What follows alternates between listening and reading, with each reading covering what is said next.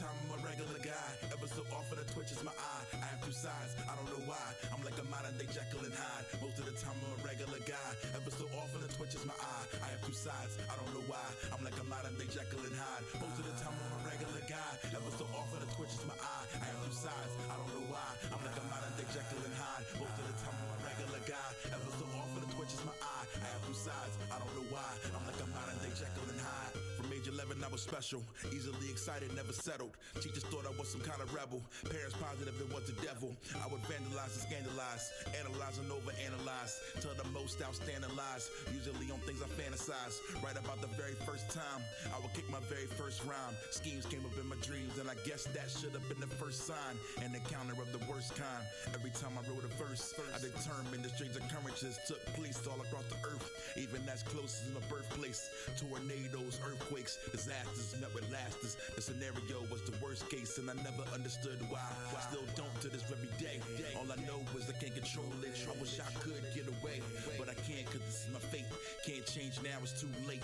And if anybody ever tried to stop me, it'll be a cold case. What's happening? I can't.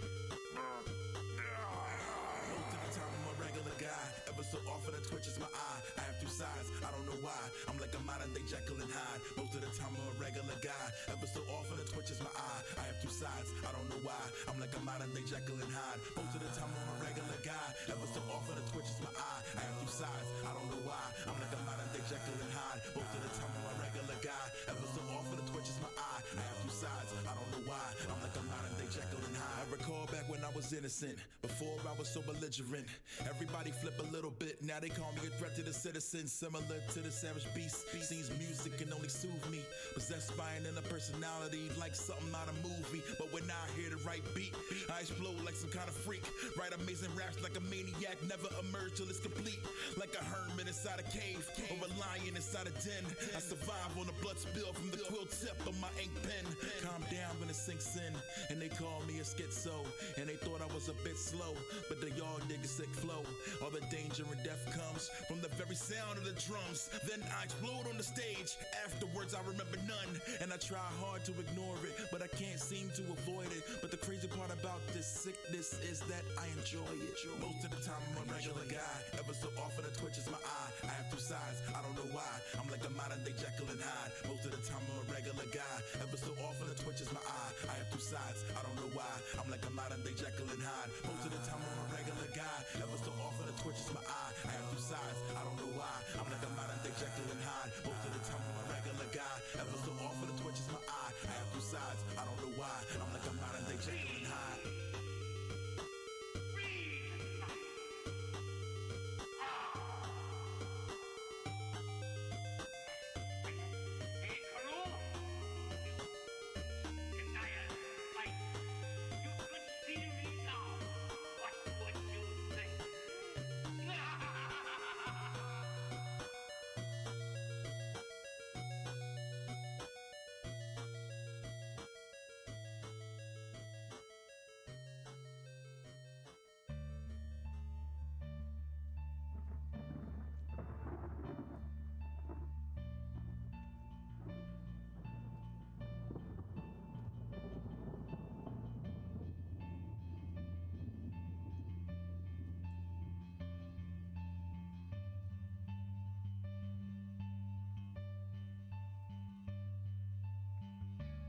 Long ago when rap was just a hobby, I dropped out of college. I moved home with my mom and got a job arranging the racks at Abercrombie. Life was moving slow, like the walking speed of a George Romero zombie. And one day, everything would change, and the kid you used to know as Marcus Brown would never be the same. My mental state became unstable, but not insane. I've suffered a much worse fate, I've come to call it rage. I felt a sudden urge for violence that took me by surprise, so I began to clutch my eyelids.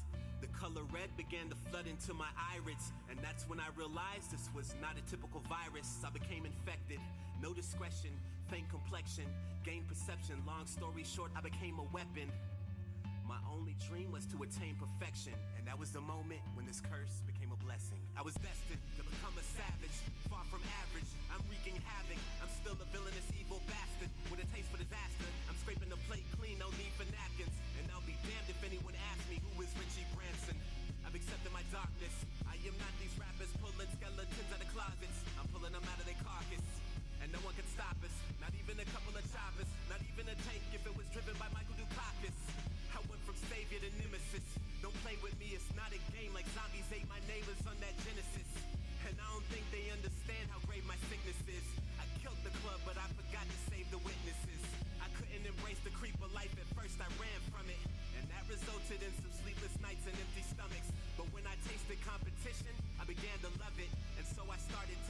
trips with body bags as luggage. In 28 days, we could start an occupation. And in 28 weeks, we could rule the nation. And after 28 years of work and dedication, it's now time for world domination.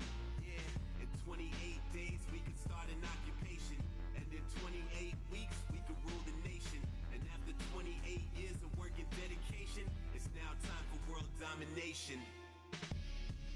I'm just trying to maintain. I'm a zombie with a taste for success instead of brains. I'm forever deranged, rational, I will never remain.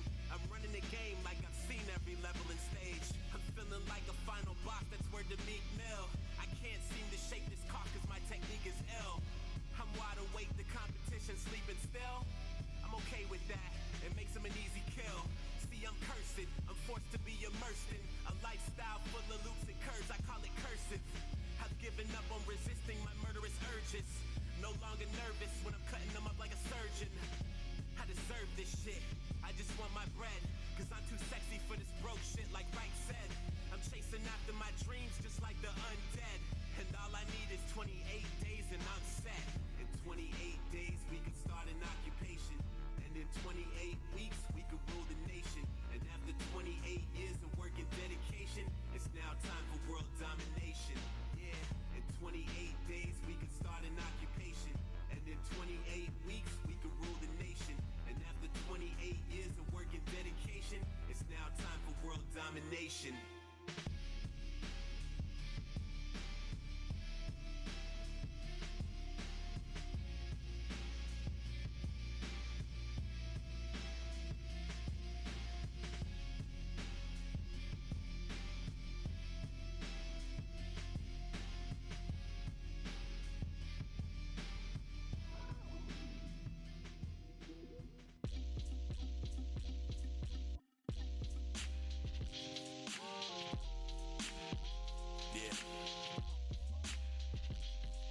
Seems like everything was normal, but I guess that's how all crazy tales start.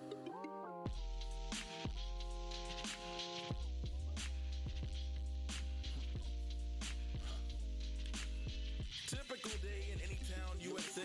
Rain dampening the places outside where I usually play. So now I'm indoors playing the Xbox when suddenly the power in my place just stops.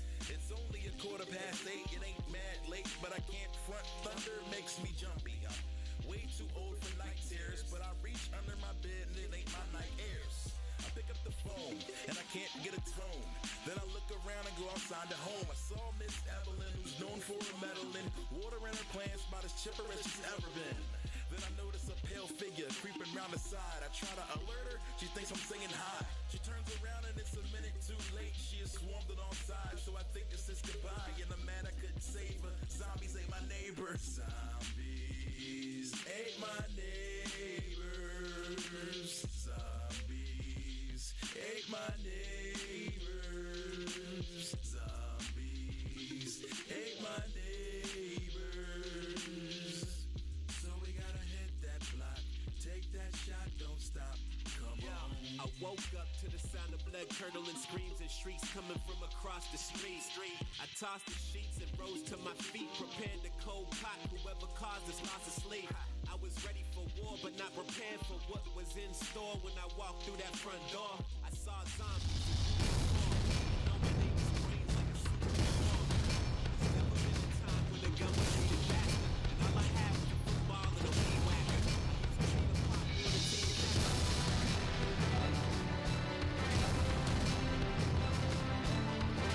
What up, my boys? What up? What up? What up? What's up? Oh, shit. Oh, it's gonna be so nice. Chilling. Relaxing. Alright, so I forgot what I'm doing. Oh, yeah. Side. Right. Alright, beats. Let's do this! Here, man. Wow.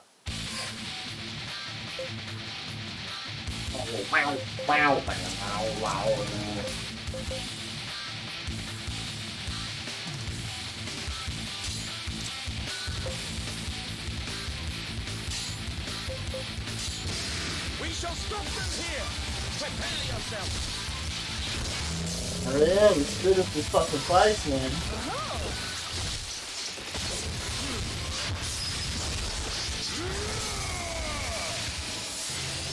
Sweet.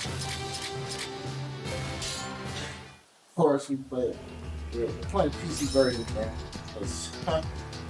Fuck playing remaster, bro. I'm glad I bought it. Damn, I really wish it would have dropped on PC. It really fucked us.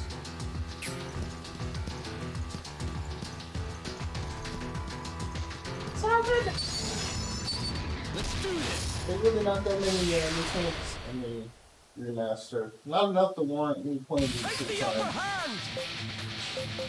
Just much more than that. Come on, let's kick some egg. You man enough for this?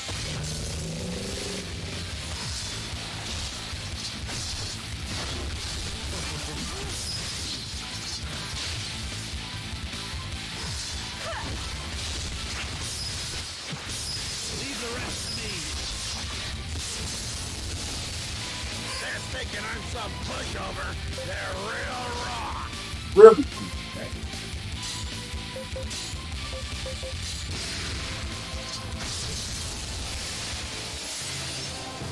Son of a... I need the other one. The other one. I'm not going to be balls. What are you looking at? Yeah, you know what page after that.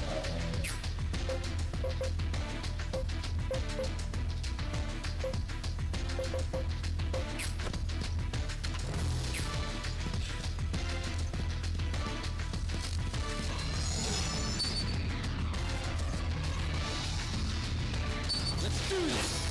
Damn for this thing about putting in this what?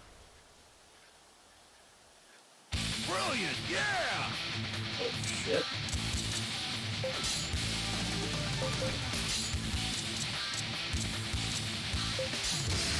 What are you looking at?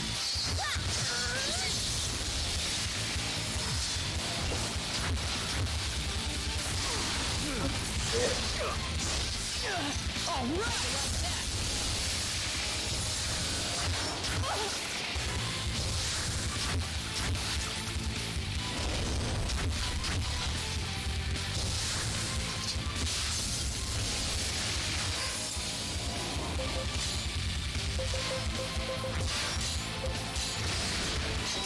We're counting on you!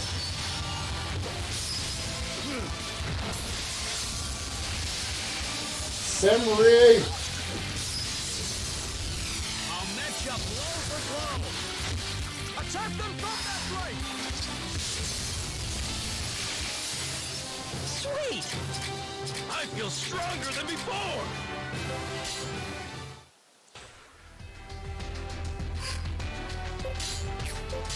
Impressive, huh?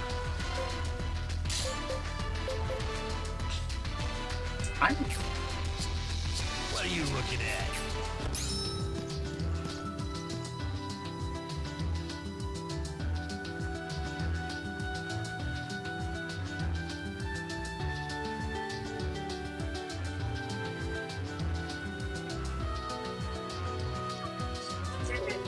The series unfair, it should be my responsibility to tell people where the series is from and why it's going to be considered by those that have read it. So the absolute best material of this series is the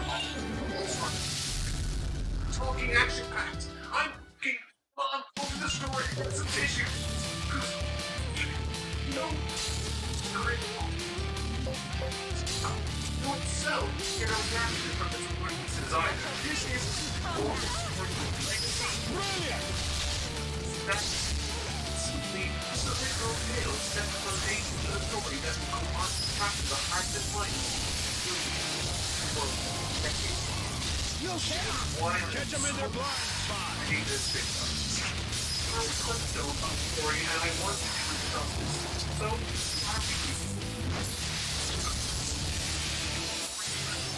Sweet! I must grow stronger. Oh shit. I'm actually honest. excited to get into this one.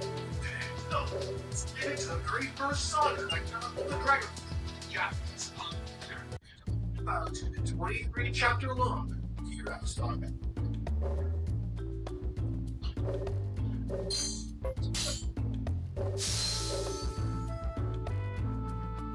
So strange but amazing to be back in this one. With new eyes, having spent the last learning about storytelling, one of the first things that immediately became apparent to me was how effective Oriana was in characterization, particularly with those utilizing handling, framing, which this aspect of the story. Absolutely tell that this isn't his first manga either. The story is very simple. It is so for specific reason. First chapter kicks off our story with the famous and effective first meeting.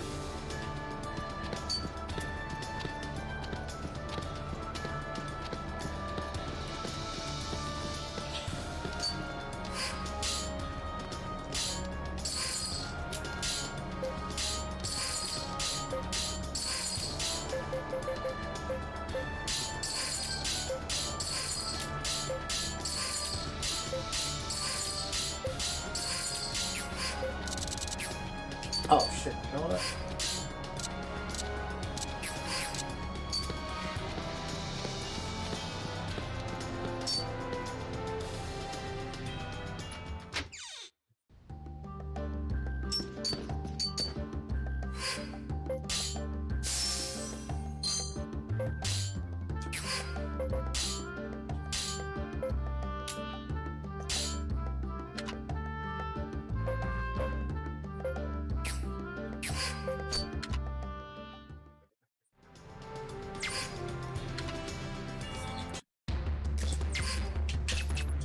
Nothing!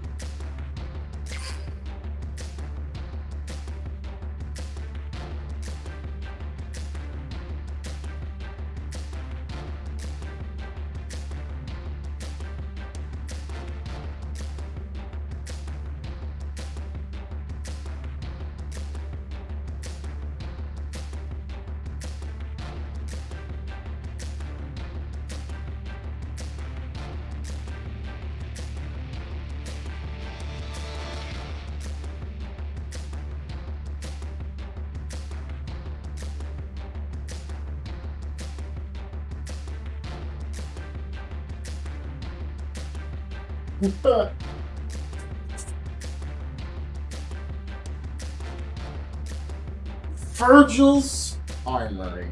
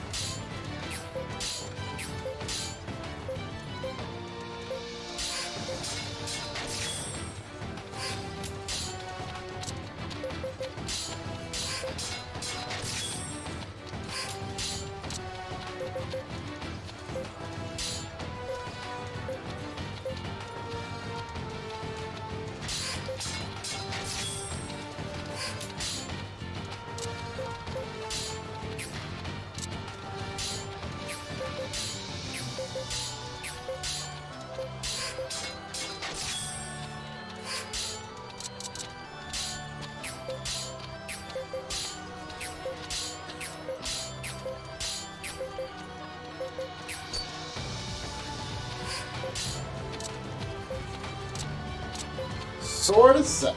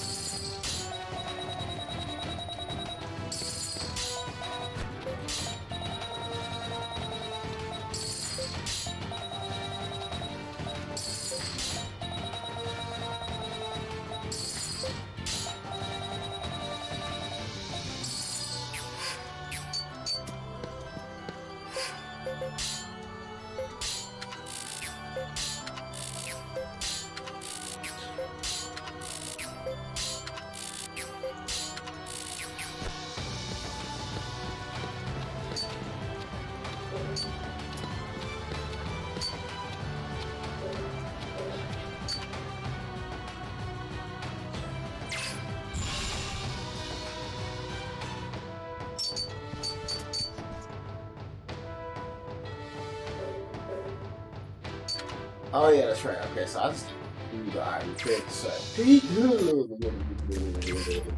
Peaks and hit illusion.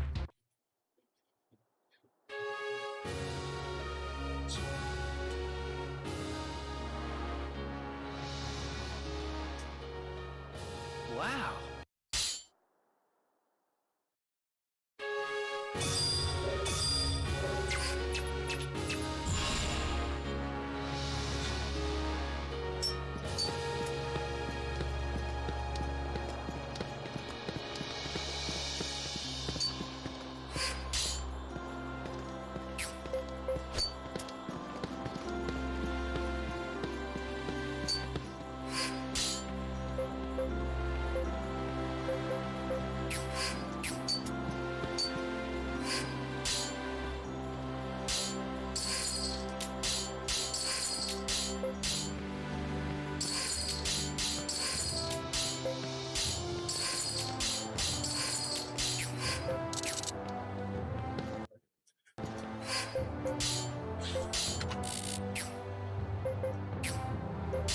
Impressive, huh?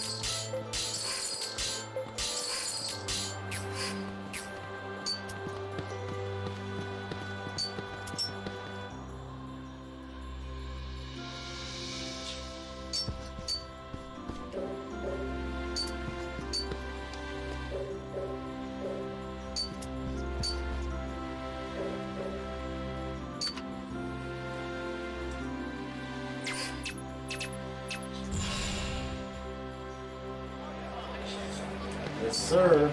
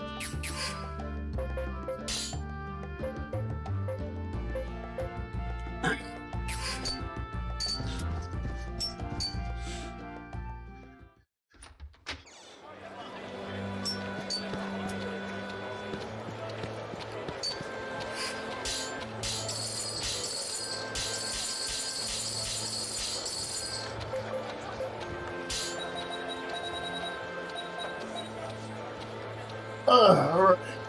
Max out my muscle.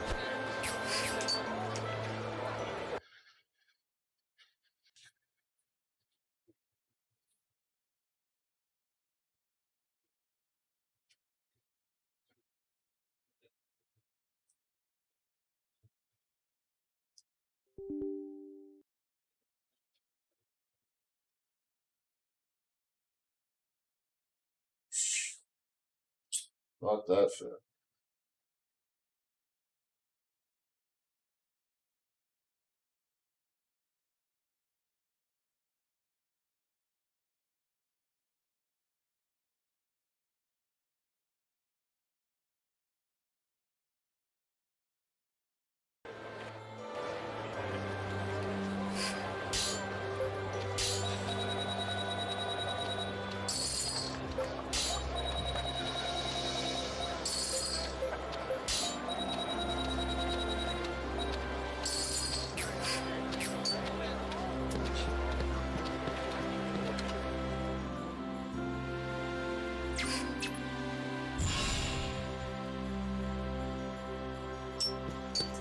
Alright, we're about to have to ball to Rosa after this.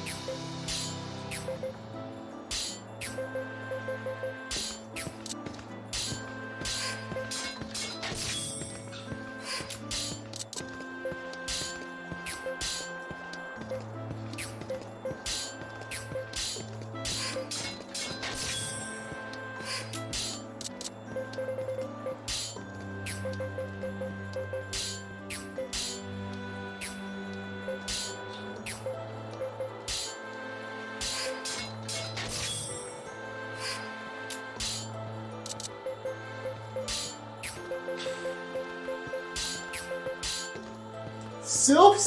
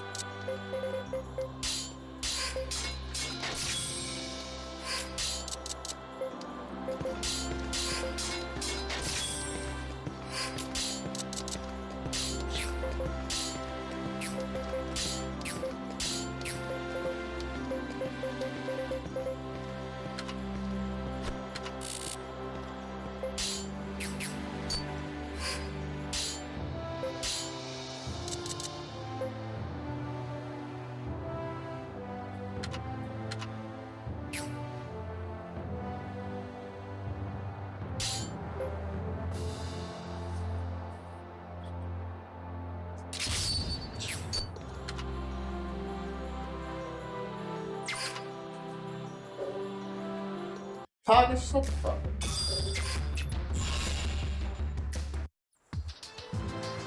We're gonna travel.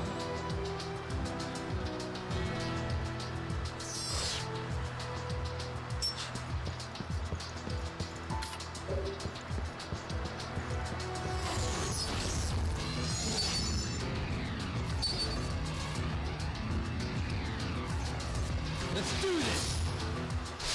2 links.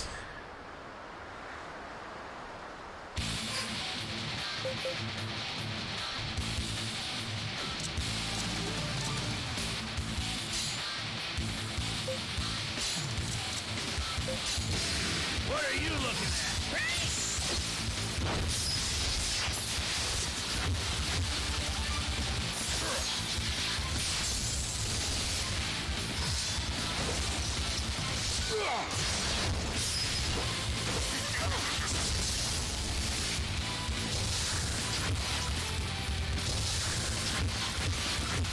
Attack them from that flank! Mystic power! Mystic power! Kick some tail!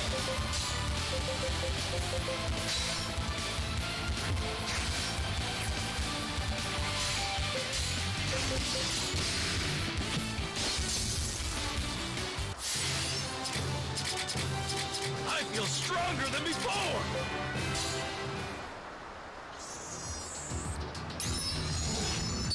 Let's do this! Alright. Take the upper hand!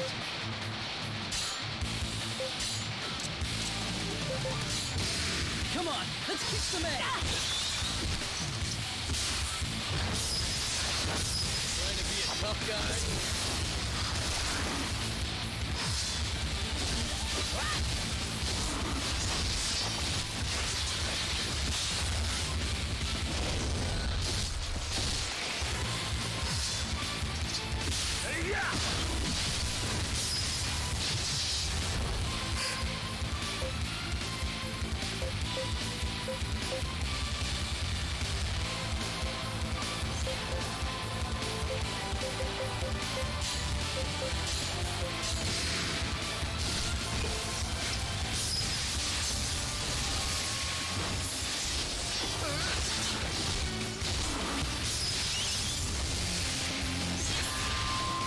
Not bad.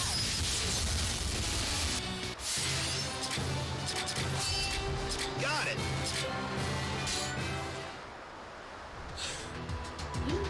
I'm Rush specialized in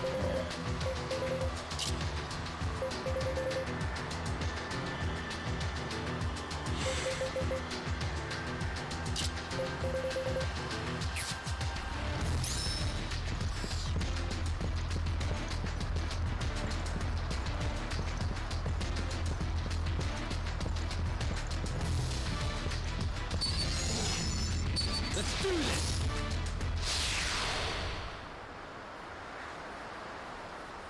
Take the upper hand.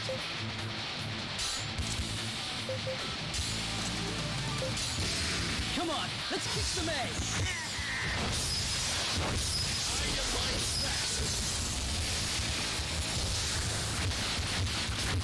Catch them in their blind spot.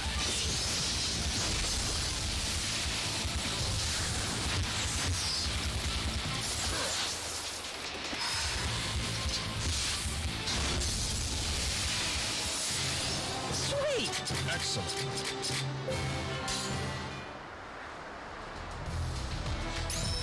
Let's do this.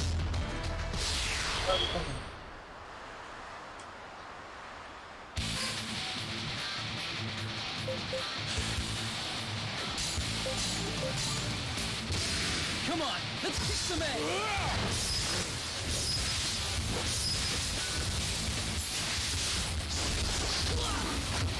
Catch them in their blind spot.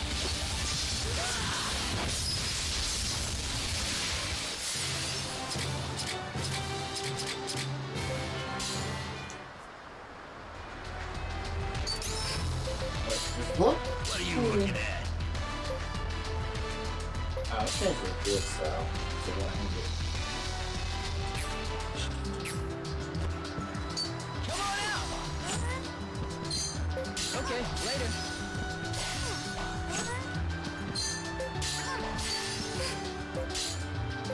What are you looking at? Actually, not. Yeah. What are you looking at? Just gonna see if I can learn some one-handed stuff on Loki.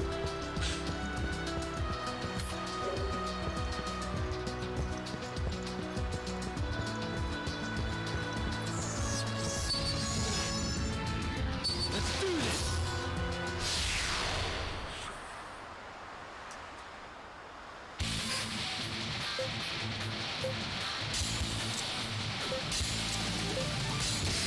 Come on, let's kick some ass.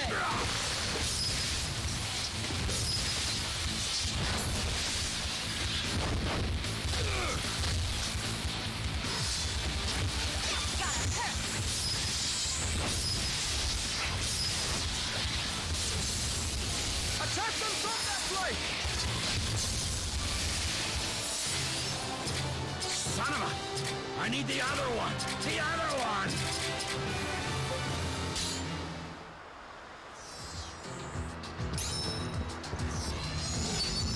Let's do this! Shit. They'll attack fine. Take the upper hand!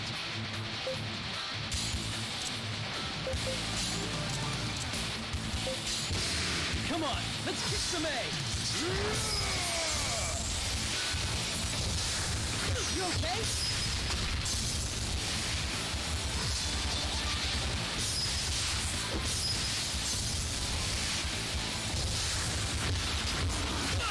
Attack them from that flank! Not bad.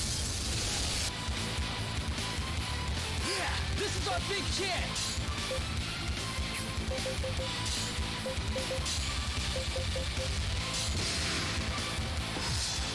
How about?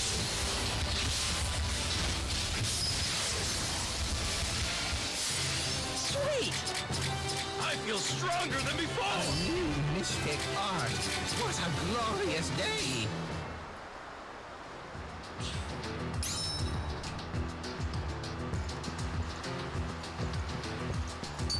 Come on out!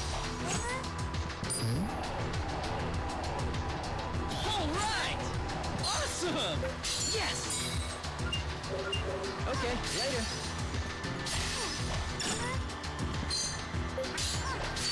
Taxi.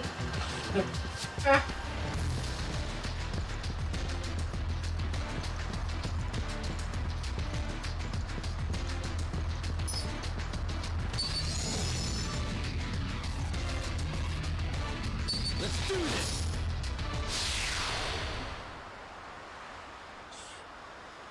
You're good as dead!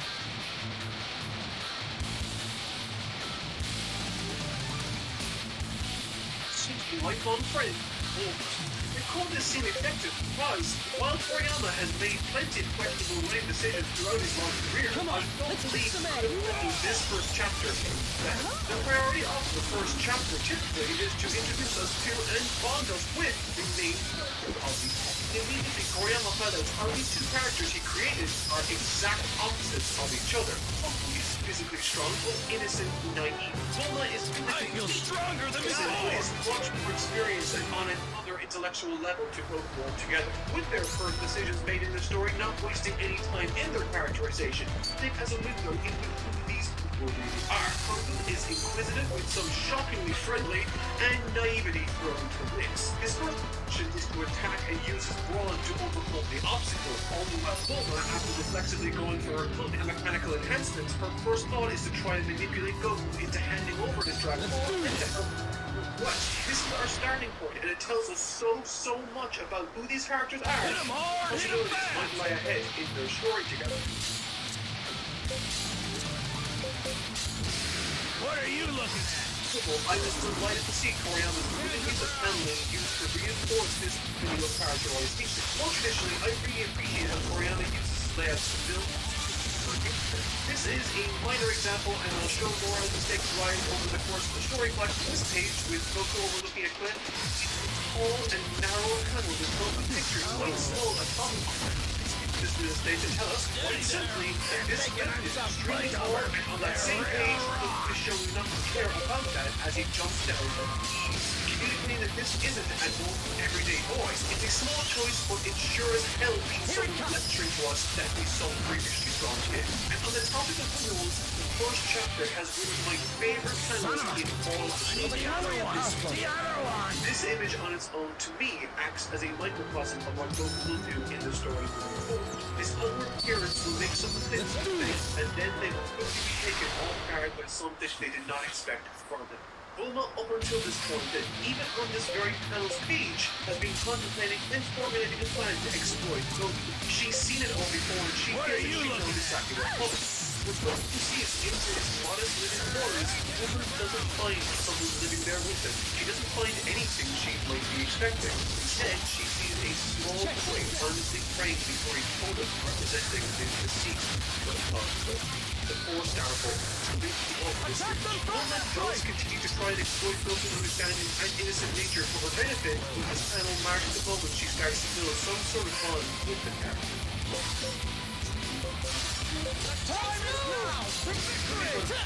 I think it's important to point out that this arc is unlike any other Dragon Ball arc that will come through. It's clear that Toriyama went into this with a specific vision, one that was inspired largely by the Chinese story Journey to the West, with characters like Goku, Oolong, and Yamcha, among others, encountering fantastical beings clearly inspired by the aforementioned story. Across these opening 42 chapters, Goku and Bulma travel across the globe in search of these magical orbs, all in an effort so that Bulma can make a wish for a perfect boyfriend. You heard me right, she wants to wish for a boyfriend. We'll show the claims of change. So before they meet Ron, who's one of this weird shape-shifting pervert, we meet Yamcha, granting a chance to rob Goku and go in the desert, as well as a litany of bizarre and crazy characters like Boss Rabbit, an individual in charge of a gang of rabbit cosplaying thugs and also possesses the power to turn individuals like Bulma into a Karen. This first arc is off-the-wall bonkers, bouncing from iconic scenes to comedic scenes to quite strange scenes. But what ties them all together is the strong focus on comedy that this first arc primarily uses. The original Dragon Ball, particularly this first saga, is very comedy focused, with entire scenarios sometimes being built around a single joke. And these jokes have layers to them. Not layers of any intellectual complexity, definitely not, but the layers of loose narrative complexity. And I mean that. For instance, despite many of you not having seen this part of the story, you may have seen this particular scene. So, this one gag, highlighting the innocence of Goku in this crazy situation, has the knock-on effect whereby it informs and drives the plot through a secondary gag, which we'll see later on, convincing him to hand over his Dragon. Later again, after Bulma loses the capsules with her clothes and supplies, she asks him how he got these with her. It's a shallow gag, but funnily enough, it informs much of the humor behind the hijinks that takes place in the village with Boss Rabbit one of the groups. This town they wander into has been terrorized by this gang that dresses up as rabbits, and when the townsfolk start to give Bulma a wide berth because of what she's wearing, he assumes the only possible conclusion is that they're intimidated by her beauty. All of these scenarios, the stuff with Goku, Roshi, Oolong, and eventually Boss Rabbit, all examples of comedic moments that only work when we know the characters involved. Bulma's scaring people while dressed as a Playboy bunny is a funny visual on its own, but it's even more funny when you know that this was a fully outfit that Bulma had drinking as car, and it's made even funnier again when you realize that Bulma is so independent that she convinced herself that it made perfect sense that people were treating her this way because she was so beautiful. Is it stupid and borderline creepy given Bulma's age and material and the age of manga drawing it? Definitely, maybe, but it's still made in lighthearted fun and layered through character, narratively pushing it forward. People nowadays love to take Dragon Ball very seriously, whether it be its theme, story, or messaging, and this story no doubt means a lot to tons and tons of different people across the world. But at the end of the day, this story, particularly this material in the arc, was written as a comedy first and foremost, not to be taken very seriously at all. I mean, there's an entire page with the Peel-Off gang dedicated to talking about and making meta jokes concerning Mihato's prior work in Dr. Slump. That, and also Goku sent Boss Savage to the moon using his Yoga, powerful or whatever you want to call it. Makes you wonder what happened to him when...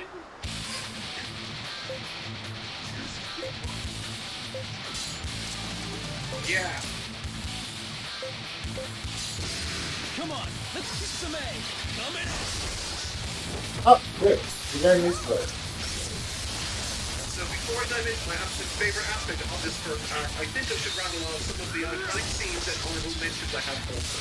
I love how cute and innocent both Chi-Chi's first assistant was. I love how the way their dialogue is written accentuates their rural backgrounds and sensibilities. Not only by creating some endearing character writing, but forcing us as readers to see similarities between the two of them on a foundational fundamental level as Goku's obliviousness clashes with Chi-Chi's traditional ideal. The dynamic is honestly perfect. From a lore standpoint, it also acts as the first place we see Goku's tail acting as a significant weak spot in the series. Moving on, the first Kamehameha of the series is absolutely top tier.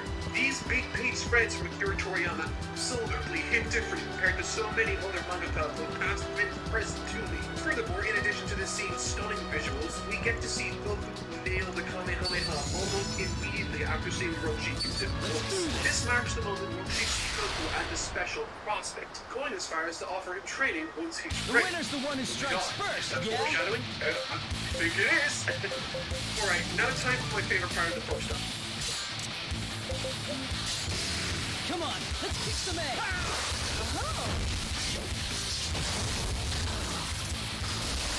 Enjoy the first arc story in a lighthearted, massive fashion. At the point, it's not until this arc's climax that Dragon Ball became what I recognized as Dragon Ball. While it's still not in its real just yet, we'll get to that in the next arc, it still showed signs of heading in that direction. This change in narrative direction wasn't a mistake either, and there's some really interesting behind-the-scenes info regarding how Toriyama and his editor at the time, Torishima, saw this issue, that I had totally able to talk about in like 2 minutes. Graphically, however, I think this is the arc's strongest section. There's a wonderful culmination of plot threads that create a beautiful martini of circumstance, particularly during this instance where Peel-Off has stolen all of the Dragon Balls they collected and trapped them in this chamber with the ceiling exposed to the sky, radiating them to be baked under the hot wine sun once it eventually rose. Sitting there while waiting for death, they begin chatting about the moon's beauty until Goku starts talking about his experience with the moon. And in doing so, he begins telling them the story of a monster in his grandpa Walter that comes out during a boat. When being exposed to otherworldly strength of Goku, his heightened senses, and the sudden death of his grandpa Goma, this is when the characters sharing the chamber with him, as well as us at home, start to understand what tragic event transpired that day.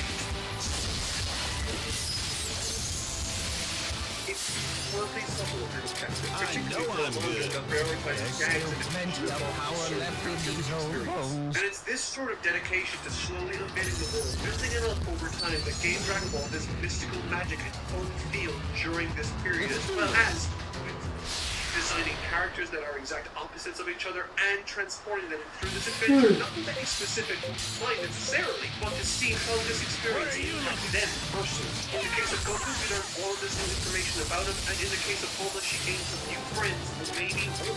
By the way, I love this page where Bulma and Yamcha both recognize that they were exactly what each other were looking for all along. The page layout is great and visually communicates what it needs to in a childish and endearing manner, you know, after long wishes and parodies, which is another great moment. And foods, I guess. However, what many of you might not know is that during this time, the ending portion of the Pilaf saga, sales for Dragon Ball dipped noticeably or experienced a lull, according to Kazuhiko Torishima, Dragon Ball's editor that worked alongside Toriyama. And to remedy this, apparently, Torishima turned to study Fist of the North Star, the most popular manga at the time. And after reading it, he identified 3 areas where Dragon Ball could improve. Number 1, the first thing they did was cut down the number of characters. Throughout the first arc, Toriyama had introduced a large number of new characters like Goku, Bulma, Ulan, Yamcha, War, Roshi, Turtle, King, Chi-Chi, Mai, Shu, Pilaf, as well as the numerous other planets they encountered along the way. And so, when moving into the next arc of the story, together they decided to have a much smaller, more focused canon. That's a lot of fun. Baltaros.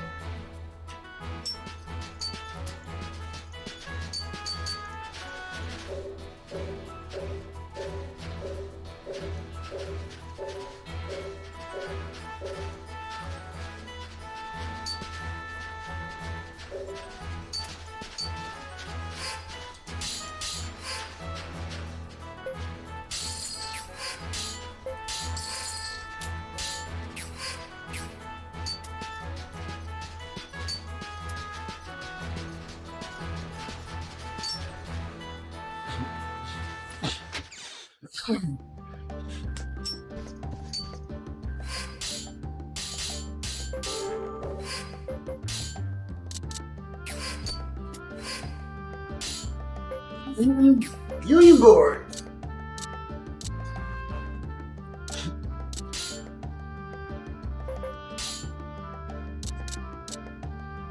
I shall do my best.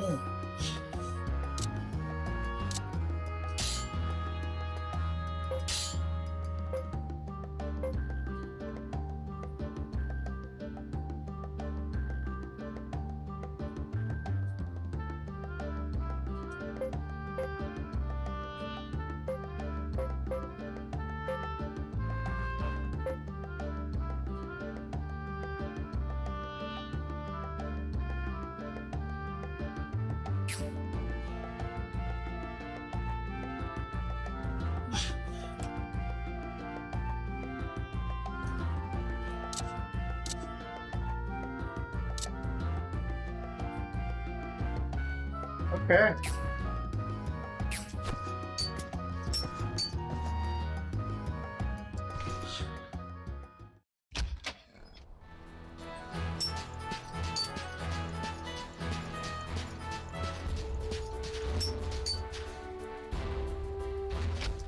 We're gonna be in Baltimore for a while.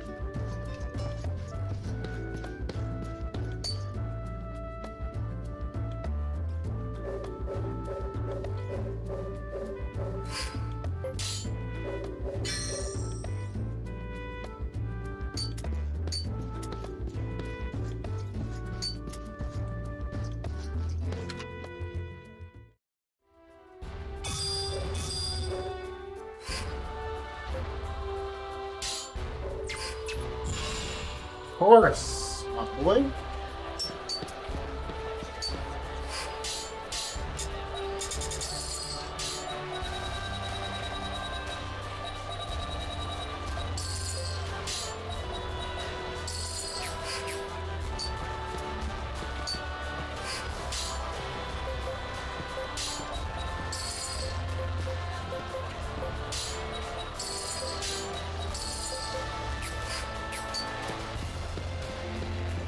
weapons got.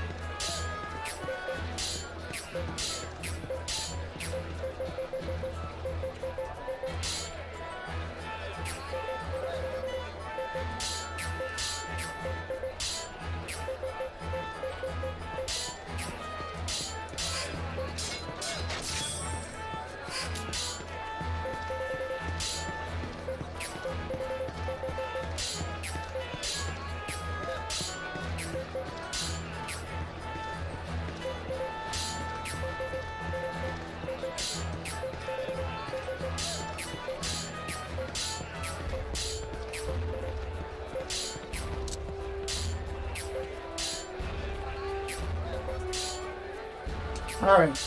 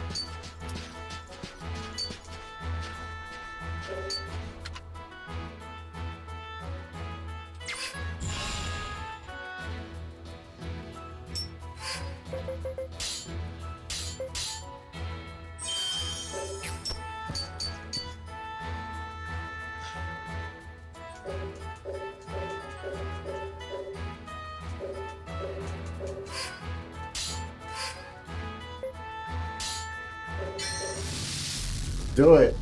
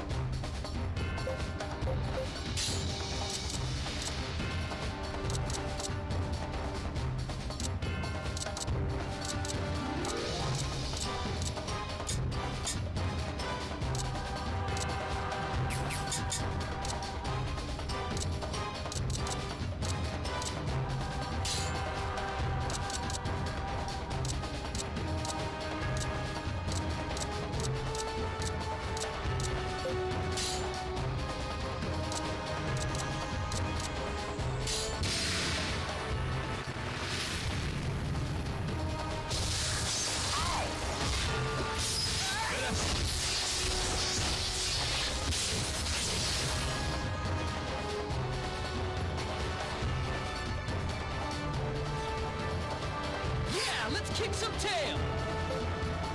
You'll find no fitter opponent than I!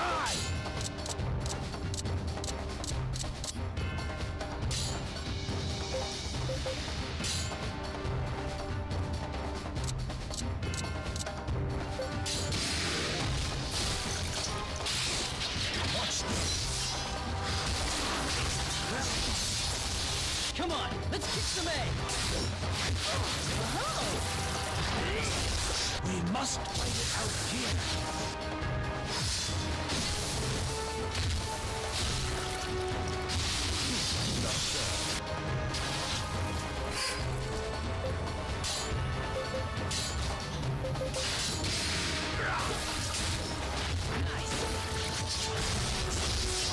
Be careful!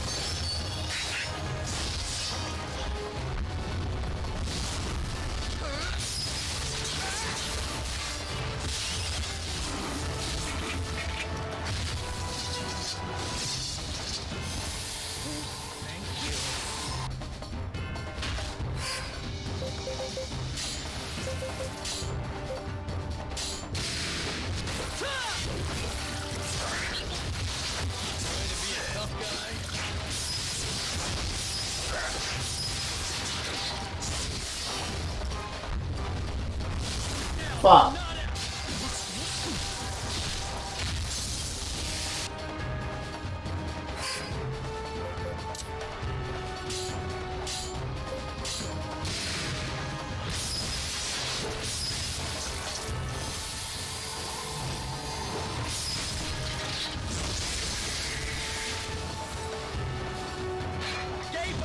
I call upon you. Yes, sir. I was hoping he fucking bad boy out.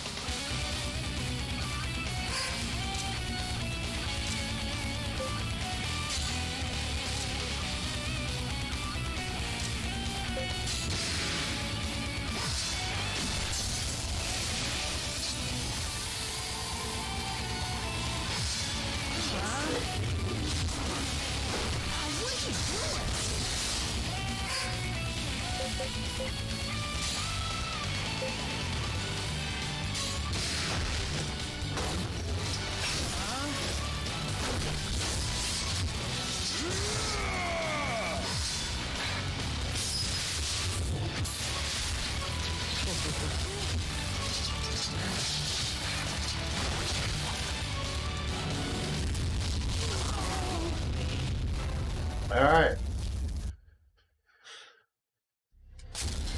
Definitely not ready to fight this motherfucker yet.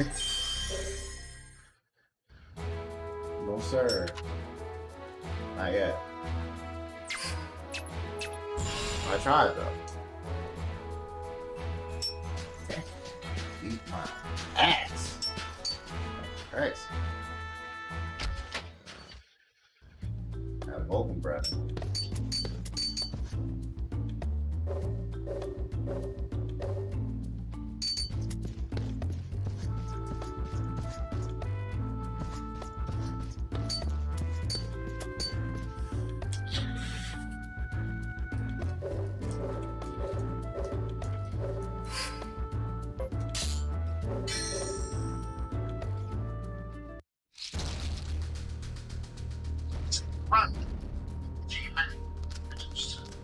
The second thing they wanted to focus on was to increase the coolness factor, which also flows naturally to the third thing they wanted to change. They wanted to break the established convention of the series. Part of the reason sales declined, Torishima suspected, was due to the formula that appeared in the first arc. Once the genie was out of the bottle, or in this case dragon, fans got the impression that they knew what direction the series was going. And so the Tournament Saga was born, ushering in a new era of manga and in turn establishing Dragon Ball as a force to be reckoned with.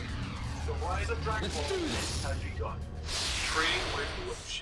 To say that this arc influenced other popular series yet to come would be an understatement. After having taken on the philosophy of less is more from Fist of the North Star, the quick trip abroad to look at some ruins and ancient architecture, Akira Toriyama was primed to inject Dragon Ball with the same vigor, passion, and action it would become famous for in the not-so-distant future. And it all starts with this little boy asking this old, recruited man to train him. Like the first arc enjoyed, this one also has a strong focus on more lighthearted aspects of the series, particularly through new characters and their introductions. Instead of telling us what sort of people these characters are locally, the vehicle of comedy helps us understand them more. For instance, soon after Goku arrives on the island and fails to locate a woman for Roshi, Goku makes his dreaded entrance onto the scene.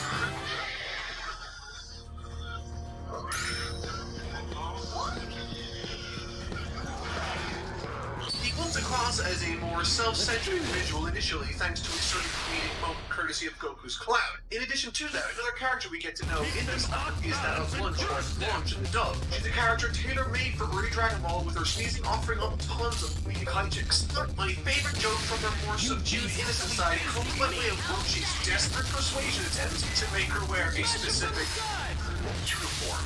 After coming out dressed in what she was given, Lunch asks if maybe the packages got mixed up. We then hard cut to the three guys all peddling this same charade, wearing the same uniform. And in response to this, Roshi humbly requests that she please don't insult the traditional uniform of the Kame school, as he leers lecherously towards it. Flanked by a visibly Goku that's taking all of this a little too seriously. Much the same way, strong emphasis was placed on the differences between Goku and Bulma early on. Krillin acts in the first half of this arc as the foil to Goku, with a strong distinction made between them almost immediately. Firstly, through his failure to board the Mind with Clouds, but also his less than heroic saving of Lunch, and most importantly, through the training he received from Roshi.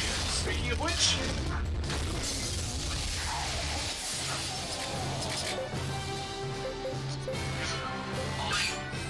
the training of Krillin and Goku. The dynamic is pitch perfect for what this arc is calling for, and works as a strong first indication of the insecure antagonistic character type that will become more and more commonplace around Goku moving forward, bouncing well off of his innocent and honest pursuit. Roshi's introductory challenge, the race, is a terrific example of why this character type and why this version of Krillin is entertaining and effective. Taking turns, Krillin explodes off the mark first, completing a 100-meter dash in a little over 10 seconds. An impressive effort no matter who you are.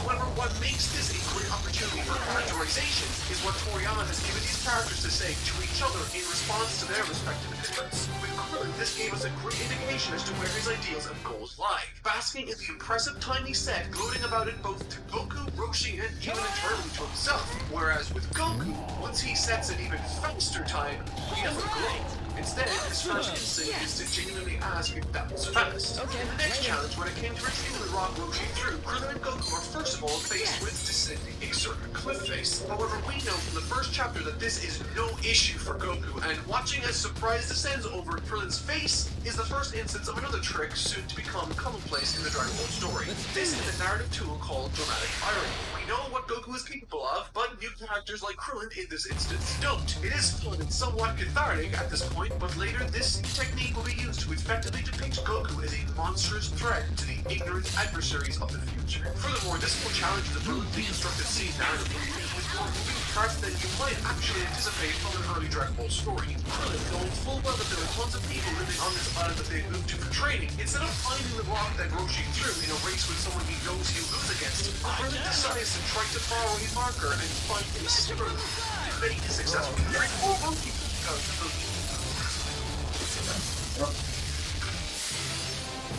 Hello? I must grow stronger. There's still plenty of power left in these old bones. Huh?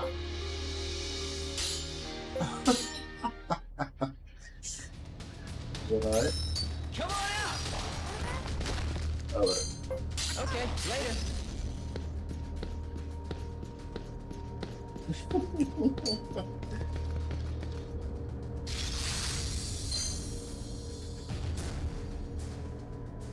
Back into his face, but it's a good idea that involves thinking outside of the box. Krillin honestly impressed me here, but he's also demonstrating a character flaw that will always mean Goku will be better than him if he doesn't shake his sensibility. Despite this admittedly clever idea, however, he's forced to search in earnest for the rock, but to no success once again.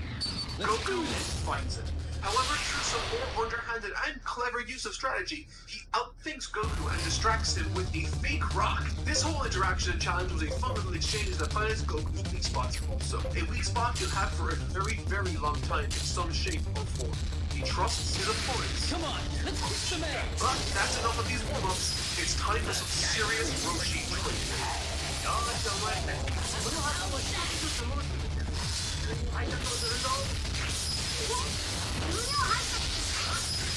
One does not strive for victory over an opponent. One strives to avoid defeat by one's own self. In the beginning of this final set of trials, Roshi announces to the two young boys that in 8 short months, they will be participating in the Tenkaichi Budokai, a world martial arts tournament. And what makes this sequence interesting, for me at least, isn't exclusively how powerful these two stand to become, or the amazing techniques they will learn while training under Roshi. In fact, they don't really learn any techniques at all beyond what they already arrived with. Instead, there's a strong focus on philosophy. Through the intense manual labor, education, and effort put in over these months, fans of Dragon Ball Super might recognize a particular quote. Sitting in a hammock alongside the first pupils he's taken on in a very, very long time, he tells them to move well, study well, play well, eat well, rest well. That is the Turtle Master Way. There are a number of brilliant quotes from this training mini arc, but my favorite is the one I started this section with. One does not strive for victory over an opponent, one strives to avoid defeat by oneself. It summarizes succinctly what I love about this story and Roshi's teachings particularly. He talks about using the power acquired through this practice for the betterment and protection of others. To never strive with the single-minded view of winning against your opponent, but to instead not fall into the pitfalls such elusive thinking lead you down. To always look past that and always strive to better yourself regardless of the immediate goal or outcome of this. It's a powerful and resilient philosophy that Toriyama has maintained the foundation of his franchise. And a perfect piece of seriously useful philosophy amidst the silliness of this action-adventure comic. Impressive, huh?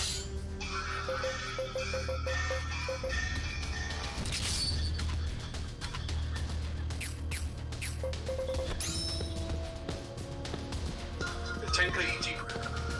This is the first tournament in the Dragon Ball series. However, for those of you that know this series well, you'll know that this isn't by any means the last. Not in any stretch of the imagination. The broader Dragon Ball story these days is somewhat synonymous with tournament arcs of various shapes and sizes. Whether they be these Tenkaichi Budokai, or intimate affairs like with Marvel later on in the story, the Cell games, or even to varying degrees in the Wonder Universe. Dragon Ball's roots are very much in these tournament arcs that helped to popularize, and it started all here. Start with the bang. On the back of that important philosophy lesson, the two boys' very first test in the Big Bad World. And the test isn't necessarily the tournament itself, which honestly was kind of interesting. The significance of the tournament represents is much more embedded in the philosophy that to truly be a master of martial arts, you need to always be learning and improving. And if either Goku or Krillin were to win this tournament and be crowned strongest under the heavens, they might not learn that lesson. And given what Roshi has seen them do during their training, he needs to come up with a solution to this potential problem.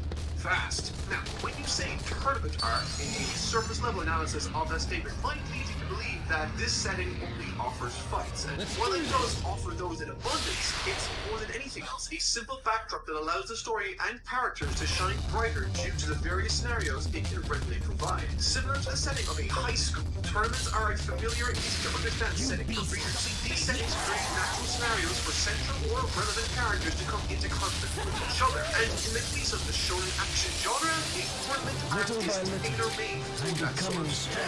This is the first play to come Dragon Ball tournament in the universe of Dragon Ball, much the same way this Club minus 2.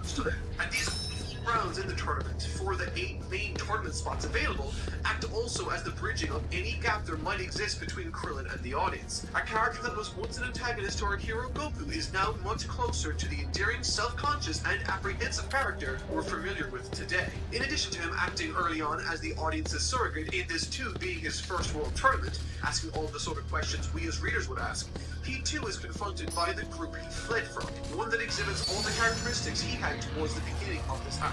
In other words, we're made aware that he made Krillin the person he was. They are slimy, cruel, and they are fighting Krillin in the qualifiers. We shall stop them here! Now! Hello? And really, these qualifiers here are all about catharsis and context. It allows us as an audience the opportunity to take stock of how peaceful these boys are after the grueling and laborious training they underwent, or the better part of a year against all of these strongest players who worked with little effort. I know I'm good. Along with the returning short-haired Yamcha to the final eight. Next up are the quarterfinals. As it pertains to this tournament's various heats, the quarterfinals are probably the ones with the greatest emphasis on comedy and really, for me, are the weakest of the arc. Now, that's not to say that I didn't have fun reading this section or that it doesn't have strong moments. It most definitely does. Like Yamcha versus Jackie Chun, for instance. But fights like Bacterian versus Krillin and Goku versus Zero are clearly there to primarily dish out some comedic relief, which is fine, but I would have liked a little more drama first. But yeah, Krillin's first serious outing, as I said, is against an apparently formidable adversary called Bacterian, a giant man whose edge comes from his refusal to ever bathe. There's some great paneling by Toriyama here that will become more commonplace as we press forward too, with the contrast emphasized between the tiny hero and the giant bully right before he's defeated. With that said, the fight comes to a close thanks to Goku reminding Krillin that he doesn't have a nose and therefore can't smell him.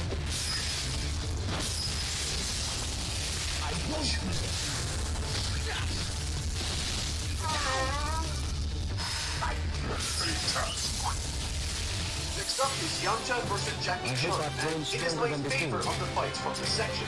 It's here we're made aware that Roshi, under an alias and disguise, has entered himself into the tournament to prevent the two boys from winning and losing their motivation for improvement. Told from the point of view of Yamcha, we follow him as he's totally overpowered by the older martial artist in Jackie Chun. There's some great panel work, but it's probably the shortest fight in all of these main contests.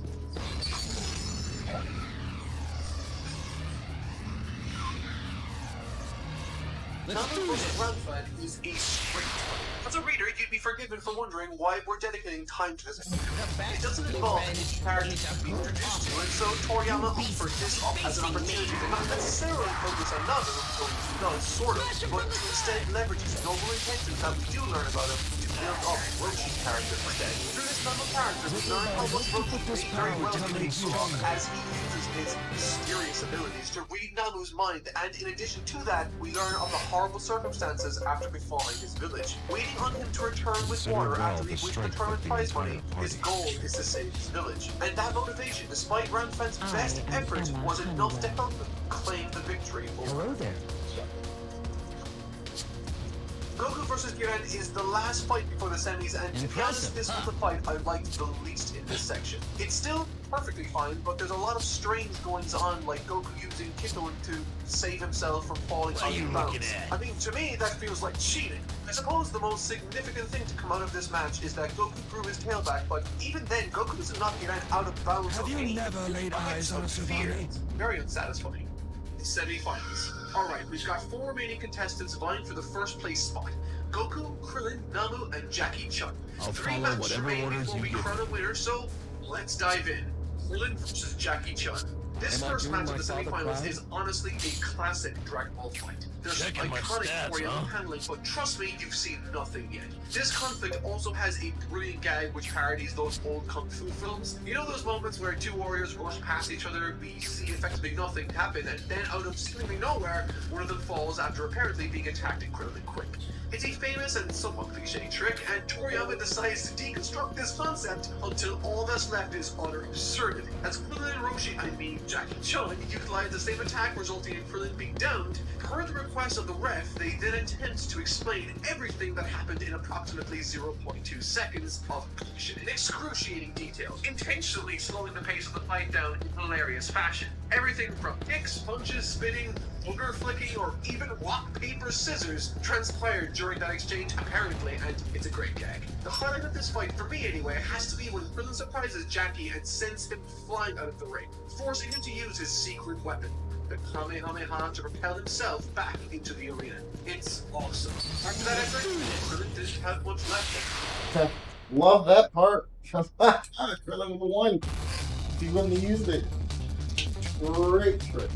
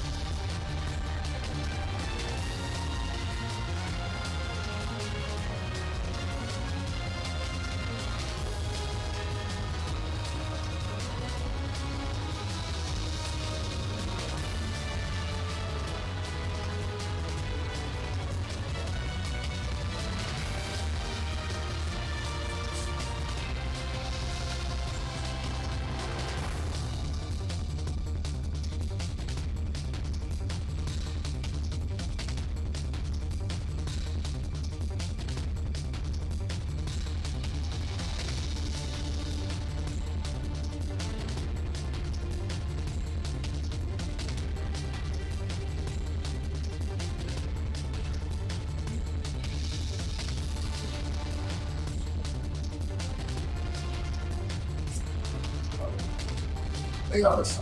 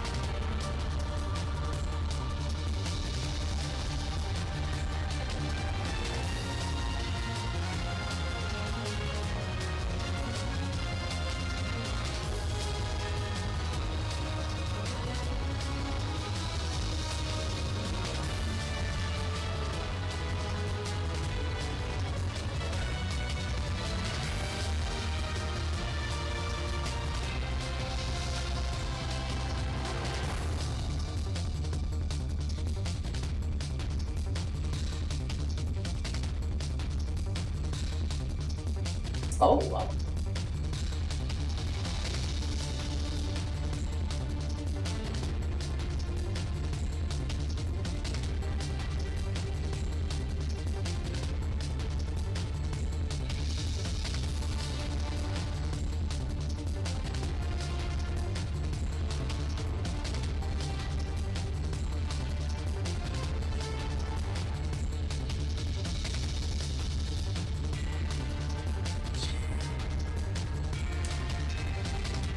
Yet, Jackie Chan proved to be too much for the young warrior. You beast will be facing me! Chun advances to the final. Super Nano's semi-final bout was interesting for me for one main reason. It acted as a clear and effective way to show what sort of powerhouse I need the other one! The taking other one! techniques he'd just seen moments prior and utilizing them in battle with Nanu made it look as though Goku was barely trying. Aside from Krillin and Roshi, Nanu would have been the strongest man to participate within this tournament, and Okay, to see later. Goku steamroll through him like this created an aura around his character I wasn't at all expecting from the story going into what should be the biggest moment in his life. Needless to say, Goku wins. He advances to the finals against Jackie Chan in dominating fashion. of the finals. Got the upper hand. This is and remains one of the best fights the series has ever produced, and it's a crime that most people that have seen Dragon Ball Z don't even know that this fight exists. Contained within this one fight are what will eventually become staples of the franchise that to this day are still being used. There's an interesting thing with Toriyama's editor Torishima that I think brings to light the reason why private setting was ultimately chosen to act as the backdrop for the climax to their sophomore foundation in Japan. Nothing from Fist of the North Star pointed towards the tournament art necessarily, so what was it? Well, it was Akira Toriyama's art style. According to Torishima, Tetsuo Hara, the artist behind Fist of the North Star, was particularly great at illustrating still or static images, and so Torishima wondered if Hara had to keep this in mind when drawing his manga, playing to his strengths, resulting in Kenshiro poking holes to his opponents and making them stagger to the right. There's not a lot of movement, but it was so cool according to Torishima. And so, once he realized this, he thought to angle the coming arc according to Akira Toriyama's greatest illustrative talent, his ability to depict three-dimensional movement. Toriyama's level of spatial awareness when it comes to these fights was what drew me as a reader and a fan into these stories in the first place, and largely what set the series apart from other action shonen of the time. Even these aspects of Akira Toriyama's talents in mind, they needed a place to easily demonstrate themselves. What better place to show how powerful and confident Goku became than on a flat, three-dimensional stage at the Tenkaichi Budokan.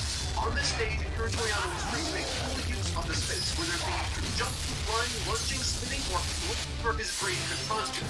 And this fight between Roshi and Goku is standard in any other manga from that point onward who tried to emulate.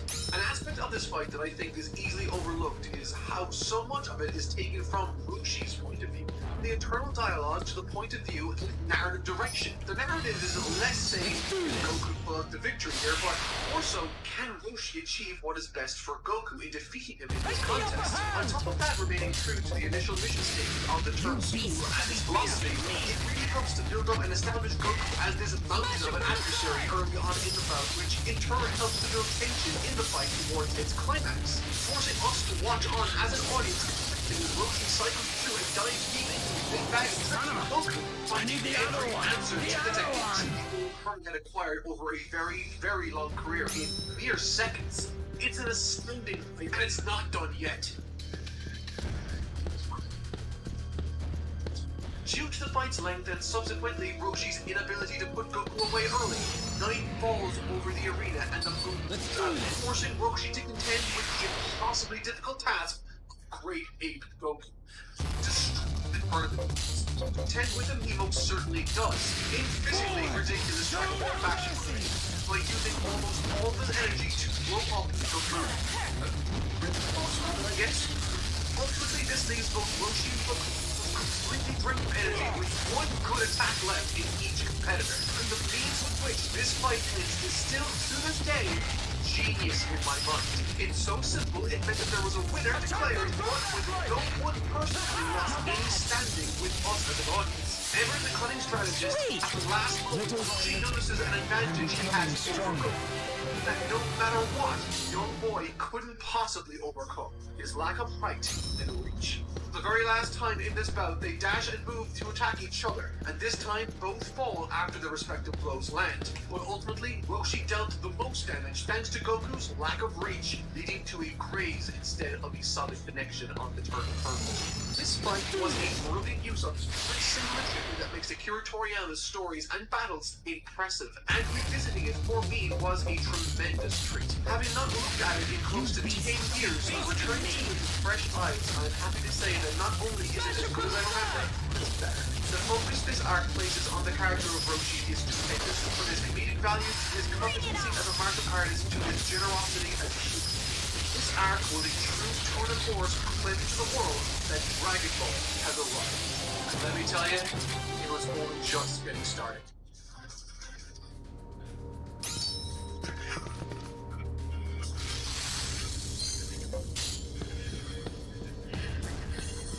This is going to be a big one, guys, so let's not delay. I'm Toy Not Mark, and this is my review of Akira Toriyama's underrated and undefeated Dragon Ball.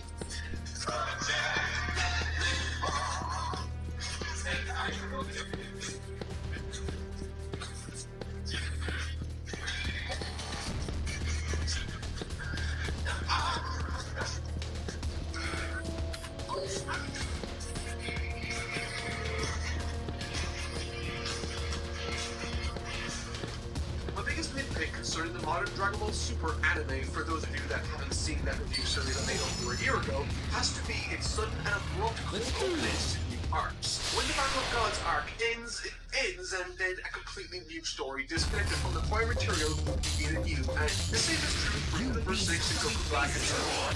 All of these feel like self-contained stories, not necessarily connected in any meaningful way narratively prior. This doesn't bother everyone, but to me, this is a mark the original Dragon Ball and Z would always hit. For instance, going back to the 21st 10 days that I covered last week, there's some nice lighthearted humor with Goku pretty much eating all the prize money's worth of food, courtesy of Roshi himself, but what I like most about this scene was its immediate redirection of our attention towards a new goal. A goal that will inform the direction for the next arc, the retrieval of Grandpa Gohan's 4-star Dragon Ball, the Red Ribbon Army Saga. As has been the case since the beginning of this story thus far, moving forward there will continue to be a pervasive and strong comedic energy throughout the upcoming material. However, what I want to draw your attention to before we get into the story proper is, as it progresses, I'd like for you guys to pay attention to the slowly escalating sense of drama and stakes. I ask this not because there will necessarily be noticeable stakes in this video. I mean, there very well might be. Lord knows I'm not going to spoil them.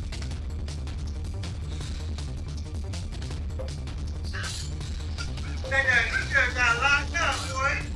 Yeah, just got locked up. Forward! Shoot!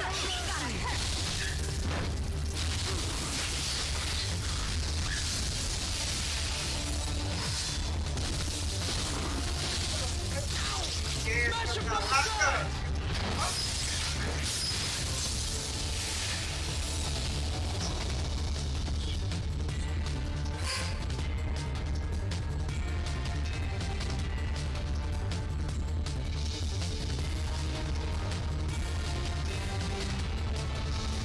See?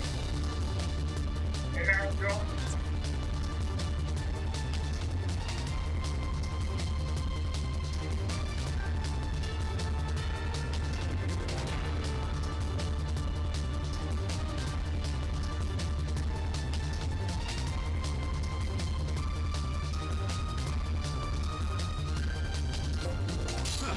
It's just a wisp of a thing.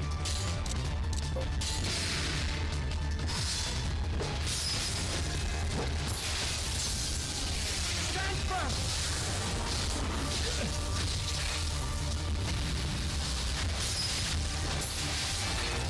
I'll show you the strength of that lump.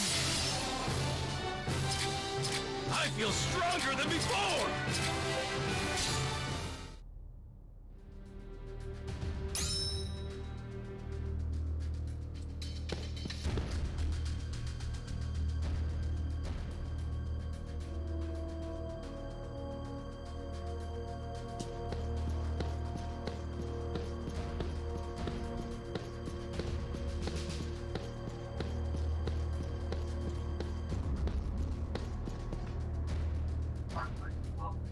No friends or family.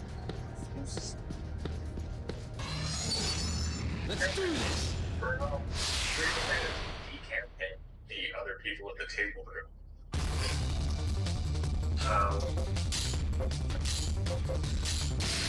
You beast shall be facing me! How's that? Smash him from the side!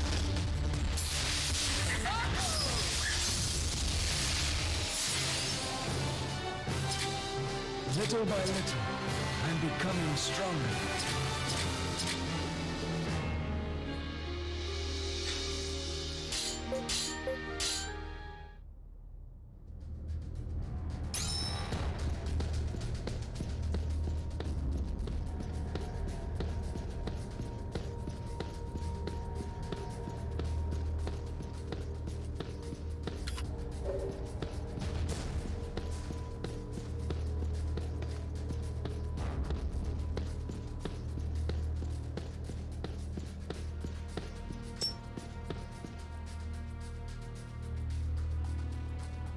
But this escalation in mood, stakes, and drama will undoubtedly manifest in some impressive and game-changing ways. So, as we race forward into this brave new world in search of Goku's 4-star Dragon Ball, I think we should keep in mind where we started in the last video and appreciate it. more and more distinct, slowly becoming the story we're familiar with in Z. So, Goku's flying across the sky when he's suddenly shot down by a missile launcher. I repeat, Goku and Piccolo are both blown out of the sky by a missile launcher. This is the first contact Goku makes with the antagonists of this arc. Through one Colonel Silver, he has unknowingly and single-handedly created an enemy that will become more powerful than he, anyone else in this world, could possibly imagine. In this story, Goku challenges the most powerful evil organization in the world, the Red Ribbon Army. Also, the Search of the Dragon. Speaking to the driving forces of this narrative, something I thought was great was how Goku's friendship with Bulma was the reason he's able to hone in on these Dragon Balls much faster and more effectively than the Red Ribbon Army can. Organically, it creates the necessary tension to bring them into contact and without words communicates what the ultimate conflict. It's a wonderful mechanism in this regard that's deeply believable. Muscle Tower. While this Red Ribbon Army arc is the longest of any we've covered thus far, dealing with 3 commanding officers increasing in importance as we go through the 3 acts of the story. In this opening act, we're kicking things off with General White in his fortress shrouded in treacherous, icy tundra. This is a terrific example again of Akira Toriyama's desire to create an interesting but easy to understand place to take full advantage of his audience's anticipation and his ability to draw well in 3D space. If his audience can understand the space in a 3-dimensional sense, then he can do much more with the action.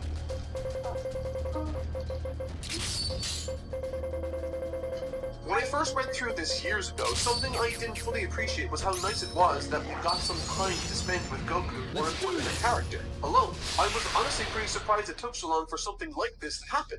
Oh, and by the way, this opening arc, which effectively acts as an empowerment to the audience and Goku as they cut through the Red Ribbon Army like butter, watching as he obliterates his way through General White's defenses floor after floor is again very fun, but this section is also reinforcing Goku's character as someone that will want to do the right thing for those that did right by him, protecting the defenseless village against the Red Ribbon Army, who are looking to get the Dragon Ball in the area and radar into their possession. In other words, Goku's protecting those that need protection, harkening back to the last arc's philosophy, and I loved it. Furthermore, the framing of these encounters is sort of gamified, fun for lack of a better term. The goal is to get to the top of the tower, reprimand General White, and save the town's mayor from capture, with every floor introducing more and more intense conflicts, going from grunts on the ground floor to the conflict with Full Metal Jacket on the third, the first robotic foe Goku has faced in the series. Definitely a trend of things to come. This fight against Full Metal Jacket is actually sort of suspenseful, mostly because it provides a strong contrast with the initial floors and confrontations between Goku and the earlier portion of the Red Ribbon Army, with Colonel Silver not putting up much of a fight. With this fight totally taking Goku and his new extensive powers totally by surprise, as the mechanical monstrosity relentlessly pushes Goku more than any fight he's encountered since Roshi. Hurry and circle beside them!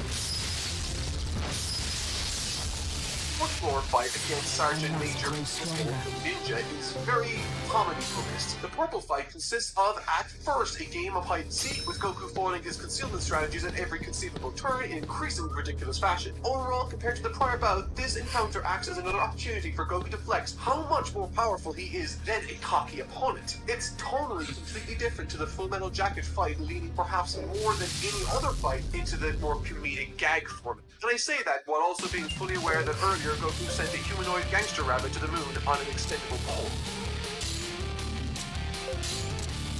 As soon as Android 8 shows his face, he immediately contrasted himself with Full Metal Jacket, and I felt in love with his character for it. He's so ominous and domineering physically, but totally harmless personally, which is, in and of itself, another nice contrast to Apollo's Goku's small but intensely strong persona. Only on this second read-through am I noticing all of these contrasts Toriyama's implementing.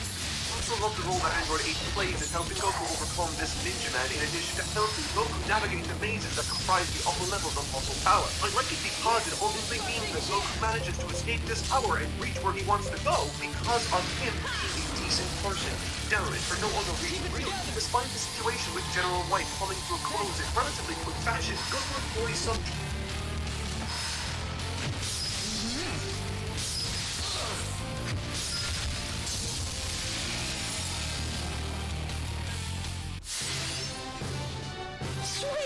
I hope I've grown stronger than before.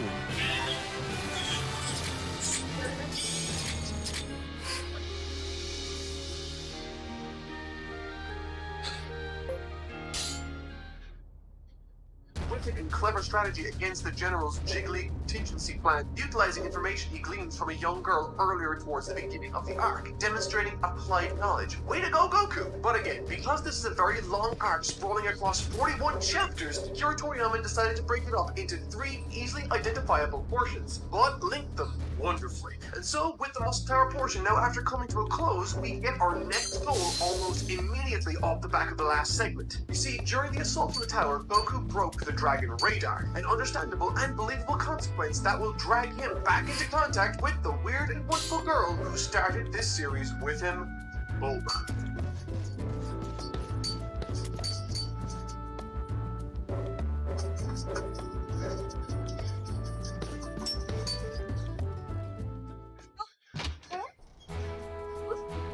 I'll only touch on this briefly, because it's only a minor part of the story, but Goku arriving in West City in search of Bulma is handled to absolute perfection. Knowing Goku's origin and seeing where he is now in a bustling metropolis, it stands to reason that the very first time he enters a big city like this, it'd be a fish out of water type scenario, and for some reason, on my first read through, I never anticipated this. Running around to random people asking them where Bulma is was a somewhat brilliant insight into what Goku's expectations and experiences until now have been, with him going as far as to remark, "Huh, you live in the same town but you don't know who she is?" I love dialogue like that. It really gives us great insight into the character's sensibilities and expectations. His search for Bulma is probably the funniest and most endearing chapter in the story that I've read thus far. It's full of innocent hijinks with Goku taking center stage, trying his best to understand the social customs of the area, going as far as winning money in street fights because he was led to believe money equals someone telling him where Bulma is. And when he learns that cops can help him, the person he asks to find the cops gets all that money that he won. It's brilliant, it's light, it's over next.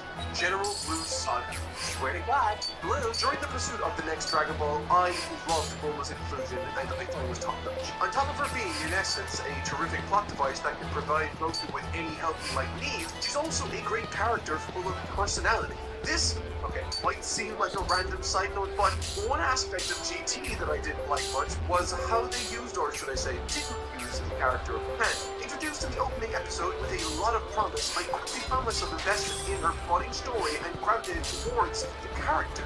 It never amounted to anything. She'd always get in the way, needed saving, and contributed little if anything other than playing or motivating Goku to capture. And while Bulma still needs help from Goku, Goku wouldn't have ever found his way to this Dragon Ball beneath the ocean alone, and that's ignoring the Dragon Radar she gave him in the first place. Goku would quite literally be lost without her in this instance. She more than pulls her way into the greater story, or at least she would if she didn't accidentally take her dad's capsules instead. So they reach out to borrow Roshi's submarine thing.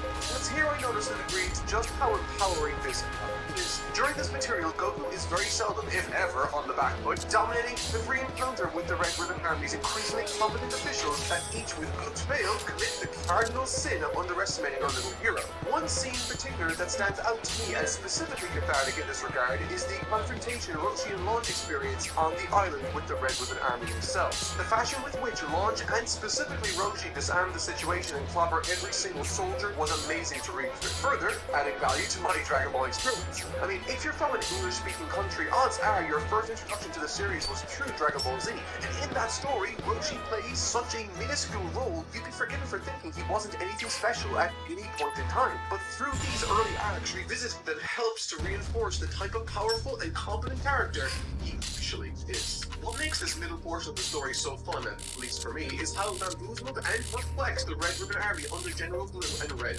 They are constantly blown away by Goku's speed, moving from one location to another, his ability to locate Dragon Balls immediately, which they lack the tech to do, and of course, his otherworldly strength and fighting prowess. And at the moment, General Blue and his forces are in pursuit of Goku as they venture down using Roshi's sub in an underwater cave in search of 4-star. Now, cards on the table. Am I doing my father of the 3 proud? sections I'll be discussing the Red Ribbon Army arc, this General Blue saga is perhaps the least interesting. I think in large part because the second act is in large part difficult to make as interesting in a story. Any story. With it primarily serving the purpose of building up to the events I am super excited to discuss later on concerning the third act. With that said, however, there are still a lot of aspects to this act, particularly from a human perspective, that I really appreciated. General Blue is obviously the highlight in terms of characters presented from the Red Ribbon Army side of things. Perhaps throughout the entire arc itself, his ruthless pursuit of our heroes, his merciless and spirit for human life. Okay, yes, appreciate you coming through, man. Thank you.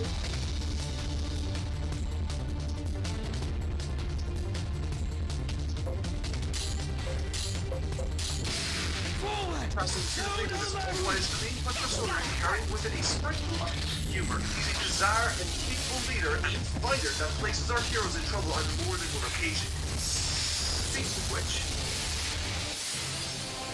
earlier I mentioned that virtually every advancement the Red Ribbon Army made on our heroes resulted in their ultimate downfall, thus empowering our heroes beyond what they already were in our minds as readers or viewers. Well, that was until General Blue finally started to roll up his sleeves, or take off his shirt, whatever you choose. And what I enjoyed about his clash with Krillin wasn't what I saw, but instead, I didn't see.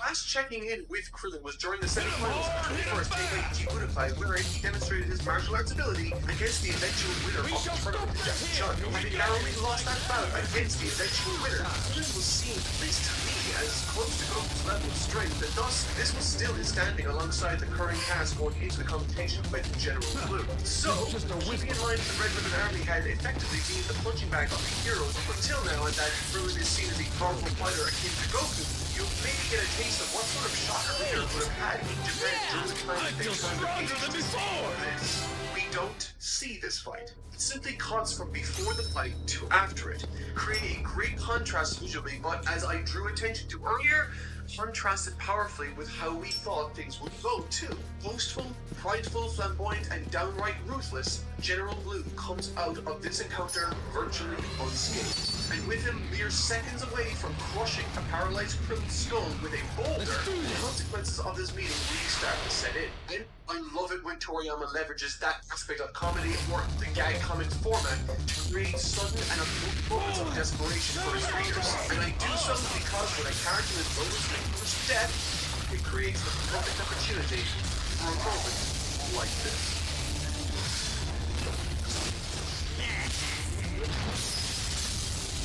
This is the first really dramatic save I hope I've grown stronger than before. For this first arc, any save you would otherwise make would be accompanied with significant comedic references, visuals, or some combination of the two. However, this save is framed as being entirely dramatic. It's subtle, but the development of that more serious tone ever present in Z is slowly seeping through the pages gradually, even as early as here. The fight itself is but nothing particularly interesting outside of that specific tonal shift I mentioned. Effectively, the fight continues as many Dragon Ball fights do in the early chapters with some nice paneling and gag humor to undercut the entire event. Goku overcomes Blue, he puts a rat in his mouth and they yeet themselves back to the surface. Some more hijinks takes place with launching General Blue on Roshi's Island that is way more funny than it has any right to be, and then Goku starts making his way to a familiar setting. Okay, later.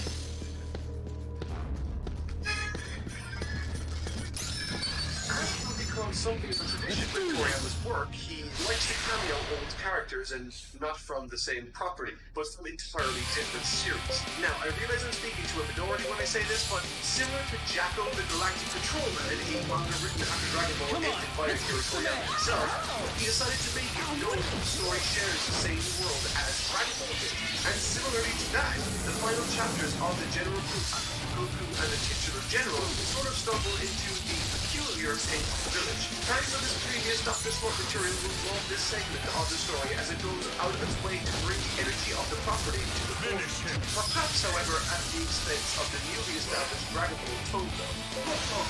It's just a whisper Nice thing. fallback section with its own independent icons, but I'd be lying if I thought it wouldn't have been served better by sticking to its movement.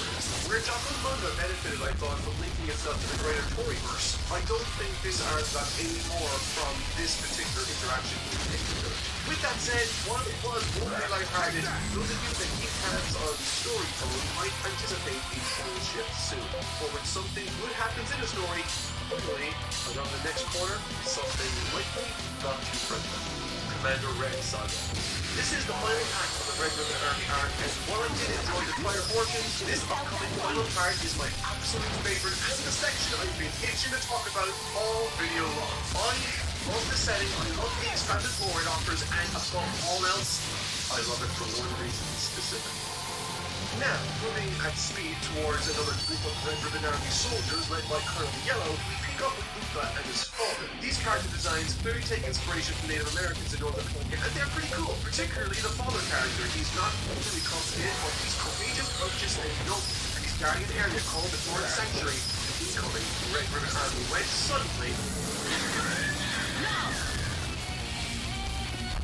Having just saved this young boy, Goku finally is reunited with his grandpa's 4-star dragon. It's a great moment to finally see this young man united with his prized possession and all by coming to the rescue of this group. It's a really nice, virtuous moment that heals what he's been searching for all of this time. Just as they're celebrating, a certain assassin is fired by the Red Ribbon Army to help recover what they've lost.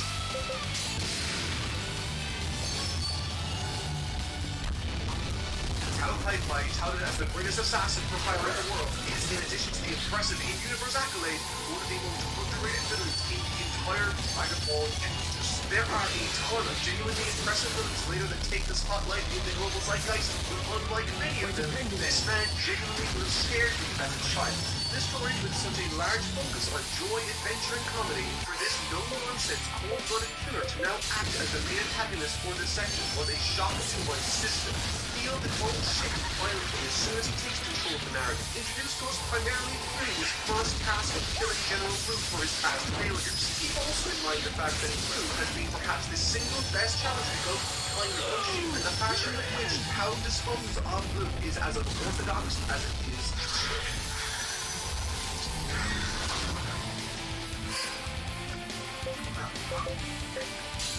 Yeah, this is someone that wastes no time on killing his opponent, and to add to his intimidation factor, he performs specific feats never before seen in the series. Like, for example, he's informed that a Jet is prepared to transfer him to Corrin Sanctuary so that he can deal with Goku right there and then. However, he declines, moves a pillar from the wall, throws it into the air, and raise it over the horizon, citing that he'll be back shortly with everything they requested him of. I argue that this scene, while silly, won't be, I think, as iconic as Frieza's floating chairs thing. What a visual and what a guy. Goku versus Tao Pai Pai. Every single molecule of this fight drives home one specific message. Tao is impossibly powerful, fast, and deadly. Landing thunderously before Goku and his friends, the pillar crashes to the ground, and in mere moments, his father is mercilessly killed. There's no time to even catch your breath or register the emotions necessary to understand the horror and tragedy for Upa, because Tao, like a monster turning his attention to Goku, unleashes a massive strike toward him. This is the first high-drama encounter and fight that there's been in the series. There are no jokes here, there's no levity, and there's no ostentatious flaunting of techniques or poses. This is business. In a few strikes, while easily absorbing Goku's absolute best, fires the kill shot towards Goku. This fight felt like a runaway train that out of nowhere is and I mean that in the best possible way. And as Goku lies there motionless, I couldn't help but think about what this moment might feel in retrospect. One particular element of Dragon Ball that I absolutely... Son of a... Jeez. I need the other one! The other one! That thing was giving me wow, man. Come on out! Woo.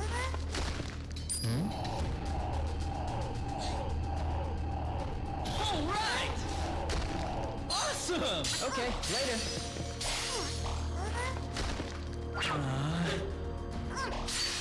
He adored was how routinely our main character, Goku, would ultimately be defeated in combat. Particularly during the early material, it made for much more interesting fights, bolstered also by the scope of the main cast. Dragon Balls are still very much a struggle to acquire without the aid of Goku, and at this point, he's been defeated both by Roshi acting as Jackie Chan, now mercenary Tao. This is a character that, while powerful, gifted, and with his intentions honest, still comes up against mountains he has to hold himself before.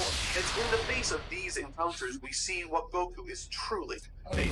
Speaking from experience, I think one stands to learn a lot about someone, or in this case, the character, when they face devastating defeat. Winning does offer plenty of opportunity for personality identifiers, but few instances in our lives, I think, highlight what we're made of better than a loss, and the more devastating the better. Goku very nearly died a horrific death with the lightning fast end of this cycle. How did he survive?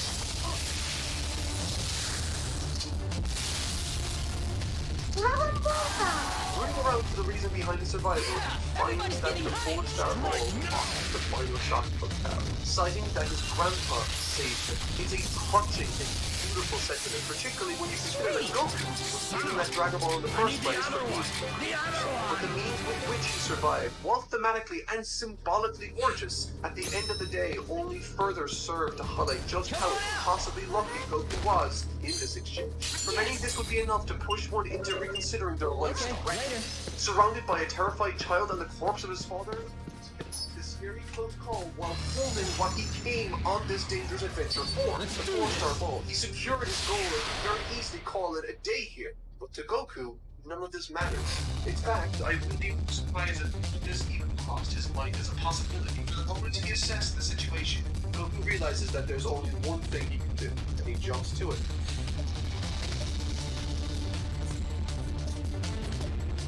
For those of you that don't know, this is significant because, as legend has it, in this chapter, if one can climb this tower, they will be trained by a master capable of vastly improving their ability and strength. And according to those Goku spoke to, no one in recent memory has climbed it. Scary for any saint, to be sure, but Goku continues to climb fearlessly. As Goku begins scanning this ridiculous structure, we're greeted by some more gorgeous Toriyama paneling, showing our hero tirelessly scale this thought to be near impossible structure to climb. She goes his readers to notice that not only is Goku doing this because he wants to resurrect his father, he's also doing this in the way that he's supposed to, without the help of Kendo. Going as far as to sleep on the side of the tower, waking up with little strength left as the sun rises. About to reach his limit, he sees. One aspect of this rereading the series that I noticed has been all the elements of Dragon Ball Z that I like, and have clearly inspired the choices made during this material to some extent. Jackie Chan vs. Goku Game Struggle is clearly a trope that will be used for years to come. I mentioned the narrative trends with Goku and his allies that will become more consistent as time moves forward. I feel stronger than before! It's very clearly operating with the same narrative principle that Snake Way and King Kai enjoyed. Think about it. A hermit martial arts master living at the end of a perilous journey, a hero must brave in order to achieve the strength possible to defeat evil and protect others. The description works perfectly for both King Kai and Korra. So, when you look at this, thinking about Korra as a prototype King Kai character, what was Goku's experience like with him on the tower? Well, it actually is a little less straightforward than King Kai's. Unlike him, Korra's speeches are a little more sneaky, a misdirect. Tasking Goku immediately with drinking some special water atop a pedestal, it very much becomes a high-stakes game of keep away as Goku for 3 days chases the little Catman over the tower in an effort to get his hands on this special water. While this encounter was brief, it illuminated for me something wonderful about Goku's character yet again. Apart from the physical speeds being kept between Goku and Korra himself, he additionally puts Goku to the test in other ways. The first is a bit more direct than others were. Throws the Dragon Ball into the edge, which Goku to have to run down and back stronger. What really impressed me the most about Goku in this scene was his mental honor and strength. Most obviously, there's a small interaction during one of the nights where Goku contemplates and puts himself into the position to take the world while Korra sleeps. However, despite this opportunity that's presenting itself, just like his refusal to use Kintabu, he decides to not take that chance. But what Goku didn't know was that Korra was conscious the entire time and acknowledges in his mind his honor being greater than that of his master Roshi, also there. Opting to achieve the victory here the right way. This moment is made all the more significant as twice before Goku is made aware of just how daunting this task is. He's told first at the ground that he's unlikely to reach the top, and once he's there, he's told that Roshi took 3 years to achieve the same feat. Honesty and confidence with what's having their own ability to choose not to take the option of stealing it while he sleeps says so much more about the character than any punch, kick, or beam ever could. This is why Goku is where he is today. What gives this particular training its own flavor, I think, is its dedication to the mysterious master type quest. King Kai, who was very direct in his approach, the more that Korra was protected actually has no magical properties. In fact, outside of the one sense of being Korra game, the only reason Goku managed to get stronger in any way was to the extensive chase he gave Korra and his reason to becoming stronger. It's very collaborative with Korra being this reality. Through this, Goku manages to display his power according to Korra, and so that's test what this new power looks like in combat. And arriving in a perfectly dramatic fashion with the same maneuver, Goku touches Dragon Ball. Okay, first match with Tao is dominant. This one is 10 times worse. How barely lands a single attack on Goku, and when he does, for the most part, it's only the arc which allows him to.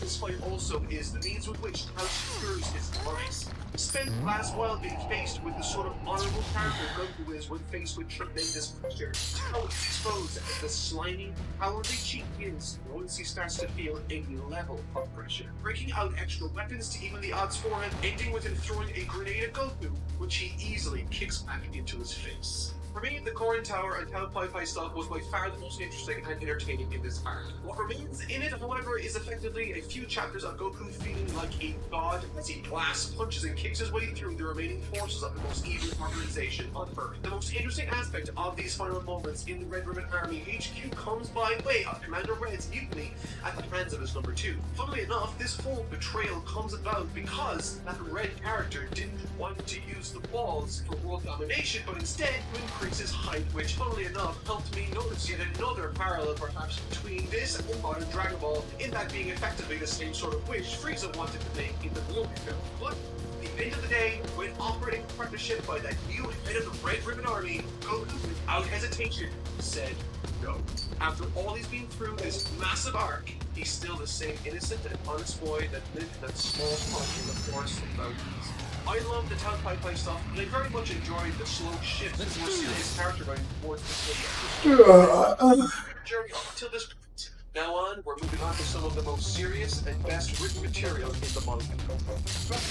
We shall stop them here! Prepare yourself! Oh!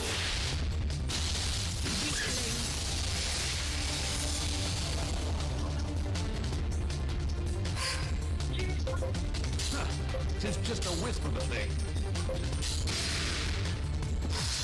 ChiLL Baba. The Red Ribbon Army arc, while very action and suspense focused, I thought lacked emotional resonance. In the first and second arcs I covered in this review series, I mentioned how my favorite aspects of both were what they brought to the table in an emotional capacity. Goku sharing his memories of his grandfather since he lost count and talking about his tragic circumstances, and in the 21st Tenkaichi Bukai, Roshi's moving of heaven and earth in an effort to try and instill the right teachings in his pupils. These are all brilliantly subversive ideas that, in addition to the comedy and action, help to elevate all of the material being told far beyond what would have otherwise been achieved without it. Dragon Ball is very much a story of action and comedy, but without certain measured and appropriate levels of drama, almost all of the action loses its sense of weight. Tao Pai Pai's encounter with Goku was powerful because it was entirely driven by drama. Goku's father had been murdered, and so Goku had to try to improve enough such that the next time he fought Tao, he would be able to prevent him from doing more damage to more people. And driven by that emotional resonance, Goku rematches Tao to great success. However, as you may have noticed last week, I decided to quickly scan over Goku's attack on the Red Ribbon Army base. And I did so because that section was simply just action and comedy. There was virtually no drama involved, which I think is a crying shame. Goku just defeats the Red Ribbon Army, plowing through the ranks with hardly any resistance. And I decided to end it there because it was the end of the titular Red Ribbon Army, which the arc is known for. Well, for now. But what if I told you that wasn't the actual ending of the arc? One of the best aspects to the format Dragon Ball employs is that of using comedy and action as a vehicle for telling stories that have an emotional core. And while the main action and comedic climaxes have reached their conclusions through the dismantling of the Red Ribbon Army themselves, there still exists the emotional climax to this arc. While many might consider this part separate from the prior Red Ribbon Army material, this arc still very much is intrinsically connected to the prior. Having begun with the less compelling desire for Goku to reunite himself with his grandpa Gohan's Dragon Ball, eventually he amended that desire in lieu of the circumstances that befell Buka and his now late father. Pushing forth with gusto towards Fortune Teller Baba's dwelling in search of an answer to the final Dragon Ball location, this portion of the story reminds us that while the arc is named after the Red Ribbon Army due to its pervasive pushback throughout the material, this story is still ongoing, and how it's formed is yet to be resolved. So, let's get to the core. Essentially, the long and short of this particular portion of the story concerns the retrieval of the last Dragon Ball. Where is it? The gang doesn't know. It's unable to be located using the Dragon Radar for some reason, and so they go to Fortune Teller Baba's dwelling in the hopes that she can locate the ball using her powers. This is the first time meeting this character. Her appearance is fun and quirky, and I just love the design. At first, this seems like a great solution to their problems. However, when the gang arrive to find out that they have to fight and defeat 5 champions chosen by Baba to get this privilege, the story once again turns into a tournament of sorts. Fans of Dragon Ball Super will recognize this knockout-style tournament format as it was used during the Universe 6 tournament against the likes of Frost and Kid. Unlike that tournament and those fights from Super, however, these are distinctly early Dragon Ball in both tone and execution for the most part. I'll show you what I mean. First up, Krillin versus Count Dracula. Krillin opts to hop in to kick things off with this challenge in the name of the hero team, first against none other than Count Dracula. Almost all of other champions follow this monster movie type theme. The fight with Krillin has some terrific gag humor that actually got some laughs out of me. Through and through, there's not much to this fight beyond some quick laughs and the establishment of the tournament rules. Krillin loses, which means Dracula stays on, and up next, Thor and Upa.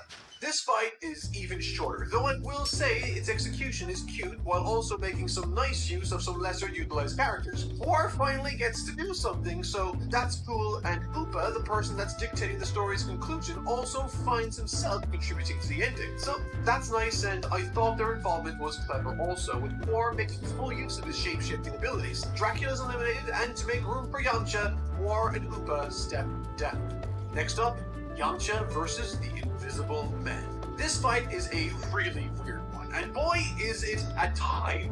So Yamcha, someone that's already struggling with relevancy in the story, finds himself struggling against Baba's Invisible Man. The only significant instance from this fight is the notorious Bulma's boom test. See, gag that drags Bulma and Roshi into the scene, and through the group's combined efforts, Krillin's idea lands a large amount of Roshi's blood over the Invisible Man, resulting in Yamcha then seeing him and taking the victory. It's one of the most bizarre scenes, and now we're switching to the battle stage. Yamcha proceeds to the next round.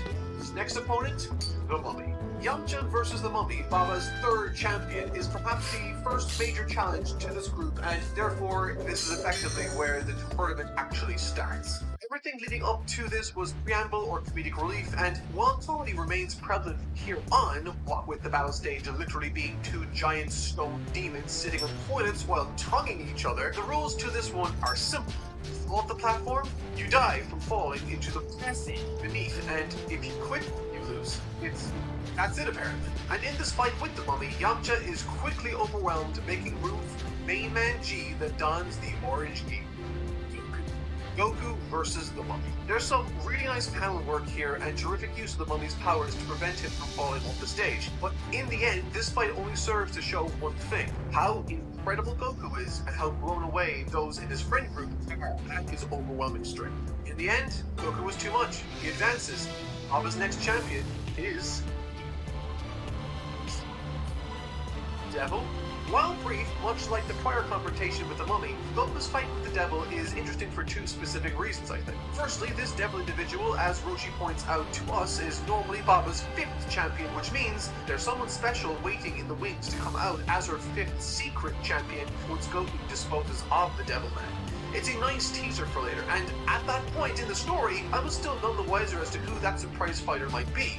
Another aspect that I thought was quite cool, also kind of funny, was that of the Devil Man's secret weapon. This beam that he employs enlarges the impurities or evil in one's soul until they explode or die. But what's cool about this is that it does nothing to Goku. He has no evil in him, and thus the beam did absolutely nothing. What I found funny, however, about this section was that of Baba's reaction. She seems to show tremendous concern for Goku's life and thought the Devil was going too far. And her feeling that way would be fine, if not for the fact that the ring is designed to have people fall off to their death. If you don't want the fighters to die, then don't make the floor acid, Baba. But yeah, as I alluded towards the beginning of this video, this arc surrounding Fortune Teller Baba and her champions is very much the emotional climax to this arc, as well as the culmination of the through line to this entire story. Across its narrative, Goku has traveled far and wide in search of what began as loose reasons born out of sentimentality in receiving his grandpa's treasured Dragon Balls, has now evolved into a virtuous quest to revive his friend's father. And having now fallen this mantle of Baba's Devil, her former #1 champion, we sit and wait for a surprise 5th champion to make themselves known to both us, the readers, and Goku.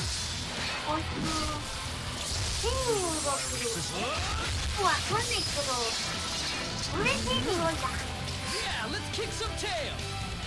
This is one of my favorite encounters in all of the Dragon Ball series, including Z. there's one thing I would have liked the series to lean more into later in its stories, it would have been a more relationship-focused story. At the very beginning of the Dragon Ball series, we made aware of the life Goku once had, and through this long journey, we grown to appreciate and understand the little monkey child and the bizarre habits he possessed. He had known, but over time grew strong and meant loads of wonderful new friends. And one could argue because of the lessons Grandpa Gohan instilled in him. And having started off this arc in search of an item that represents his grandpa, in the end, despite having to give up that for someone else, he still got what he wanted this season. Goku versus his deceased Grandpa Gohan is perfect. From the subtle hints leading up to the reveal utilizing Goku's sense of smell, Gohan reminding Goku to bow all the way to the clever use of his knowledge concerning Goku's weak points. And while the fight is something in and of itself to marvel after, I think what I love most about this comes in the way of that subtle breadcrumb hint trail that leads to the outburst of emotion from Goku at his finest. He's most definitely not the sentimental sort, nor is he the kind to lament over or think nostalgically about the past. But in this moment, it's really brought to the forefront of the story that he's a little kid. This is the fun.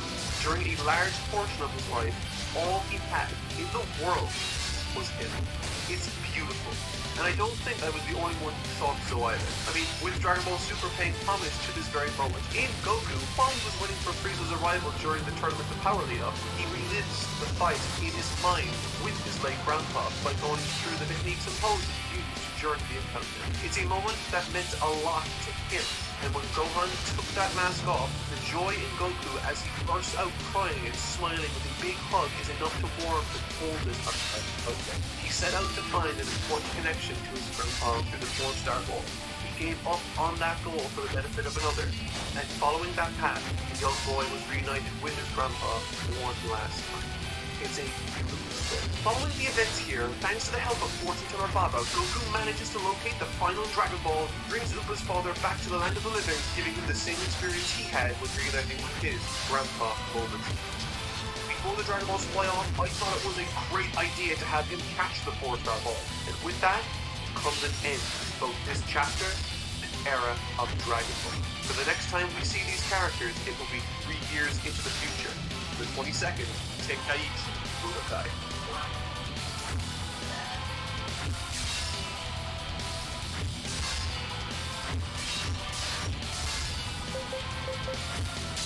Story, I'll take a step back and look at the children, trying to place myself into the shoes of the author. Shows out how I might have progressed this story. What's the next logical continuation? The answer was first reason was just to see the air of what I consider to be the story's longest running narrative through line, so in reading and getting closer Forward, man! This had been a question mark hanging over the series that would occur for you slowly drip that information from it. Still, it eventually came to a head during the 14-Teller Baba material. However, now looking back on this series in this retrospective review, to identify what I thought was the progression from the tale of the story through the 14-Teller Baba saga, Goku dealt with the consequences of and received closure for a significant event in his life through his grandpa. It was a story very much centered around growth and finding friends through the things he loved most, like fighting. These were stories dealing with Goku's past and childhood development.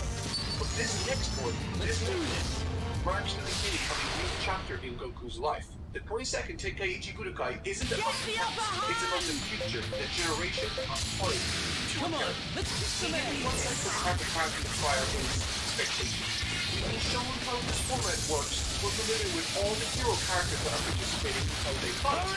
That might sound terrible, but it's actually terrible because there's no surprise. These were the finals initially in Akira Toriyama when signing up an approach to this tournament arc. In the past about what I love tournament arcs for.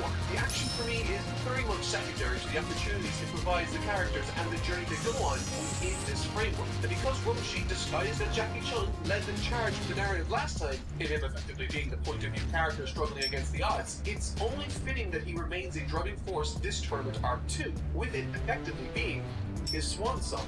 That still leaves a number of other characters lacking any sort of surprise factor. We've just seen Yamcha and Krillin get benched easily in the first part of this video, and so we need a way to care about them again. Well, During the closing moments of the last arc, they all come up with a plan of action concerning the next world tournament right around the corner. Krillin and Yamcha opt to trade with Roshi, while Roshi specifically instructs Goku to trade on his own around the world in the intro. While simple, this effectively achieves two things simultaneously. Number one, it gives Krillin and Yamcha a chance to improve their standing against Goku and the upcoming tournament. And number two, having been effectively attached to Goku's hip the last while, we've become intimately aware of how strong he is as readers. So removing him from the equation and skipping forward in time after the mysterious training Goku took on is another great way to create anticipation and secrecy surrounding Goku. I feel stronger than before! Applications of the status quo following the last arc are important to take stock of and recognize certainly, but perhaps the most significant and memorable addition to this arc is through the introduction of one or two characters.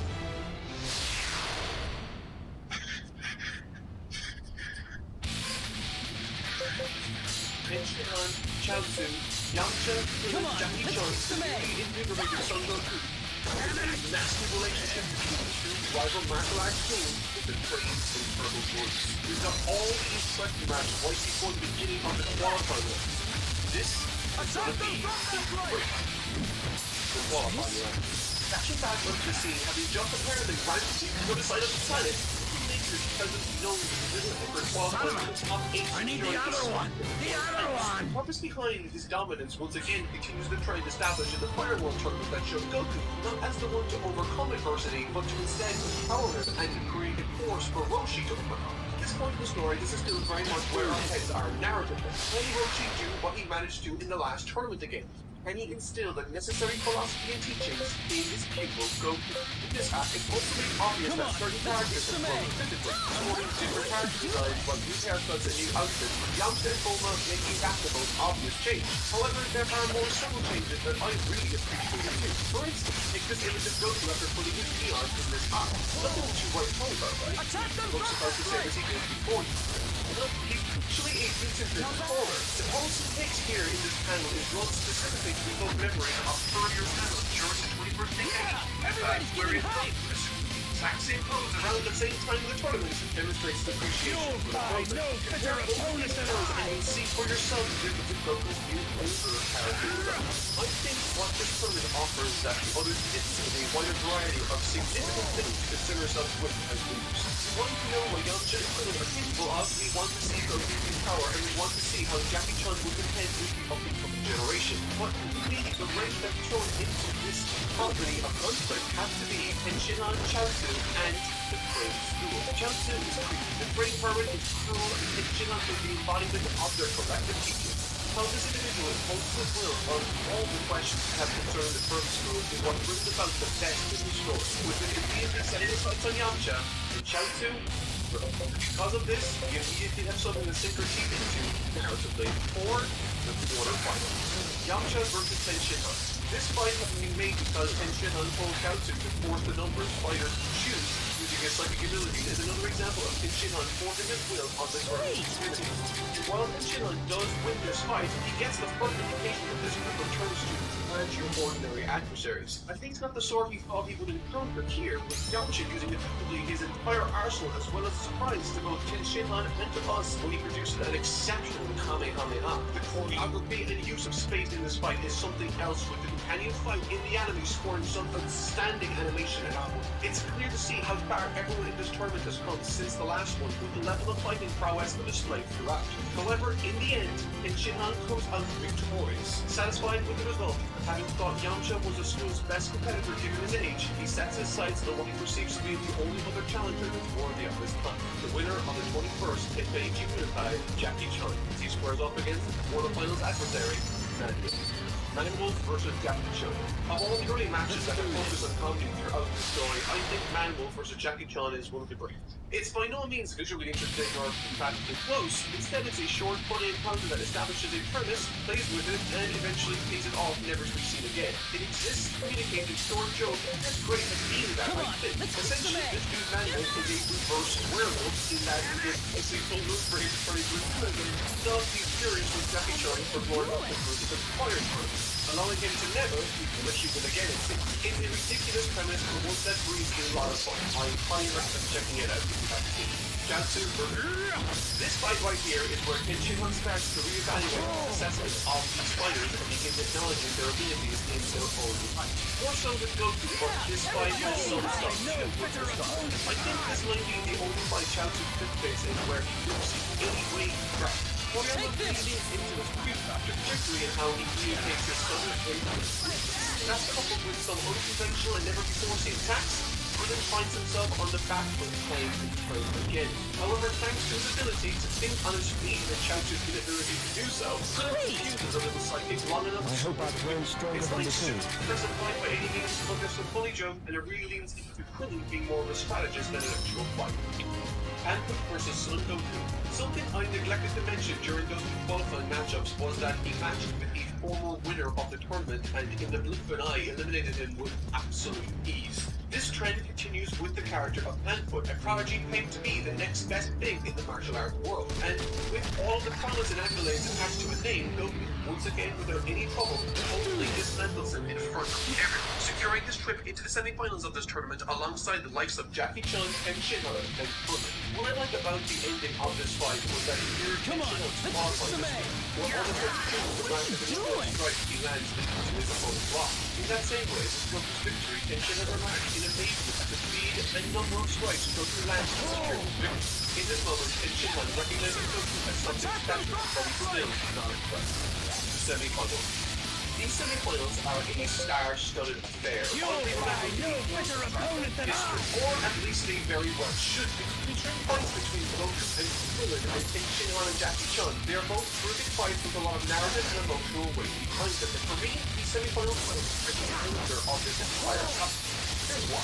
Shinra versus Jackie Chan. A significant driving force behind the actions Shinra and the grade school take is that of dominance. Shinra will be constantly has been encouraged to humiliate anyone that dare think that he's superior to him. I personally think that specific aspect of his character, that character flaw, is precisely why this fight against Roshi is one of the best in the series. The perfect send-off to the Jackie Chan persona. A running theme that's been following Roshi like a shadow. I hope I've grown stronger than before.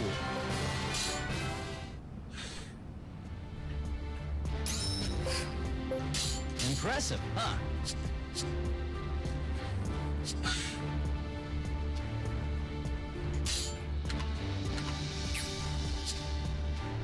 What are you looking at?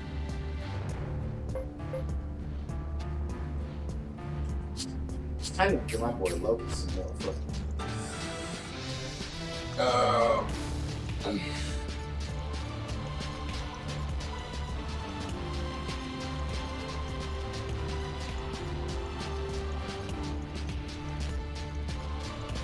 Engages in training with his pupils and various tournaments has been that of succession and responsibility. Since the story began, he's been the almost reluctant holder of the title responsible for the Earth's well-being. It's a responsibility that's become his through the strength he sought to achieve in his youth. And keeping all of that in mind, it recontextualizes to a certain extent his teachings with Krillin, Goku, and Yamcha. As soon as Goku releases his first Kamehameha, Roshi acknowledged Goku as special and came out of his isolationist lifestyle to once again engage with what he believed to be a promising new generation. And in pulling that thread, it led him to this fight with Shinra, once again in a tournament to help foster the next generation. Only this time, something feels different. Throughout the battles he's witnessed during the destruction of the tournament, as well as Baba and Four, Roshi has consistently been blown away by what others, regardless of Goku, have been able to do. Right before he goes to face off against Shinra, he takes the time to have this interaction with Goku and Krillin concerning fantasy. I first thought that's like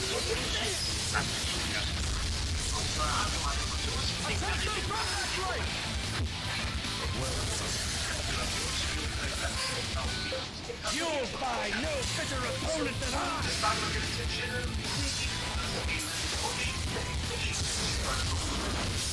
This match is awesome. She was in series to throw in all four tricks.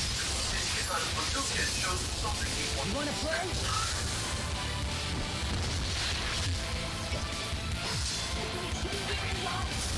We are defeating this battle is stupendous. What's more is, Roshi takes this as an opportunity to try and convince Shinra that his talents are better served elsewhere. Punctuated with a choice for Roshi as impactful and surprising for Shinra as it was for Goku and the guys in the back, he exits the ring, leaving Shinra with the knowledge that he did so without using Little by power. I hope to put Brilliant this fight. power to my use. Let's swashbuckle.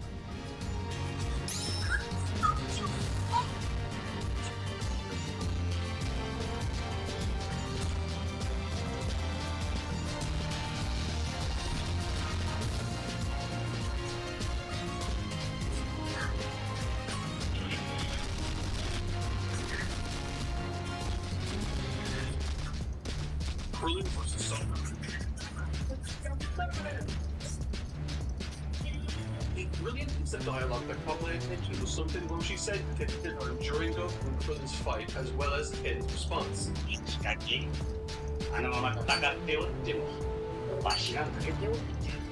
This is something I think modern Dragon Ball loses sight of personally. With the introduction of characters like Vegeta later on down the line, the narrative flirts with the notion that pride is not only okay, but is a path that's worthy of going down. When in reality, pride is nothing but the source of shame, and it is precisely what this moment between ChiLL and Roshi points out. I honestly this the philosophical angle of the King, and its positioning within the opening of Krillin and Goku's first ever match was something I thought perfectly echoed that scene's sentiments. The two students proceed into battle not with the sole intention of winning or being the strongest, but instead test their abilities against someone they respect. Taking all of this in, it's wonderful day to see Roshi exiting the semi-finals following a loss. Not with a sense of disappointment or pain, but instead with this feeling of Attack them from that knowing that the future is bright with these impressive individuals leading the charge. And speaking of those leading the charge, I know fight with Krillin is something to no bitter what I demonstrated both off and on the fighting stage with Carbon to respect each competitor knows each other is remarkable. With Krillin asking Goku not to hold, so he won't ever forgive him, and Goku claiming that this is the most fun fight he's ever had. Impressive in both the manga and anime making full use of respective meanings. The philosophy surrounding this fight, as I mentioned, is fantastic, but once again, it is yet another fight that has such splendid choreography, including every angle and utilizes some unique uses for the fight on both competitors.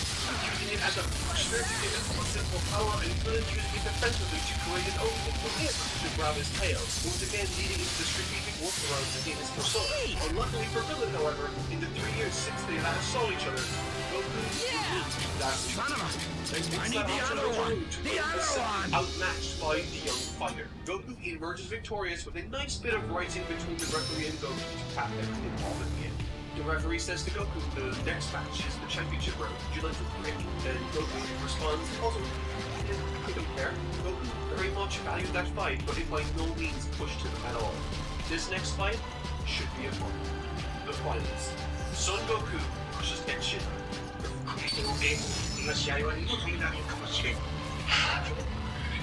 The beginning of this fight is filled with strategy and counters. Initially losing earlier and Goku, impressed with Tenshinhan's power and toughness, decides to push harder and harder, getting into an apparent advantageous position early on as Tenshinhan in the air is fighting for a counter.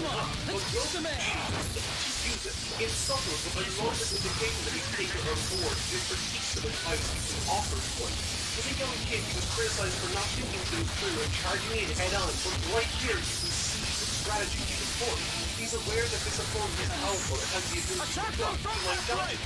This fight will be a long one, and he needs that energy. Towards the beginning of this fight, Tenshinhan, particularly when it comes to the vanishing technique that he uses and has used the other one. He recognizes the move of the prior fight and counters it immediately. As the fight wears on, Goku implements similar applied learning to the Kaioken or solar flare if you've seen the dog, immediately snatching Roshi's sunglasses, allowing him to land a heavy blow onto Tenshin.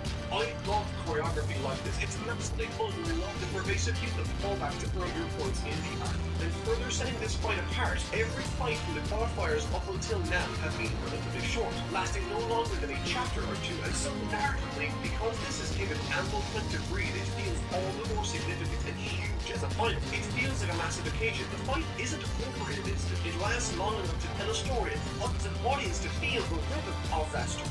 Gen's impressed. Tien gains the upper hand. Goku's impressed. Goku gains the upper hand. But the real overarching story concerning this encounter and really this entire tournament has concerned itself with the struggle for Tenshinhan's soul. During Roshi's fight with Tenshinhan, a large part of it focused on Roshi trying to instill some sort of lesson in the young fighter, recognizing that he has so much potential as a martial artist despite this powerful master. And during this fight with Goku, his allegiances are tested in ways he never anticipated. Come on, let's Yeah. beat some ass. This is an important point. Not simply because it only creates a moment for tension on to distance themselves from the train school, but instead because it sets in motion a trend whereby the villains secure their own downfall. Personally, I love this narrative choice, and it is by far and away my favorite narrative tool to dispose of villains. Not just in Dragon Ball, but in the wider world. I first noticed this technique used in the film Tarzan as a child when Satan destroys Woman through his blind, hate-filled pursuit of Tarzan and inadvertently hangs himself despite Tarzan's brilliant efforts to prevent him. I need the It's other a one. simple, The other massively one. effective tool that highlights the villain's flaws and amplifies the hero's virtues. And in Dragon Ball, later this technique will be used to bring about the downfall of the series' two most iconic villains. And right here in classic Dragon Ball, we see the impetus for this narrative technique. Master Crane demands that the Jihan kill Goku, understanding his view and the honor he wants to conduct this match with. And despite his screams for murder, death, and revenge, he gets a Kamehameha courtesy of Master Roshi, sending his foot. Following this, Tenshinhan brings to light techniques Goku could never have imagined, sprouting two additional arms, creating instances where Goku can defend himself, but finds us as an audience for swerves like Goku using his tail as a fifth appendage to odds. This is such a fun and creative fight, and honestly, it pains me that we don't see any implementation of maneuverings in modern Dragon Ball fights. The author so much entertainment to think that these are concepts of a relics. The bygone era is honestly quite sad. Everyone nowadays wants their latest transformations or flashy beams, but back here, we had legitimate strategy using moves never before seen in the story. It makes the world so incredibly hard. That is until the climax of the fight. Don't underestimate your foes. Tenshinhan developed the name of this technique. Fuel In the faces of Chaozu, Krillin, and Roshi back. Terrified both for Goku and Tenshinhan.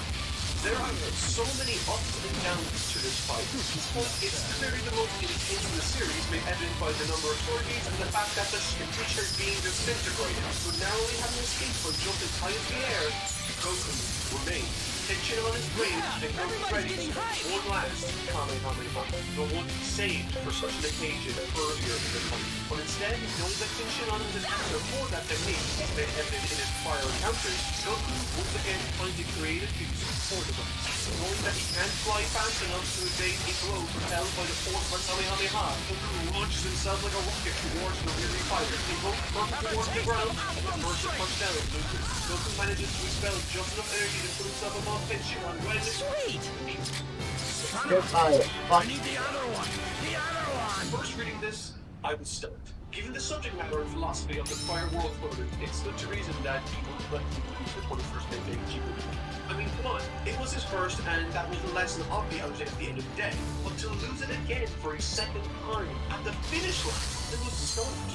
Every fight leading up to this encounter had gone like a powerhouse stable and improved competition. And to have him lose here, albeit in a questionable manner, was stunning for me to read the first time through. The fight was incredible. It had some interesting narrative choices and was the single best visual fight Toriyama had produced to date, in my estimation. But, somewhat remarkably, this arc wouldn't be remembered for this fight, but instead remembered for its aftermath.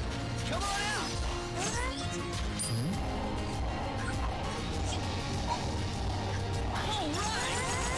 All right. Awesome. Okay, later.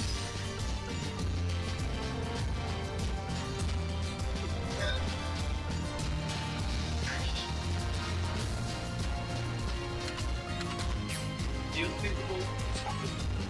A terrific tournament has ended. It's right.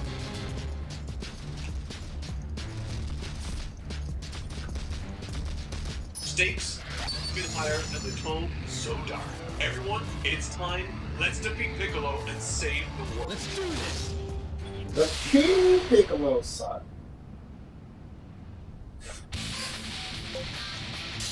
Something I think Akira Toriyama is unreasonably adept at pulling off line of story beats together seamlessly despite not having clear planning to belong to the story. In other words, he's pretty good at making it up as he goes, to varying degrees of success, of course. Take, for example, Goku's Round of Over and the subplots and things therein. Starting off the story, he may have had the idea of what to do with that information, but throughout the story, it links Goku with so many other characters until eventually 100 chapters later, You'll it's find paid off no in fitter this opponent fashion. than I. And it's spectacular. Best of the Flames Dragon Ball completely impressed of a well-conceived and awesome mapped-out story set in a rich and vibrant world populated by characters. In the first chapter of the Kuro arc, chapter 135, we see a perfect case study demonstrating the advantages and disadvantages of this very narrative approach, which informs the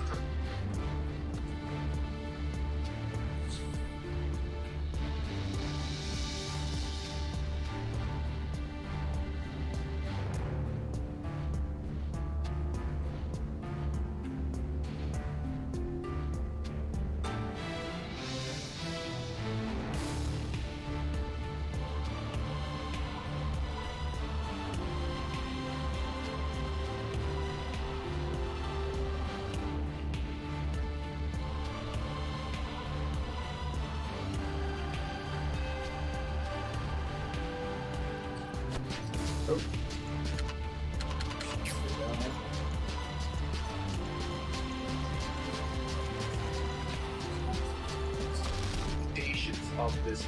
Introduced during the 4th September bomb of material is this line, and with it a sense of foreboding prophecy. Similar to the other events in the narrative, this piece of dialogue acts as a loose piece of exposition meant to establish the idea that Goku will one day save the world from a great evil. And following the 22nd Tenkaichi Budokai, observing fans like you might notice that this event being set up right here perfectly fits that premonition's vague outline, while also nicely coinciding with the climax of Master Roshi's contribution to the series, setting up for something significant to contribute to this happening. So,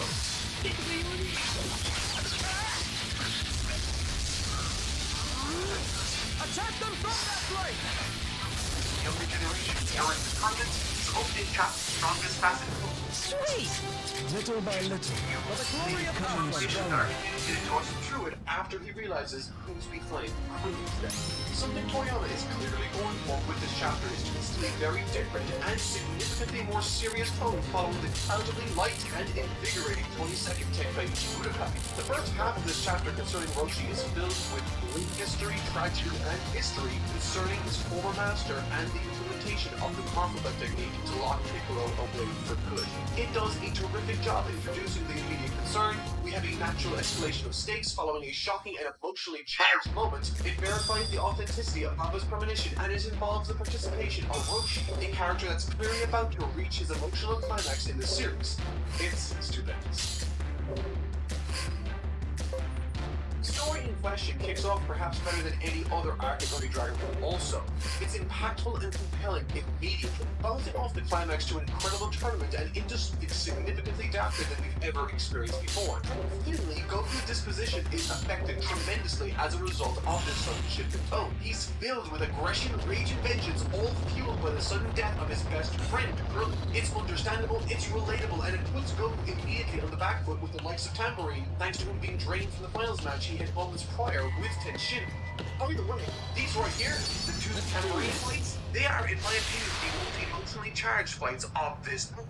They're all the better for being such. Throughout these fights with Tambourine, Goku shows more anger and resentment than we've ever seen him express, and Toriyama does an incredible job at conveying that on the page, making the occasion here all the more impactful. But there are certain panels that, just by looking at them, you can see the bruising aggression and hatred, particularly if you compare them to how they look during the arc prior. This is new, and in feeling this, perhaps for the very first time, Goku acts irrationally until his emotion leads to all sorts of conflict within this narrative, which is a terrific example of character writing indeed narrative. It's incredible, and I love this choice of storytelling. It does also have its downsides, so let's explore some of them. The first issue with this arc made itself known to me by way of the introduction to the titular antagonist of the arc, King Piccolo himself, and regrettably, I think it's one of the clearest examples of what happens when Toriyama's lack of planning comes to bite him back. In this introduction, both Piccolo and the Kulakan, in extremely unnatural dialogue, start divulging the necessary information to us as readers or viewers. They are talking the story and certainly not intimidating or imposing sort of first impressions or perspective, explaining that they found and released Piccolo. It's never explained, which is rather unfortunate, and the Kulakan play virtually no in the story outside of acting as a plot device that allows Piccolo to get up to date and speed with the present day's activities. Following the visceral, rich, and powerful display of emotion shown by Goku and Roshi moments prior, this scene lands entirely flat, boldly sucking the air out of what should be an impressive and intimidating unveiling of the most powerful and evil character the series has ever seen.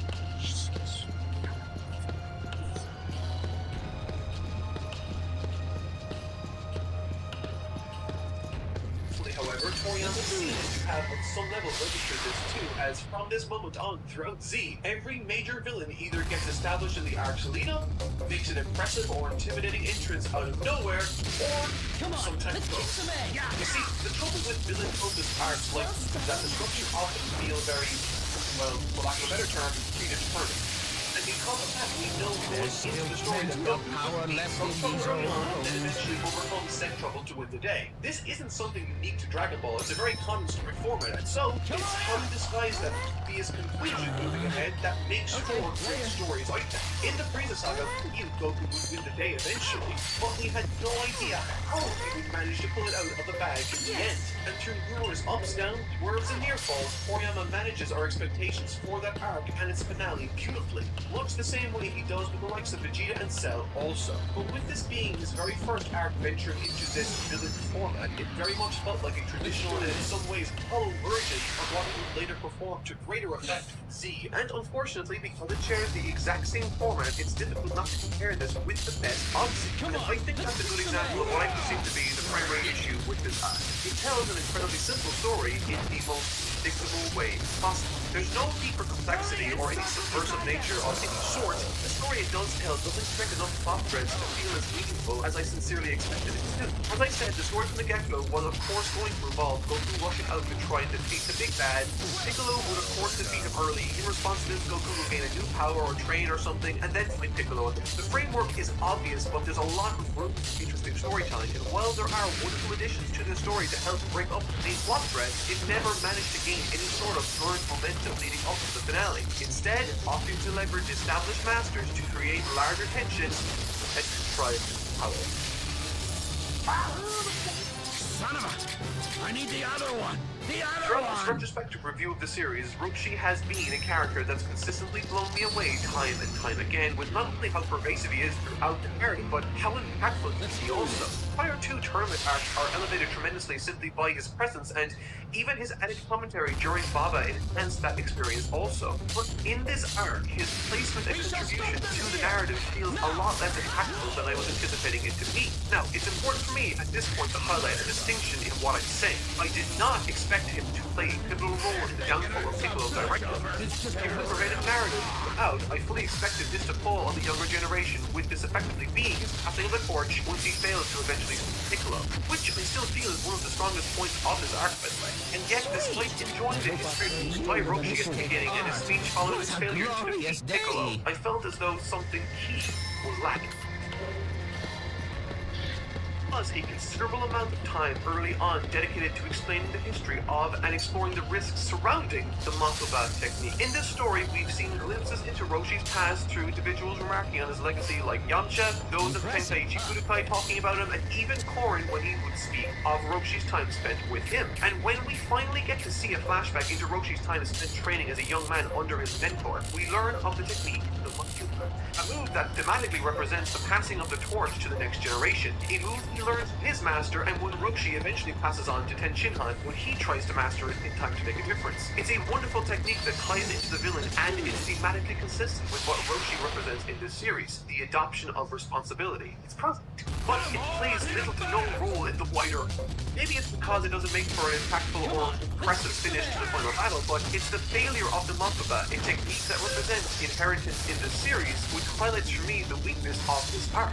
It doesn't feel like it's connected its plot threads to tell a greater story. Nothing Roshi does contributes to the ending of this arc besides putting tension on to sleep with sleep gas he for some reason has in his possession, and maybe providing greater motivation for Goku after the death. I personally found both Roshi and Goku's responses to the news of Krillin's death and Piccolo's influence to be really interesting. Roshi pretty much embodied fear and restraint while Goku represents naive impulsivity and unrestrained anger. He snapped Goku during the beginning of this material, ordering him not to charge in emotional and totally exhausted. And this was something I thought could have made for a nice point of connection or contention between Goku and Roshi in this story, but instead, this is the last time they share the screen together at the beginning of the arc.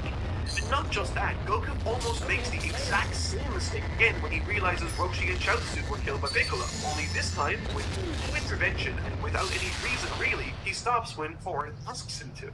I thought the means with which Goku's emotions were used in the wider arc were, in a word, less than ideal. And that despite the clunky nature that none of the arc was introduced with, he still had a phenomenal showing against Goku 1-on-1, setting the stage for what could become one of, if not the most emotionally resonant conflicts of the series to date, eclipsing what Goku might have felt avenging Krillin's death. And the moment this arc nosedives for me personally comes during this scene with Foreign. Being beaten to within an inch of death, courtesy of King Piccolo, Yajirobe carries Goku to the top of Foreign Tower for a sense of being and training. This was a great choice, I thought. It included pre-established settings and persons to further the story, making the world feel lifted. But when Goku hears that Piccolo killed both Roshi and Chaozu, he also gets seriously angry while atop Foreign Tower. This was something I thought would have made sense to be a significant moment. One that could have given this arc some sort of narrative cohesion, connecting all of the characters together. Roshi might very well have lived if Goku restrained himself appropriately within this arc, but this facet is never addressed. Roshi dies because he believes that he needs to do so. He's led to take action in a way he definitely didn't want to have to do, and in a way Goku, in his naive and emotional outburst at the beginning, is connected to the happen. But that point is never developed on or explored within this arc. Instead, Goku manages to restrain himself in time to listen to Korin. Because of this, it felt significantly less weighty than it otherwise stood to be, in my opinion. And once he does restrain himself, the story cascades into a battle made possible thanks to a convoluted and, I might even argue, lazy power-up. There might be a connection made thematically between this risk Goku was willing to take in drinking this poison water and the risk Roshi took with the Mothma, but really that feels a little forced and somewhat of a stretch to me. So, all in all, going into this final battle, despite the stakes never being higher and the consequences of the events never yielding a higher body count, with everyone's fate left in an uncertain tizzy thanks to the destruction of the Dragon Balls, I couldn't help but feel that something was lacking going into the final fight. And once that fight does get underway, the bad and the brilliant of this arc are clear as day. Goku versus King Piccolo. I think this arc, as well as this fight, have a lot of upside. The artwork is incredible. It incorporates secondary characters to some extent, like Tenshinhan and Yajirobe, who is just a treasure that needs to be preserved. I swear, the time he spent with Goku in the forest is always a joy to read through. The two characters are strangely similar in a lot of ways and different than others, for this surprisingly effective fraternal relationship. But yes, it has a lot of upsides, and I'm sure it's most definitely the favorite fight of many of you watching right now. And I think that's great. I can't take that away from you. But for me, unlike the rest of this review series where I've been pleasantly surprised by how well all of this holds up, this fight fell a little flat for me. I started this review by highlighting the fact that Akira Toriyama famously and notoriously likes to take a more relaxed approach when writing his stories. Sometimes this works out tremendously, but sometimes it yields a series of choices that feel immensely contrived. For instance, let's take a look at what's needed to happen in order to get to this fight with Piccolo in the first place. Bear in mind, I am being a little nitpicky here, but it's just to prove a greater point. Number 1. Piccolo was released and we have no idea how the Kirok gang knew or how they managed to achieve this. Where did they find the rice cooker housing him? How could they possibly make this happen? All of these questions are simply hand-waved away in the opening chapters. Number 2. The first fight Goku has with old Piccolo in the woods alongside Yajirobe is preposterously fortuitous for the young monkey boy. The only reason Goku survives is due to his heart stopping at the exact moment Piccolo checks to see if he's alive. As soon as Piccolo leaves, suddenly Goku comes back to life. Number 3.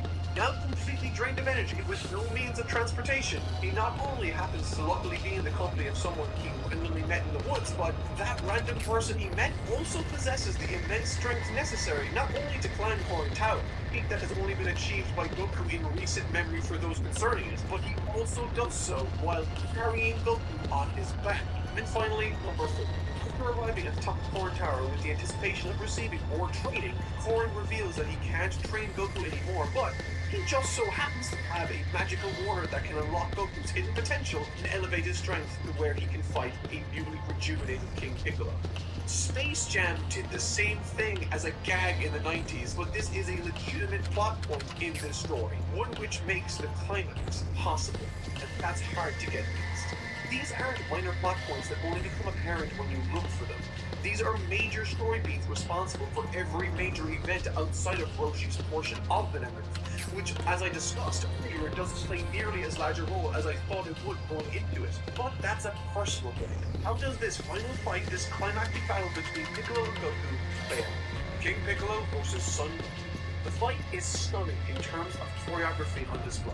Despite my waning investment on an emotional front, this is, once again, the beginning of what will become a trend moving forward with strong and opposing villains leading the charge of arcs, creating magnificent moments and snapshots in manga history. Piccolo, Vegeta, Frieza, Cell, and Majin Buu, this evil character type for Goku to focus on and fight against starts here.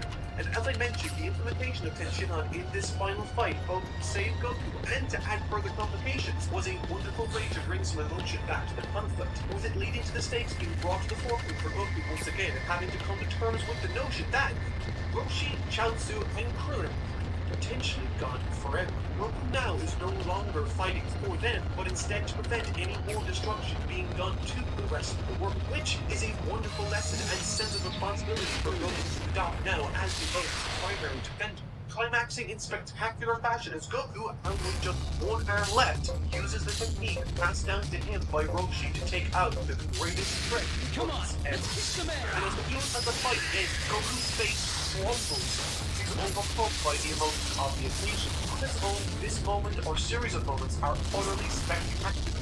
Exactly what I wanted from the story day one. And to its credit, in addition to Goku's story of inheritance and responsibility, King Piccolo also has his moment to shine and see further use. Once it really unloads his own brand of responsibility. One day, my son, you revenge your father's death. Don't let the fire of evil die. This for me highlights the greatest strength of not just this arc, but really all of classic Dragon Ball, including it's its ability to seamlessly tie three arcs together as if it were meant to be, from the start, one large story informed by the events that John happened. And nowhere is that more true than in this closing off with King Piccolo. Following the hatching of his cute Piccolo Jr., there's a tremendous sense of relief, but also sorrow and lingering dread.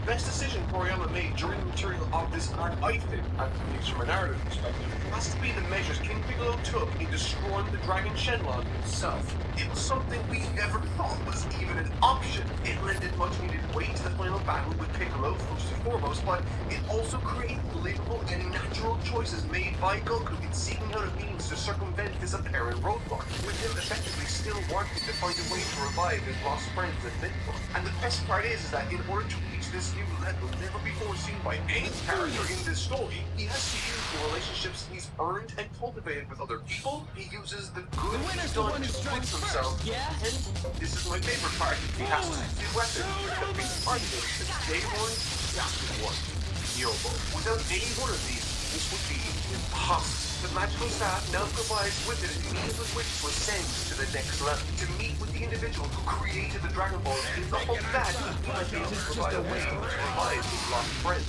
This is my favorite aspect of Dragon Ball World Building. This sort of expensive and otherworldly color added to the franchise through this particular way of reaching a new level. We've seen it with Korin Tower, and we've seen it with King Kai later in the story. And this is an example. And watching us go with the help of his Nyobo soar through the clouds and into the unknown, I can only imagine the wondrous feeling that filled the people of Japan when the main character of this series not only has decided to meet with God, he's also earned the right to do so.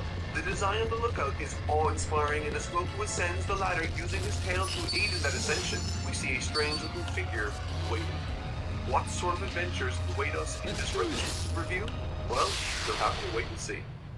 After all, despite the length I went to explaining my issues with this part of the series, the King Piccolo arc honestly felt a lot more enjoyable than I remembered it being on my very first read-through all those years ago. I was able to cling on to characters of this story much more readily, and to be perfectly honest, if you haven't read it, I really recommend Goku's first encounter with the Yajirobe. Random as it might be, it's some light and fun banter between two characters that rarely ever get to speak to each other, but have such a fun chemistry. The story, sometimes in minor and others in massive ways, seems to take shortcuts, but as made evident by the sheer number of people out there that love this arc for all the reasons I praised it for in this video, it definitely has something to offer and should not be overlooked even by the most nitpicky of anime fans. It's a key part of the Dragon Ball story that sets the trend for evil villains far into the future, and one that makes the next arc possible.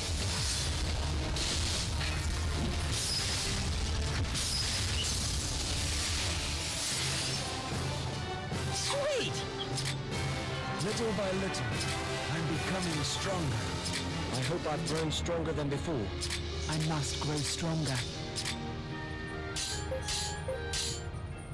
Last week, when I covered the King Piccolo saga and described it as Akira Toriyama's first significant dive into villain-driven narratives, prior to that effort, the closest we got to stories surrounding big bads came in the form of the Red Ribbon Army and Count Pai, neither of which were necessarily the focus of the arc for extended periods of time, with the other arcs in the series outside of that centered around the World Tournament format stealing the show every single time, and with good reason. They're amazing. But that's what makes this arc we're discussing today so brilliant and stand out in this earned Dragon Ball material.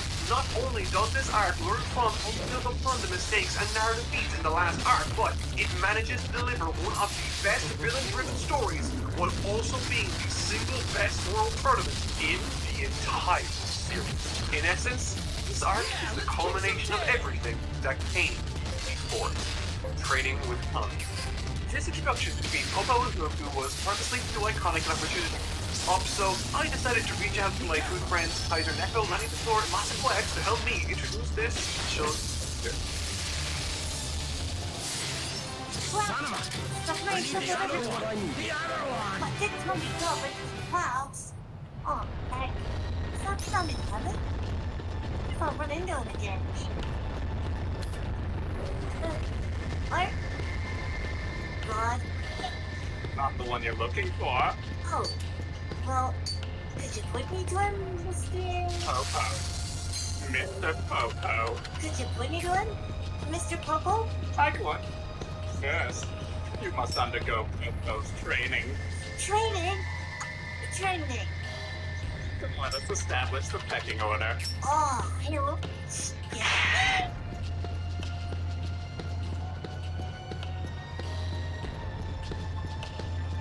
Counter once atop the lookout is a fun affair with Goku trying to prove himself worthy of training on Kami, the guardian of the Earth. What stands out to me in this brief but important encounter is that it highlights once again Goku's endearing and innocent sensibilities when it comes to his approach. Popo effectively tells it to get lost because he deems him weak both physically and spiritually. But in that instant, Goku demonstrates his strength of spirit by taking back criticism on the chin and using it as a chance to train and get better. We shall stop them to remarks. Through that character-driven choice made by Goku, we learn more about the lookout and what makes it a special place to train.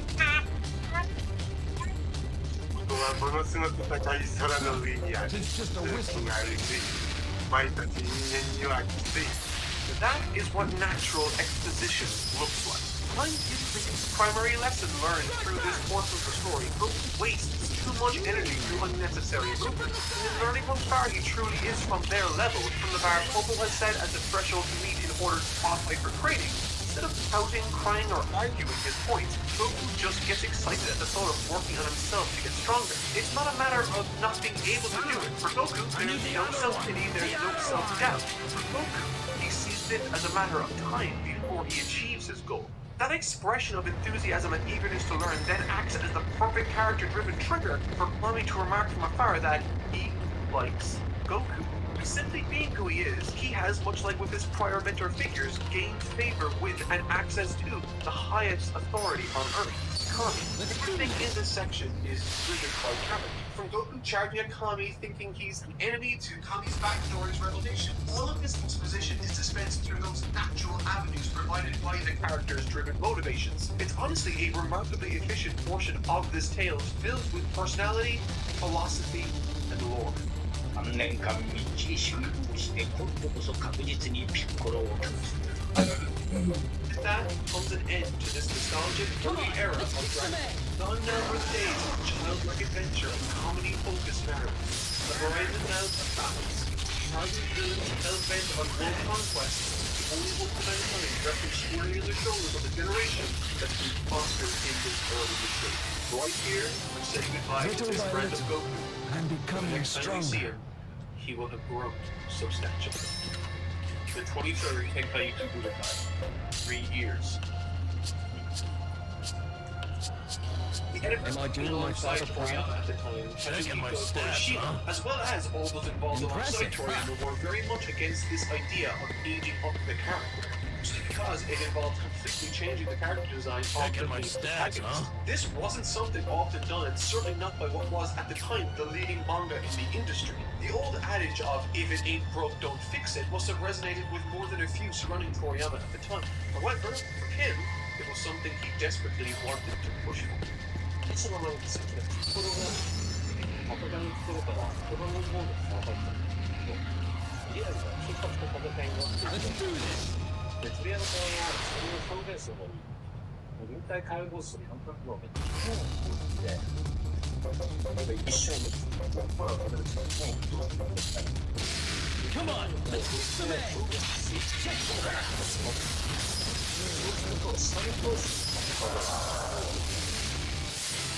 I hope I've grown stronger than before. 本当にリアルに現像機にする Impressive, huh? And with bated breath, the team surrounding Toriyama ventured into bold new territory. However, little did they know, it would usher in the dawn of a new era, one in which Dragon Ball would lead the charge, transforming from a brilliant manga to something truly exceptional. The qualifying rounds. Describing this arc as the best tournament in the series isn't necessarily a controversial opinion. However, I think quite a few might struggle with effectively putting into words what makes it so special. There are plenty of noteworthy surface-level observations to be made of those. The group of recognizable or fan-favorite warriors participating is larger than prior tournaments and significant, in addition to us all as an audience being eager to see what's changed in the last 3 years concerning them. Specifically Goku, as he's been training for those 3 years. But for me, I think there's something else to look at which makes this third and final tournament of early Dragon Ball so special. The 21st, 22nd, and 23rd Dragon Ball are perhaps the best part of the entire series when considered as a collective. Contained within the snapshot of Dragon Ball's history is a 3-part coherent and felt narrative driven by a clear goal and sense of character. The 21st tournament details the instilling of key values of Goku by Master Roshi, attempting to preserve their fighting ethic and cement a philosophy that, to this day, remains part of Dragon Ball's core message. Fight not for status or for glory, but to better yourself and others. It's elegant, Little by expensive, little, resilient. I'm becoming The stronger. 22nd tournament then connects with the natural progression or evolution of that very idea. Seen through the lens of a mentor basking in the twilight of his martial arts career, both he and we as an audience discover the latent potential of this new generation rising up as Roshi finally concedes passes the torch onto them. This idea then reaches its natural, emotional, and logical conclusion at the 23rd World Tournament, wherein the new generation of warriors are tested not just against each other, but by their collective pasts, climaxing in a refined and, might I add, perfectly integrated main villain to cap off this era of Dragon Ball in a fashion never before seen to this level in the series. It's outstanding, and it all starts here. Quarterfinals. Casting your minds back to the 21st and 22nd Tenkaichi Budokai quarterfinal rounds, you'll no doubt recall some bouts like Yamcha versus Jackie Chan or Chaozu versus Kung. In reality, most of those fights were throwaway bouts that carried with them little narrative significance outside of some gags. Simply a formality that will transport our main cast into the semi-finals where they would no doubt encounter much more interesting competition. Goku versus Jiren and Jackie Chan versus Banwolf were certainly quarterfinal fights that matched that billing. This is, however, exactly what sets this tournament apart from all those that came before it. Every single fight from the quarterfinals onwards operates on an entirely different level, tying not just key characters together but producing introducing in themselves stories that are, in isolation, tied to the past and, in other cases, filled with mystery. Tao Pai Pai versus Ten Shinhan. This tournament is honestly a terrific manifestation of all that Akira Toriyama has developed over Dragon Ball's lifespan. Utilizing the qualifying rounds to spend some time with Tao Pai Pai by taking out Chaozu in a fittingly cruel fashion only served to build anticipation for his inevitable fight with Ten Shinhan in the quarterfinals. With his character intrinsically connected with Ten Shinhan's roots in the story, it made for a perfect opening to the qualifiers by closing the book on that part of Ten Shinhan's life. The story concerning this fight is effectively Tien coming face to face with his past, seeing it for what it truly was and moving forward from that. The tale of a promising young man led astray by the teaching of a ruthless mentor is as old as time itself. But when you house the climax to that very encounter in a tournament setting, you have for yourself the perfect recipe for a thrilling conclusion. Tao comes across as petty, psychotic, and eventually pathetic, as Ten Shinhan, thanks to the path he's taken since his departure from the grade school, now possesses more than enough power to humiliate his former mentor. And yet, he shows restraint at every opportunity out of respect, pleading with him to resign. This one gesture then serves to highlight the extremes of both paths, Ten Shinhan's strength of character and Tao's weakness of character. In the 22nd Tenkaichi Budokai, which featured Roshi against Ten Shinhan, Roshi demonstrated a philosophy which led Tien to, he had any pride, something he himself felt he needed to rely on someone. But in this fight against Tao, Tien is come full circle. He does not wish to win for glory or for to humiliate his opponent. The opposite. This is a painful affair for him, and he wishes for his former mentor not to embarrass himself any further. It's a brilliant fight that concludes in the fashion it should, highlighting for us how far Ten Shinhan has come as a character, and it's made all the better thanks to the stories that came from it. Ten Shinhan advances to the semifinals. Next up, Son Goku versus Name Withheld. Continuing the string of iconic quarterfinals matches and another that's rooted in the past of the Dragon Ball story comes Son Goku versus this mysterious female fighter. Much the same way as the prior match with Ten Shinhan, this fight was set up or foreshadowed in the qualifying round, and I love it. Goku's reintroduction to the series as an adult was a terrific and iconic scene in its own right, and it was written in such a way that allowed us as an audience to watch on, in the know, as they, Goku's friends, slowly discovered the person they were talking to was in fact the little boy they had once known. It's a fun and playful scene which focuses on reaction rather than mystery, but this quarterfinals match takes the opposite approach in its effective and iconic reintroduction of the character Chi-Chi to the series. And while this isn't the most complicated mystery, I have no doubt it kept a few people guessing leading up to her eventual reveal back in the 80s. This was an impressive reveal, not necessarily because it's Chi-Chi, but because it was satisfying. And I think it achieved this level of satisfaction by way of one crucial element that needs to be present in all mystery reveals. The audience needs to have all the necessary information before the reveal in order for it to be satisfying. Goku vs. Chi-Chi achieves this by subtly planting plenty of hints. The first most obvious one is that of the quote promise she keeps speaking of that's gone unfulfilled and her being angry that Goku doesn't remember it. The second, however, I love the most because it's even more so. It's pointed out later in the arc closer to her actual reveal, but it's present long before then, and that is her accent. From the first meeting in the tournament up until the reveal, she speaks just like Goku with this thick country accent. And it's specifically that aspect of their last meeting as children, which I really thought helped connect them in the first place. And so it's fitting how it's one of the indications that connects them here again. This is, of course, in addition to a number of other telling lines from Chi-Chi, which by the end make her identity obvious. But it really helped this match achieve a unique sense of identity, with it effectively being Goku's proposal. As usual, the paneling and action is great, and I especially love how Goku never even touched her in order to pick up the victory. It's a really fun fight, rooted in history and endearing character writing. Next up, Remnant vs. Piccolo Jr. Of the 4 fights that make up the quarterfinals, this fight between the young Turtle School student and the reincarnation of the Demon King is the first to not take from the past in any meaningful or direct manner like the rest do, which means this fight has to stand on its own 2 feet as a great encounter, and boy does it do just that. For the lack of history between these 2 characters, Akira Toriyama makes this fight one to remember through inspired choreography, near falls, and wonderfully creative combinations from the clear underdog, Krillin. in my opinion, this is the best fight in the entire series, bar none. Something I thought was a nice touch with both these quarterfinal matches was to have Goku, at least on some level, involved. Before the Tenshinhan fight took place, Goku reassured everyone that Tenshinhan had this in the bag and was much stronger than Tao, with him in the end being proven right. In this fight, right from the top, Goku informs Krillin as to the strength of Piccolo and to go at him full power from the start. I thought this was a great choice as it builds the relationship between Goku and Krillin, with him effectively showing concern for his friend and lending advice, but it also helps to elevate Goku in our eyes, establishing him as a man that can accurately evaluate people. It preps us as an audience for later when he makes more dramatic judgment calls. I really like this. The fight itself between Piccolo and Krillin is phenomenal. It's not the longest, but it does everything it can with the time it has. With the story of the match not necessarily concerning itself with can Krillin win, but instead, can Krillin prove Piccolo wrong? Right from the start, Piccolo called Krillin a, quote, nothing. And in many ways, this assessment sort of rings true for us as an audience too. And going into this, we aren't sure if he can do so much as anything to Piccolo. The look of surprise on Piccolo's face here is something to marvel at. You can almost see him thinking, oh damn, I underestimated this guy.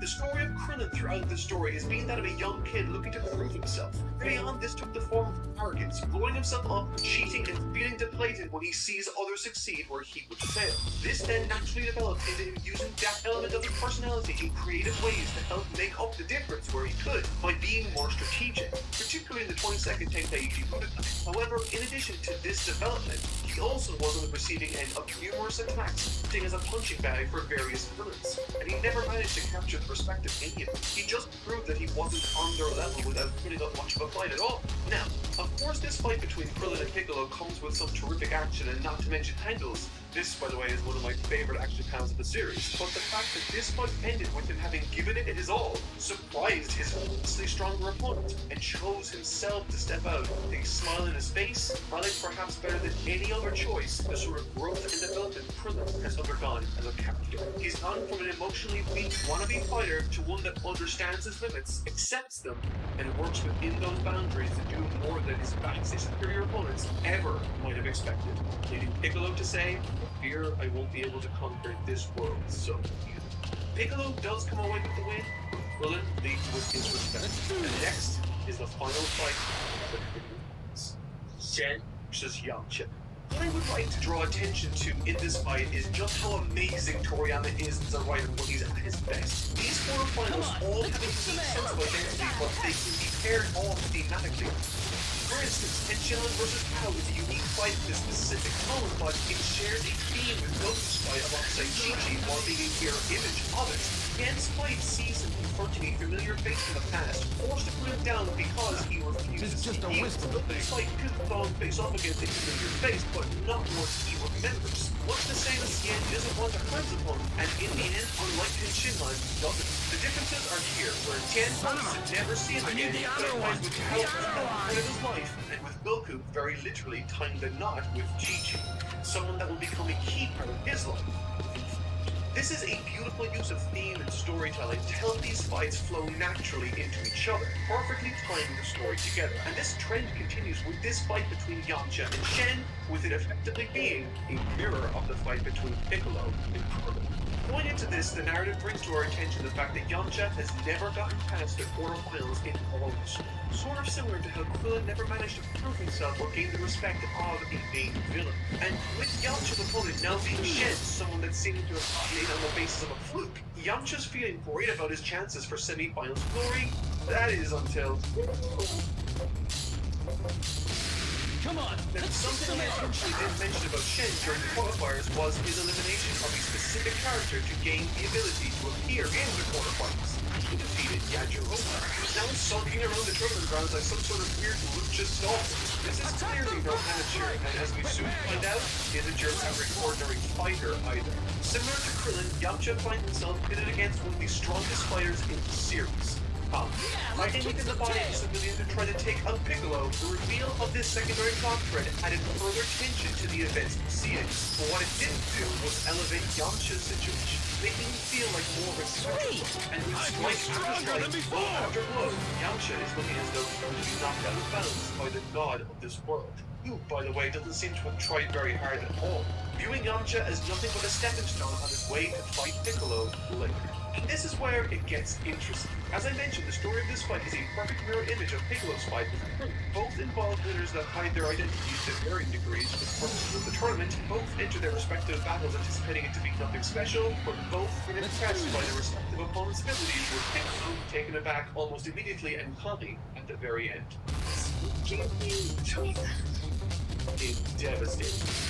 Come on, let's kick some ass. Jump out of your seat moment. I don't know what is. Much like the firefight, these pages demonstrate the initial strike of Yamcha's energy ball and the subsequent counter by Connie exemplify perfectly what it is about Toriyama's template that I adore. There's such a powerful sense of movement. The pages can feel and filled with light flow. In the end, revisiting these quarterfinals, I need the other one. The other one. The surprising level of thought having gone into the encounters, the themes present, and breakneck action paneling to rival any of the other tournament fights that came before it. And with the semifinals now approaching, I think you can now appreciate why I think the 23rd Tenkaichi Budokai is a contender for the very best arc the Dragon Ball series has ever produced. The semifinals. Son Goku versus Ten Shinhan. In fittingly grandiose fashion, the finals from the prior tournament are now listed as the semi-finals for this one. The last time these two faced off, it was close, but then Shinhan managed to squeak out a victory in the end to win the 22nd Tenkaichi Budokai. So, how do things measure up now? Well, the entire fight was great, at its core, there to show just how amazing Goku is. I think Ten Shinhan was the perfect candidate to bring that out of the country. Similar to the prior fights, the paneling is stellar with some really interesting angles and ideas experimented with, but for me, I think the largest contribution this fight made to the series was the introduction of voice in fights. Weighted clothing wasn't necessarily a new concept of Dragon Ball at this point, as it had been established during Rosie's training before the 21st Tenkaichi Budokai all those years ago. However, as I alluded to earlier, never in this way before. This is, once again, another concept or idea introduced in early Dragon Ball that would become socially popular later. Come on, let's kick some ass. Used to tremendous effect right here in this scene to achieve one thing. Place Goku in a position of mystery and control. Throughout this tournament, no matter what match was taking place in the quarterfinals, Goku would remark upon each encounter with tremendous insight and observation skills, lending to the idea that he is more in control and more powerful than even he as an audience might appreciate. And that very aspect of the story being told through this fight is emphasized through his very action. He means concealing his power from both his opponents and also no readers or viewers. And Shinhan remarked beforehand that he's impressed by Goku's improvement, but that his speed is still nothing compared to his own, leading him to outmaneuver Goku at every turn. However, despite this, two things remain consistent. Goku never got tired, and Goku never had a problem tracking his movements. This all starts to make sense when you realize he wasn't able to move as fast as he wanted to, placing Goku once again on another level above everyone else, which isn't an unfamiliar position for him to be in during these tournaments. Throughout the 21st and 22nd Tenkaichi Budokai, a key aspect of these tournaments surrounding Goku has been that of how confident he actually is, and the stories surrounding them have been discussing how best to overcome the mountain he presents to the likes of Roshi and others. However, what makes this arc unique when taking that aspect into account is that unlike previous arcs where Goku is the physical, in this arc, Goku is the one character, hero. See his eternal thoughts as he tries to piece together what's going on between Shen and Piccolo. Even Ten Shinhan intact, that's what makes him so special. He's not the obstacle, Piccolo is. And right now, Ten Shinhan is blocking the way to Piccolo at that long sought after first place spot, strongest under the heavens. Needless to say, things aren't looking too good for the Crane School alumni, but what I really like about this section is that Ten Shinhan doesn't roll over and take this sudden show of ability by Goku as an indication that he's lost. Hell no. He's the defending champion. Instead, in response to that, he whips out a move no one has ever seen before, including Goku. In the past, we've seen after-image techniques, and we've even seen Ten Shinhan grow extra limbs in the fire about 3 years ago. But this time, he takes that to its natural conclusion by splitting himself into 4 separate, identical fires. In the presence of this scene, serves two purposes. One, to demonstrate how tenacious, gifted, and hard-working Ten Shinhan is as a fighter, and two, to show us all that Goku not only has developed physically, as made obvious earlier in the fight, but that he has sharpened his mind greatly also. ああ、おめえの弱点を見つけたもんね。I really appreciate the angle this fight has taken. It places Goku once again in the driver's seat and creates all of this anticipation, with his very statement alone begging us, the readers, to try and figure out what those two weaknesses might actually be that he's talking about. Overall, this fight delivers on just about every front. It's a terrific settling of a score, produce some wonderful paneling, and showcase some clever action writing with the weaknesses Goku exposes in this technique not only making sense, because they made sense, it almost further cemented how much more adept a fighter Goku has become over the last 3 years. Goku advances to the finals in dominating fashion. Next up, Shen versus Piccolo Jr. With one match between two rivals now having reached its conclusion, we press onward to another between Tommy inhabiting the body of a civilian named Shen versus the reincarnation of the Demon King, his upper half, Piccolo Jr. And while it's one of the shortest semi-final matchups, its design is simple but immensely effective. These semi-finals, while interesting in their own right with some interesting action set pieces, were designed with the clear mission of establishing and building up the contestants of the final matchup above all else. With this fight against Shen used to outstanding effect in helping to elevate Piccolo higher than we ever could possibly have foreseen. Something you might have noticed during this review, however, is that despite having acknowledged Piccolo as the main villain of the arc, I've not done much in the way of speaking about him beyond his relationship to Kami.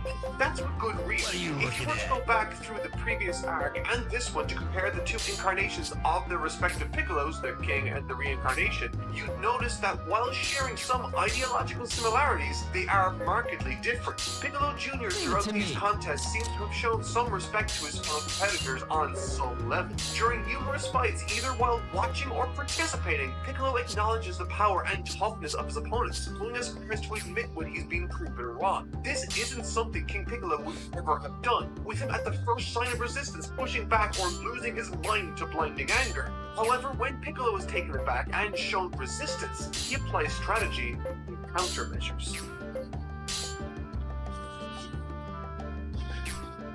The fight itself is littered with some interesting back and forths with some telling pieces of dialogue and actions taken. It's an effective fight lending opportunity to develop Piccolo, raise the stakes of the event, and even, at times, elevates Goku in subtle ways. During the Shen vs Piccolo fight on the first page of chapter 181, after seeing the breakneck pace of the opening to this match, one is left stunned.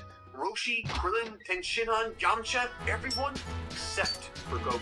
Without words, this helps him stand out from the crowd ahead of his match in the finals. And on the topic of the finals match, there's a brief but interesting back and forth between Tommy and Goku right before he goes out to fight Piccolo in the semi-finals. And within it, the pieces are set for Goku to become the character he will remain for quite some time into Z and beyond. Throughout this series, Goku has been a character that when faced with expectation and reality, shatters those expectations, innovating new ways around problems people never thought possible. At present, Kami doesn't think Goku has what it takes to do what he thinks he needs to.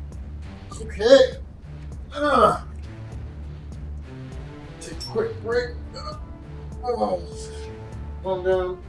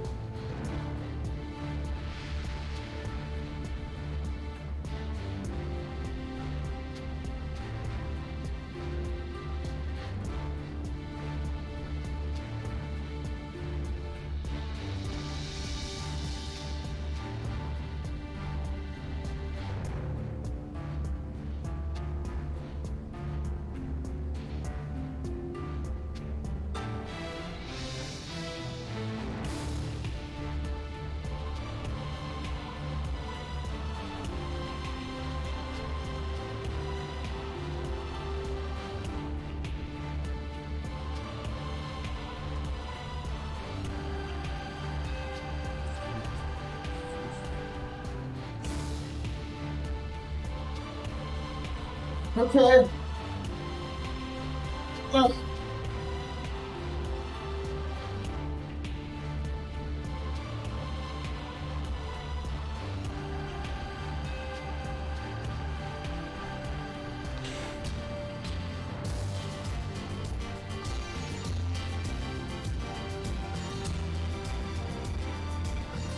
All I see is squarely on the future of Dragon Ball.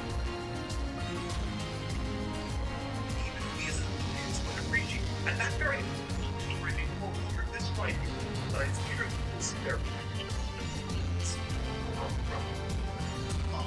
Essence of the fight matchup above all else. This fight is shit. Outstanding effect from telling Piccolo higher than we ever could possibly have foreseen. Something you might have noticed during this review, however, is that despite Piccolo as the main PR, I've not done much in the way of speaking about it beyond his relationship to Kami, and that's good. If you were to go back through the previous arc and this one to compare the two incarnations of their respective Piccolos, the King and the Reincarnation, you notice that while sharing some ideological similarities, they are completely different. Piccolo Jr. throughout these contests seems to show some respect for his fellow competitors on some level. During numerous fights, either while watching or participating, Piccolo acknowledges the power of his own bullets in his power to admit when he beats the wall. This isn't something Piccolo would ever have done, because at the punishment of resistance, pushing back or losing his fight through blinding anger. However, when Piccolo kicks back and shows resistance, he applies strategy and countermeasures.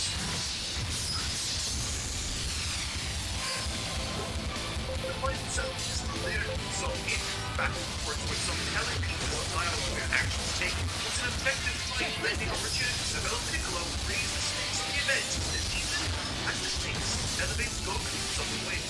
During the Shin vs. Piccolo fight on the first page, I need the other one. The other one. Breakneck pace of the opening first punch. What is that stun? Uchi, Krillin, Tenshinhan, Yamcha, everyone except for Goku. Without words, this helps him stand out from the crowd ahead of this match in the finals. And on the top of the finals match, it's a brief but interesting back and forth between Kami and Goku right before he goes out to fight Piccolo in the semifinals. And within it, the pieces are set for Goku to become the character he will remain for quite some time into beyond. Throughout this series, Goku has been a character that when faced with expectation and reality, shatters those expectations, innovating new ways around problems people never possible. At present, Kami doesn't think Goku has what it takes to do what he thinks he needs to kill Piccolo Jr., and Goku doesn't want to kill Piccolo, knowing it will in turn kill Kami. And there, my friends, lies the main problem of this. Piccolo has sealed Kami inside a vial and swallowed it, and now Goku is the only fighter remaining to protect the world from the wrath of this sinister individual. If the last number of arcs, and indeed these last couple of fights, have taught us anything about Goku, is that when he's backed up against a corner and given two options, he's the sort of character to grit his teeth, dig deep, and create a third, to find another way when no one else could. This is what I call a true hero's moment, and it's all going to a head to the finals of the 23rd Tenkaichi Budokai, the finals. Piccolo Jr. versus Son Goku. Both the fights in Dragon Ball, none other better signal the rise of the younger generation, more so than this right here. Goku surpassed his older master, and Piccolo just dominates Kami. And it all comes to a head in the finals of the best match of the series. It's established early on that Goku is fighting with a self-imposed handicap. Well, actually two. Not only does he want to defeat Piccolo, but he needs to protect the spectators surrounding him, and in addition to that, he still wants to win the tournament. All this time, as an audience, we've been focused on Piccolo and the threat he presents, overcoming him and freeing Kami. But Goku, just won't do it. Something also during this match is that the battle contains the inspiration for some of the most iconic moments and set pieces from Goku's fight with Vegeta. Take for example their beam struggle during the Gorge battle. It's iconic, but the exact same scene took place with the exact same framing in this battle with Piccolo. And if that wasn't enough, remember Goku's battle with Zaru Vegeta? Perhaps the difference between these two battles with giant opponents is how the scene serves Goku or depicts him, for lack of a better term. In the Vegeta fight, as many of you might remember, Goku is firmly on the back foot, which admittedly has its own benefits in creating additional tension moving towards the climax. But in this Piccolo fight, the size disparity isn't used to overwhelm Goku, but to instead subvert the audience and prop Goku up and demonstrate how tough he is and how intelligent he can be. He openly refuses any help from anyone else like Tenshinhan or Krillin, citing it as grounds for disqualification, something he's actively trying to avoid while trying to defend himself against Piccolo. But perhaps most impressively, and what makes me prefer this version of this set piece more, is how Goku uses it to manipulate his opponent to create new solutions never before thought of. When Goku is faced with a hopeless situation, he will create a solution no one thought was possible, and he did so here. Not just with his strength, but with his strategy and intelligence. This is how you communicate to your reader or viewer that your character is strong, that he's a powerful individual, not with big numbers or screaming, but showing us firsthand the effort and misdirection he forces Piccolo to work through. It's an impressive display, placing Goku on a pedestal alongside Piccolo. At this moment, it truly feels as though two demigods are duking it out, with no other living being even remotely coming close. Demonstrating innovations on techniques I didn't even know I wanted, like firing the Kamehameha with his feet, allowing him to free up his hands for a punch. It's incredible the creativity on display here, and despite everything that's on the line, time and again, he's forced to deny the help of anyone that interferes. Now, while the great and impressive part of the story concerns itself with Goku overcoming the odds and managing to unleash more and more ability and power his friends never thought he had, the other half of this battle is supplied by Piccolo, who in turn shows his own brand of toughness and grit to push through. Whether that be the strength he demonstrates, the techniques he amazes us with, or the secret abilities of his race, it seems this character can create his own alternative options when all others are taken off the table. And this tough, tenacious dynamic Piccolo brings to the table for Goku brings out the best in his character. Both need this victory. So much is hanging in the balance. Despite all of this, Goku still refuses to treat this like anything other than a tournament. This moment, this right here, this is Goku who stole Piccolo's soul. It's in this moment Goku's steam rising off of him and clothes together, taking the very best Piccolo has to throw at him. Remains standing upright, smiling.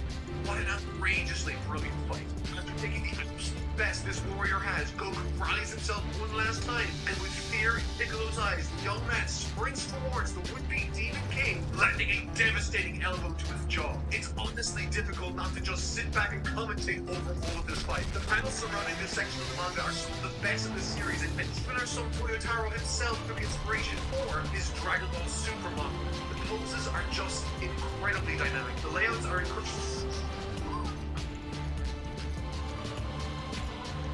The entire story of Hockey Dragon Ball is centered around a specific philosophy. Do not train to win, but to better yourself and to protect those that are defenseless. In the 21st Tenkaichi Budokai, Roshi desperately wanted to instill this lesson in the young warrior, and in doing so, learned that Goku was something truly special. Even when he was a small boy, he could see that there was something outstanding waiting to be tapped into. Even back then, it was apparent he wasn't like the others, pushing his master to his absolute limits. In the 22nd Tenkaichi Budokai ideology, Goku gained the responsibility that such power brings with it, not because he wanted it, but because it was who he was. And in the face of that, alongside a new generation, he unlocked his Eve for good. For the first time in many years, a young boy was able to stand up when others couldn't and save the world. 3 years pass. Now a young man, Goku's limit body lays their feet on the ground before Piccolo, who is now celebrating his conquest of the earth. And in no more fitting a fashion, as Kami rallies the remaining Earth's defenders, surges back into Goku.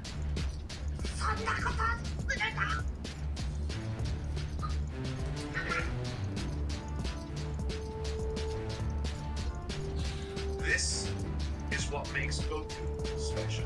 In the face of certain death, without any useful limbs, and every option taken, he still finds it in him to dig deep, smile, and invent a solution to the impossible problems that stand before him. No matter how formidable, no matter how terrifying, no matter the stakes, no matter the odds, Goku will find a way to succeed when others won't.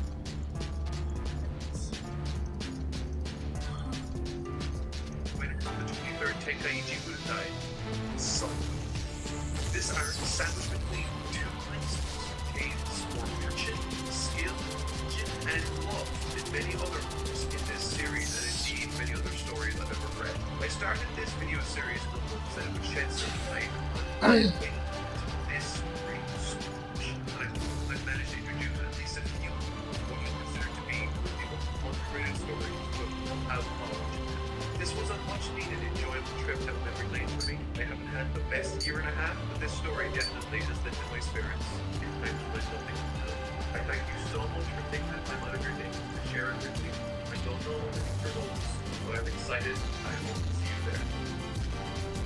This video is brought to you by Remnant. Super's Rumored Return is on the horizon, but it's also a show that's gotten a lot of criticism over the years, and not just from me. From its humble and troubled beginnings and development all the way to its somewhat ill-conceived plot elements toward the end, it's no wonder Dragon Ball Super has made a name for itself as one of the most controversial Dragon Ball properties in circulation. But I ask, is it as bad as people say, or is it better? Nowadays, in light of the recent films and manga arcs, Super's fan base has grown and gone from strength to strength. And seeing as I've shared my detailed and concrete bits of thoughts on both Dragon Ball and GT respectively, I think it's only fair that I share my in-depth and detailed thoughts on the show that effectively kickstarted this channel. Everyone, I hope you're ready, because here's my take on Akira Toriyama's most controversial series. This is my massive review for Dragon Ball Super.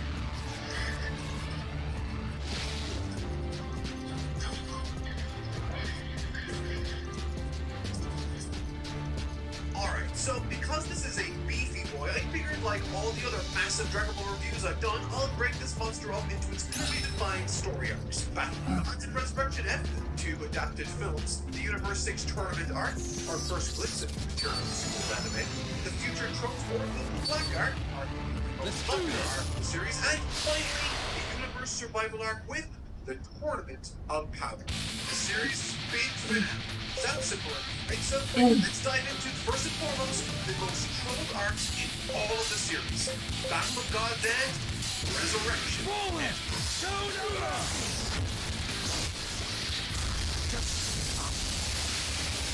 Having grown up with this series, when it was announced that this Dragon Ball anime would finally be returning to our screen with none other than Akira Toriyama at the helm, the excitement within me was bubbling to the surface but nothing else. Get to see look well all the guys come me in. But it turned out that the first two arcs are remakes of the movies told three series filmed like they were written to be. We should have thought that ending in side effects of. So that's three.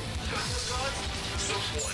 As first episodes go, really is a mixed bag. I distinctly remember liking it back in the day, and while there are aspects to it that were nice, specifically Goku's interactions with Goten, interesting at the end, and maybe some introductions to Beerus, the vast majority of this episode is spent avoiding the plot entirely. It's like they're trying to spend as much time as they can reintroducing characters without any real reason as to why. There's literally a scene where Videl gives Gohan a hook, Piccolo is seen staring at them from the top of the room. I shall do my best. The most important thing Piccolo does in this arc is play bingo. But by far the worst aspect of this particular episode is the mini-story that takes place within it. Trunks and Goten looking for a birthday gift for Videl. It doesn't feel like a part of anything, and distinctly feels like a waste of time. And it's only episode 1. With that said, the ending to this episode, I really enjoyed the compositing and the color used. So, it has that going for it. Episode 2. This episode deals with Vegeta mostly. While the last episode featured a lot of reintroductions to various characters that don't add much to the story, the character of focus, was Goku, began and ended that very episode. It served to provide reason and context as to why Goku was training on King Kai's planet, the place where we find him at the beginning of Battle of Gods. And so providing a reason for him to be there was a nice inclusion that added to the story, or at least enriched it. Goku receives being there.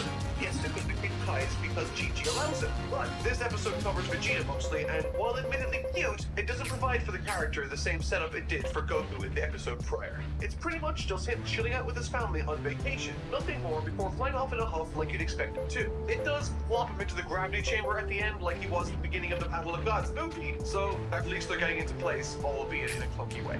Episode 3. It's at this point I realize I still know all the Japanese lyrics to Chosetsu Dynamic, the first theme song to Dragon Ball Super, reminding me me, I've watched way too much of this show. In this episode, Beerus is on his way back to his home world with Whis rambling about the Super Saiyan God dream he had the other night. In addition to this, the festivities for Bulma's party start getting underway. There's not really much to report here, other than it is an entirely different location to that of the Battle of Gods movie, the party taking place on a cruise ship instead of the brief's compound. Goku, on the other hand, is still on King Kai's planet, but he's wearing this lovely jogging suit, while they do this really terrible run animation for way too long. This is the first indication of something serious to follow. The animation in this show is about to take.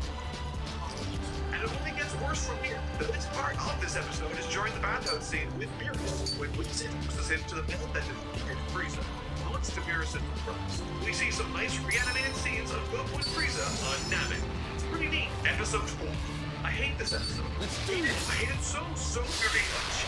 Sure, if I hate it because I'm not a fan of the characters, the writing, or the fact that I know this entire episode is largely a massive waste of time. But I assume it's a combination of the aforementioned. That's on its way to King Kai's which is fine, but nothing grateful about. King Kai is dressing out, and Bulma's party is happening.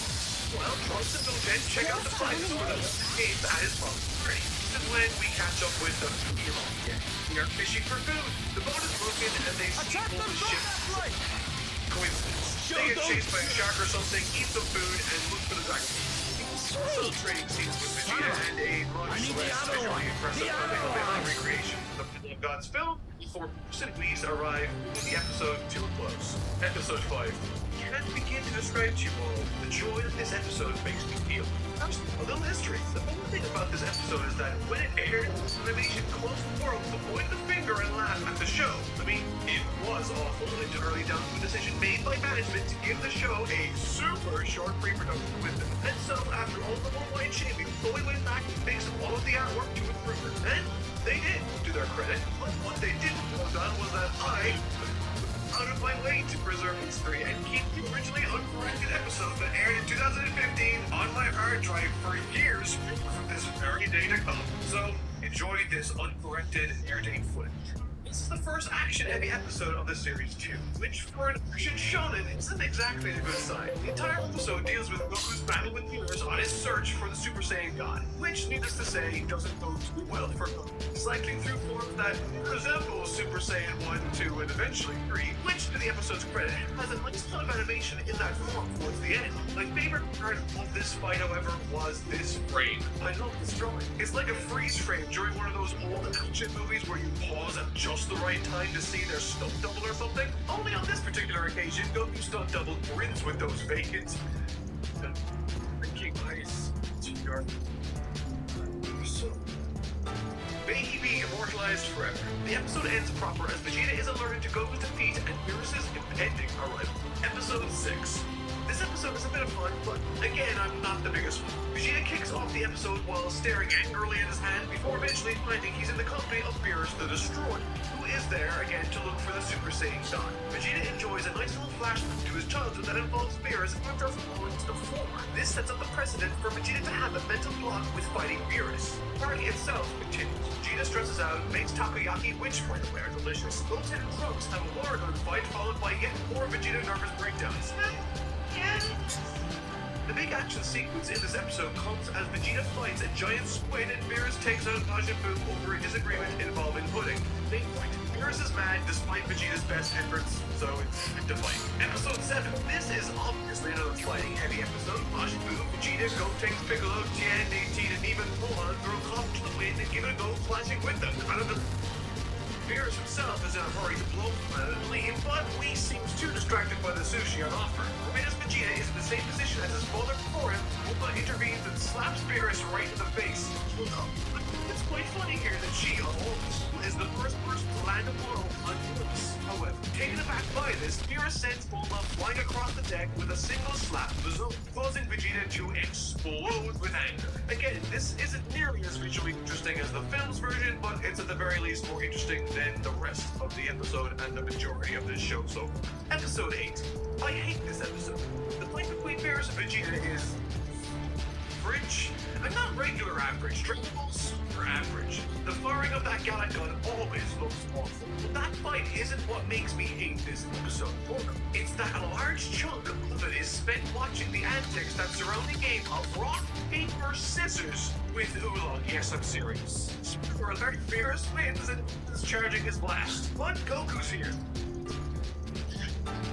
Down the top of the ship like a goof, he presents the idea of using Shenron to help the situation, bringing the Super Saiyan God there. Beerus. So done. At this point, you might have realized that the story is moving so goddamn slowly. Not in a good way. Expanding ideas, introducing new elements that adds more tension and depth to the story. No. I'm talking about the addition of mindless, meandering, useless scenes that serve no purpose beyond bloating a story that was designed for a film, not a series. In this episode, we are dealing with a portion of the story that took place an hour into the film. You know, the part where Gohan learns that his wife is pregnant, which allows him to do the ritual for the Super Saiyan God? Yeah, that one. It's taken 9 weeks to get to this part of the story. And if you're talking about raw time spent combined with all 9 episodes, they've stretched out of the film to over 3 hours in the anime. And I feel hypnotizing second office. Okay, the Super Saiyan God is here. Yay! So, jump side, this arc isn't over, and it does eventually start to show some of its upsides once the fight between Goku and Beerus gets underway. The aesthetics fun, it's not impressive or anything, the artwork and character likeness has improved greatly. This episode also looks much more than perhaps any of the other episodes that came before, perhaps that's sort of like being an exception. So the arc for that was, well, inspiration. One aspect of the fight with these Battle Gods I acted Little by was the same thing I I'm thought becoming stronger. any of the Dragon Ball movie fights. How the story builds up the spectacle of the battle. For me, a fight in Dragon Ball is difficult to make feel epic and grand when it's only 15 or 20 minutes long in a film. The best battles in Dragon Ball have been long, and for me, I only get that Dragon Ball fight feel when the fight trickles in episode after episode. In this one, starts to get a hand on the Super Saiyan God's power. It's a fun watch in all honesty. Episode 11. This episode continues the trend of the last episode, this time improving the animation, introducing more movement and some wonderful character acting supervised by Toei animator Naomi Tate. The choreography is also more ambitious than the last, with the action really ramping up as Goku struggles to keep up with the increased level of intensity Beerus has introduced to the conflict. He elevates the contest to the stratosphere. He also plays soccer with an energy ball, just like Dragon Ball Fighters. This episode comes to a close.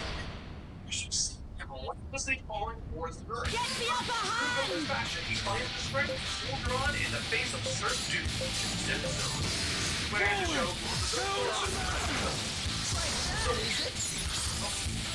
so for the work and the attention. Well, there's one sort of protocol that out the window and replaces the same one screen.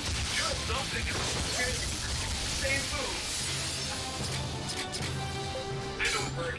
This episode makes me forward and forward at the exact same time, which is a weird combination of emotions. I don't know. I'm not interested enough to do anything. So, anyway, Goku and Beerus didn't like the last couple of episodes, and so they decided to coach this one by screaming and clashing fists again. Also, the animator put that quotes to block this chop. I hate this episode. So 13. So, we've made it to the penultimate episode of the arc. Let's go in. Let's do this! From a sport perspective, Mr. Singh tries to bargain with Whis to knows. What's The going winner's the one who on? strikes first, yeah? This is Zach. How are you, sir? Welcome to the channel.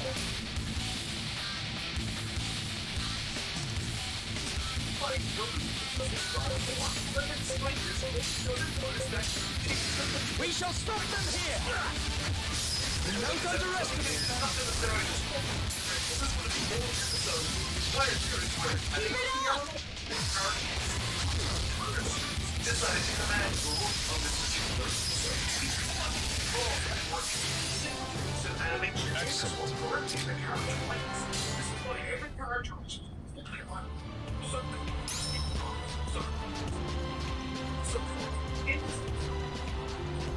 pretty much the same way it did in the Battle of Gods. Interestingly enough, same anime. Yeah, let's see what I got sent here.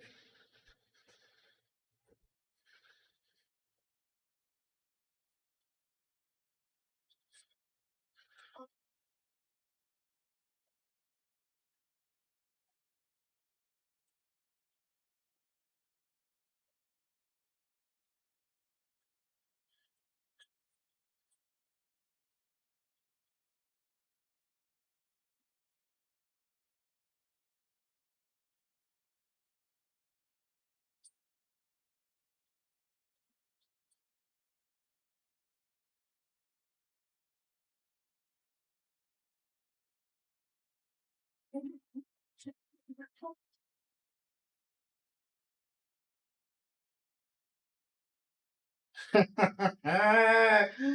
that's why I don't have pets. Everyone's chasing us. Real on a sheet, made it the opening sequence of this episode's fight between Goku and Beerus, flying and fighting through the water. Goku puts up one final struggle, does well, but simply cannot deal with Beerus before neutralizing his blast and impressing the of destruction. This inspires Beerus to spare the Earth. Well, that and he really liked the food. To the relief, Goku and the others. So before I forget, the Battle of Gods movie where Goku suddenly becomes overcome by a mysterious Super Saiyan God power to stop Beerus' blast? No, demonstrating that he can control the Super Saiyan God power without ritual? You know, that thing that shows Beerus he's worth keeping around? Well, yeah, forget it. In Super, Goku just punches the blast. I'm serious. He literally punches the energy blast. That's all it took, apparently. My overall thoughts on this season are probably the worst review I could give anything. It's... parts are fine, not spectacular, others are downright boring, and bad bits are dotted throughout. It's the most unremarkable I've seen Dragon Ball in a long while. It's safe, poorly executed, and boring except this part. But little did I know what was to come around the next corner. Watching this next arc from start to finish for the very first time was broken. It's time for resurrection. Episode 15. Chi-Chi tells Goku to get to work. Commands his adoring public with tales of how he defeated Beerus as a Super Saiyan, no less, and then aliens show up that want to challenge him. Yeah, this actually happens. Thankfully, Goku is nearby when this promotion surfaces, and seems to deal with the alien invaders. Goku agrees, but before he gets the chance to fight, Chi-Chi and Piccolo are nearby, and that's when Goku delivers the best joke I've seen produced by Dragon Ball. Goku basically wants to get away from Chi-Chi here, and he knows that he can't just fly in front of everybody to get away from her, and so he asks Mr. Satan to punch him away. This is what happens.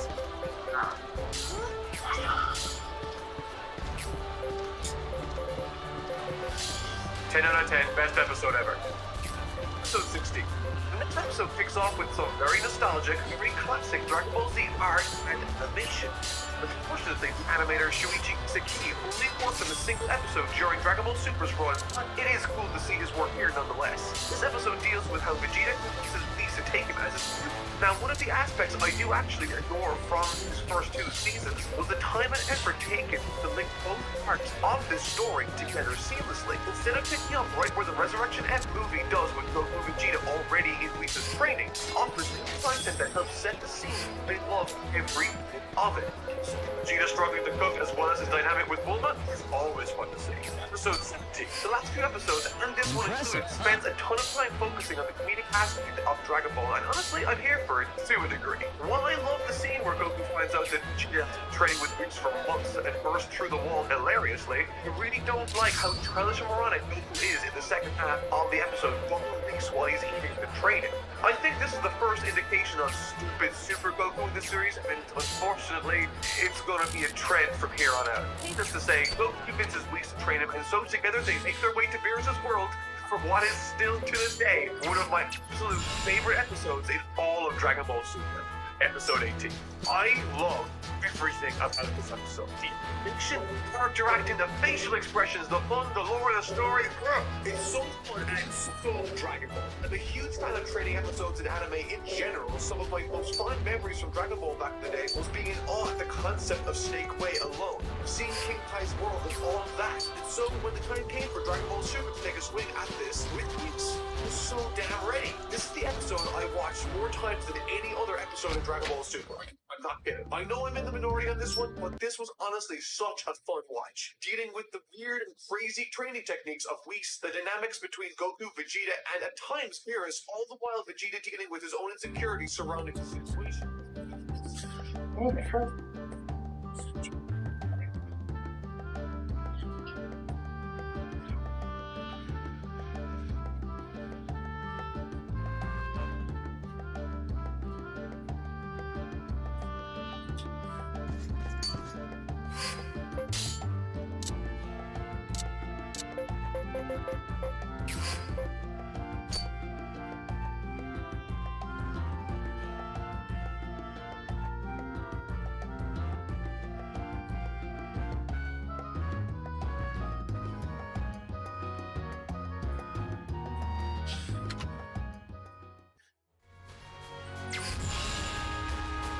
Okay. They moon dust.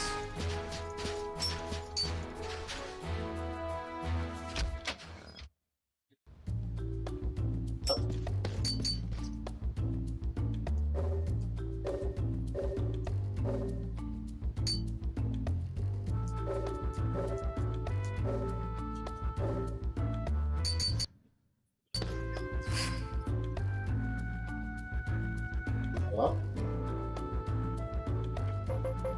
Yeah. Oh, it's a time bomb. That's it.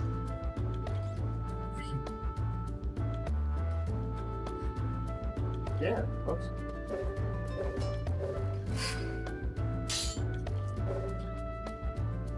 What's up?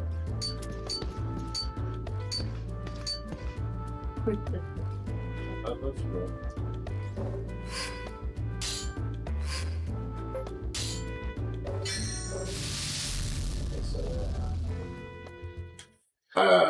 You don't know, just play online? Okay.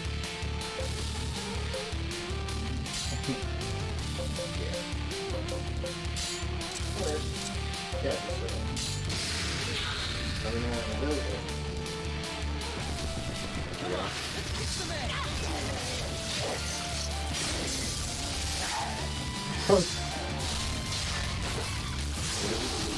Watch this.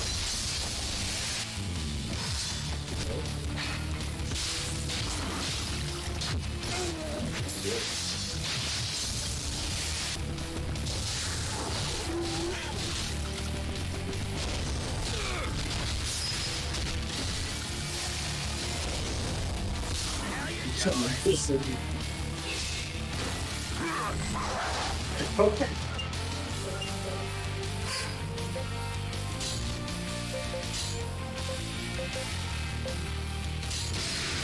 Be careful.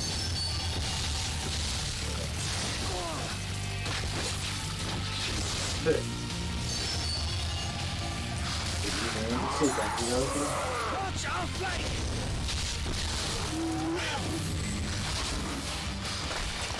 Smash him from the side. That's 8 times.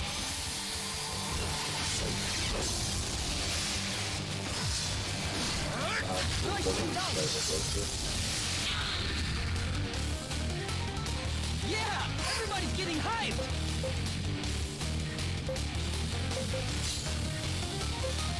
Okay.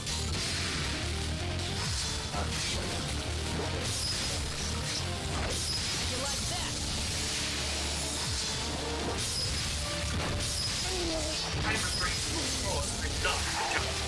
So this episode covers pretty much the beginning of the resurrection and following the Freeze of Force providing their fallen leader as well as a little bit of training with Goku and Vegeta, but again, nothing nearly as interesting or as new as the previous episode. In all, there's really not much to write home about. Pretty much the same as the movie told you. Yeah! The theme that plays while Frieza is revived in Dragon Ball Super, the tune that blasts the eardrums of the film, was next level hype in comparison. Episode 20. I've said in this review time and again, the story rarely did much hit at all in any meaningful way from the original, but this time it is different. You see, in the movie, Frieza kills Kagura. In this, he just blasted a bunch. He'll be used to stall later, don't you worry. Something of genuine interest, though, is the moment Vegeta and Goku unlock Super Saiyan Blue is actually shown on screen. Though in a nebulous sort of declimactic way, sort of fitting Super Saiyan Blue if you ask me. I'll look at that later. There's some more antics with Jocko, a new character from the Galactic Control. The orange section that Frieza is on his way by showing off his drawing skills. This was almost the thumbnail for the video, I pictured that. But that's everything in this episode. It's a haircut, or Master Roshi, take it back to the action, and gets tension on. Episode 21. So, the scene is set and all the Earth defenders are there. Krillin, Roshi, Tenshinhan, Gohan, and Piccolo. Everything is pretty much the exact same, except, remember the way Tagoma didn't kick the bucket earlier? Well, this character can now be used to waste even more time. Turns out he was Frieza's training partner during his prep for Goku. Because of that training, Tagoma claims to have botany. This is explained to us. Goku and Trunks make their way to the action. Episode 22. The episode kicks off as Pugma whips off Piccolo's arm, causing Gohan to intervene. When, out of nowhere, Goten shows up and headbutts him in the groin. I wish I was kidding. Always good to undercut the tension of a supposedly dire situation with a ball joke. Because Gotenks' joke is now over, he conveniently splits up into Goten and Trunks once again, and no, we don't see anything more from them for the rest of the story. I'm glad this scene happened. It was clearly very important. The episode is full of things that literally come out of nowhere. The Namekian frog that Captain Ginyu was trapped inside shows up, leaves something on the floor. Taguma reads it, and Ginyu switches bodies with Taguma. What in the name of God is happening? As Ginyu Taguma is powering up, to Vegeta and Goku as they are training in this special room designed to help them control their ki like a god or something.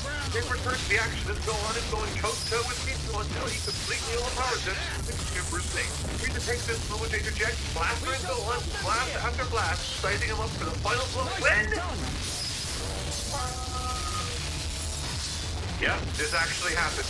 Again. I really hate it. No emotion. Sad music they want. I do understand the purpose of this scene. I do not care. So 23. This was pretty much brings the story back in line with the resurrection episode, minus Piccolo's corpse.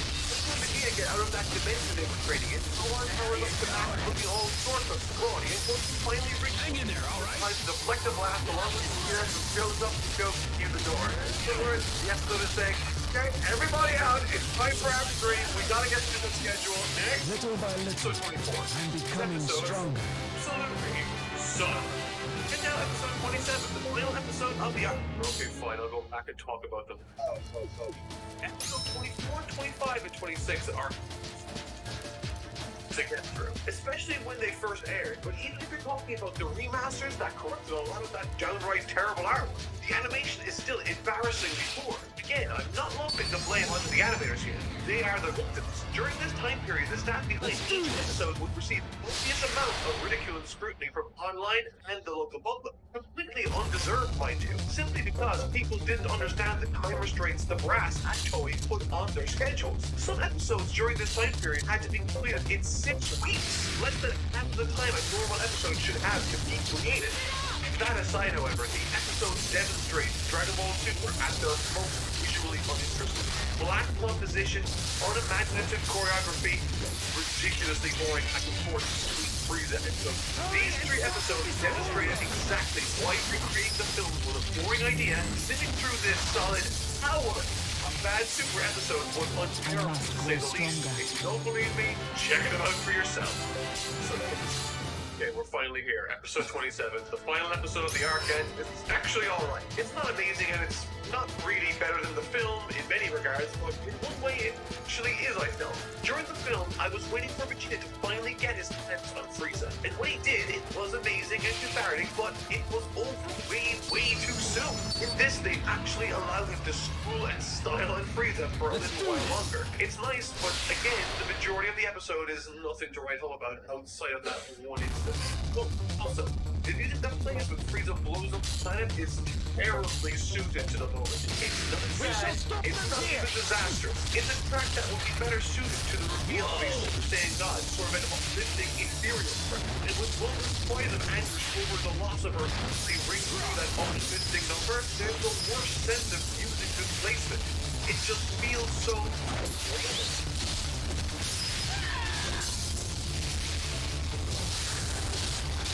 Describes a lot of the music throughout these first seasons of Dragon Ball Super, supplied by Sumitomo, the composer for the series. Now, he is a great composer. I mean, he created the soundtrack for Dragon Ball Super Broly, and that has some of my favorite music to be supplied for Dragon Ball in a long. Unfortunately, for stated the animation as the pre-production window moving to the series was far too short to create a solid artistic vision and a solid musical soundtrack. Little by little, I'm becoming stronger. Retelling of the Blue Gods and the Resurrection and Yoinks. And on some level, understand the creative team's desire to remake the films. It is extremely important for the viewers at home to understand that why a purple cat monster is eating food. They are not for models, but on the other hand, the material they added absolutely did not justify the 14 episodes dedicated to each of these individual sagas. The long expanses of these, so much of it was incredibly boring, and so many of the gags didn't work for me. With that said, there are some bright spots to these 27 episodes that I did enjoy.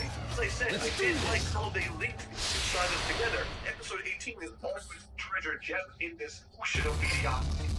Overall, the first two arcs I genuinely believe could have been skipped in favor of the films that do a much better job, save for perhaps the first few episodes of the Resurrection F saga. And now that we have the movie adaptation arcs out of the way, it's finally time to transition into something a lot more interesting in my opinion. That is Super's third official arc, Universe 6. Hurry and circle beside us! I think it's safe for me to say that the recreations of the Battle of Gods and Resurrection F films didn't exactly set the world on fire, but instead toy animation and Dragon Ball Super's reputations. Across the entire world, you simply couldn't escape it. Plastered on every forum, on every social media that would mention Dragon Ball Super, the memes were unavoidable. Fans clearly were not happy. We were tired of remakes, we wanted something new, and boy did we not know anything about how the animation industry worked back then. Things, needless to say, were not going all that well for Dragon Ball Super. Then, enter the Universe 6 Tournament arc. Let's see how this goes. Episode 28. The episode itself kicks off as Goku and Vegeta are training on Universe's world. We shall stop them here! Doing 50,000 one thumb, one arm, handstand push-ups while wearing incredibly heavy clothing. Goku blast crashes into Zoro's force, waking up an angry Beerus that begins attacking Goku and Vegeta, who, as we previously established, can barely move. It turns out Beerus' brother Champa, who we are told is fat in a number of different and creative ways, desires to challenge his brother to a food competition. Champa, much like Beerus with his 7th universe, is Universe 6's god of destruction, and gather the most delicious food his universe had to offer. Beerus brings some delicious food Earth to combat Universe 6's best efforts. Goku holds Champa back, once again reinforcing this to us in case we forgot in the last 6 minutes. And Universe 7 wins the food competition thanks to some butt news. Champa, because of this, desires to locate his universe's Earth for their food, but finds out that it has long since been destroyed. During this exposition, we find out a host of information regarding the universes in Dragon Ball Super and how they work. Each universe has a sister universe that they share a ton of similarities with, covering 12 universes in all, each one governed by an angel and god of destruction. Beerus and Champa begin to squabble, leading to their respective attendants having to step in to stop the conflict. Champa then suggests that since they can't fight each other, they should host a tournament between their respective universes. A tournament where the winner stays on to face the next, with the winner receiving the Super Dragon Balls. Beerus agrees, and so begins the arc. I actually found this opening to be pretty good. Again, not amazing, but it hit all the marks. Introduced and established 2 vital characters, the plot of the coming episodes. Remnant always down for improvement, so bring it on. Episode 29. Beerus decides to leave it up to Goku and Vegeta to figure out who their remaining teammates will be for Universe 7, with one caveat. The captain is to be a mysterious warrior of Beerus' choosing, who is, according to him, much stronger than Goku. We fast forward to Earth, where Bulma hits Beerus again, establishes a plan to use the Earth Dragon Balls to find the Super Dragon Ball before Champa does, all while he and battles are on creating the tournament grounds. However, Shenron doesn't know where the last remaining Super Dragon Ball is. Thus, Bulma is forced to create a Super Dragon Ball radar that she makes with ease, by the way. And hey, she has a sister, I guess, using her sister Titan's contacts. Jaco and Bulma now make on a plan to search for the Super Dragon Balls while Goku and Vegeta fight teammates. It's a nice little episode, establishing the stakes and unpacking. We'll establish the prior episodes for us to better understand what the consequences are within the world. Episode 30. This episode is trash. Not even going to spend much time on it. It's just a crappy recap episode of the last 2 episodes and maybe a little bit of the other stuff, but I'm serious. Point is, Goku and Vegeta recruit Piccolo and Boo. Done. Next. Episode 31. This episode is really weird. But we're also don't, so let me explain. The episode is centered around the antics of Bulma and Jaco, the Galactic Patrol Officer, as they pursue an individual called Zuno that, by Jaco's own description, can answer any question asked of him. He's sort of an all-knowing being. And don't worry, I'll address that in a second. But once they arrive, they realize that they require an appointment that they don't have. And the appointment waiting list is quite long, so it's good to parts the head of Jaco's line with a low-life criminal that takes one of the servants hostage. Jocko incapacitates the criminal with ease, snapping his place in line. Wow, that's convenient. Once inside, they gave the big Zoom man some smooches, Bulma's official cup size is revealed, and Zuno answers Bulma's question about the Super Dragon Balls. I thought this episode was funny and interesting parts and really forced and lazy elements. I enjoyed the means with which Bulma and Jocko gained access to the question room, but I hated that there just happened to be a criminal there before. Like, what are the odds of that actually happening? Additionally, I like the idea of Bulma taking the initiative to think of a way that she can gain the upper hand without force like the others did, showing that she is an active character in her own right that will do what she can to protect the Earth too. But the fact that there is a plot device with Gotham character that knows everything is absolutely ridiculous and is horrendously lazy. He was literally created to teach us about the Super Dragon Balls. Nothing else. But who the hell cares about that? Because the tournament is starting in the next episode, episode 32. What can I say? I'm a simple man. I hear a tournament is coming and I get excited. This episode does contain the start of the tournament, sort of, but it also has a whole bunch of setup, but it's fun setup, so I dig it. The episode kicks off with Goku and Vegeta inside the room of Spirit of Time or Time Chamber, depending on your perspective, as they train for 3 years. Upon exiting said room or chamber, both Vegeta and Goku have beards and stink like nothing else. So that's fun. Lisa's preparing field transport to carry the fans. The spectators to the area Shaman and Thanos have created the tournament ground within. They meet Naka, the strongest in Universe 7, apparently, and Goku punches him in the face. What a weird thing to do to someone you just met. They arrive at the tournament grounds, meet the competitors, and take a test to make sure they aren't mindless. Goku scrapes by with a pass, and Majin Buu falls asleep entirely. Already, the team of Universe 7 is down to just 4 finals. Goku, Piccolo, Vegeta, and of course, Naka. Assist last. Goku opts to fight first against the Xi Jinping-looking character Tomo, and a penguin alien sings the national anthem of the universe, giving the episode episode 33. Okay, so we didn't get much action in the last episode, but in this one we get the conclusion to 2 fights. Out of 2 fights.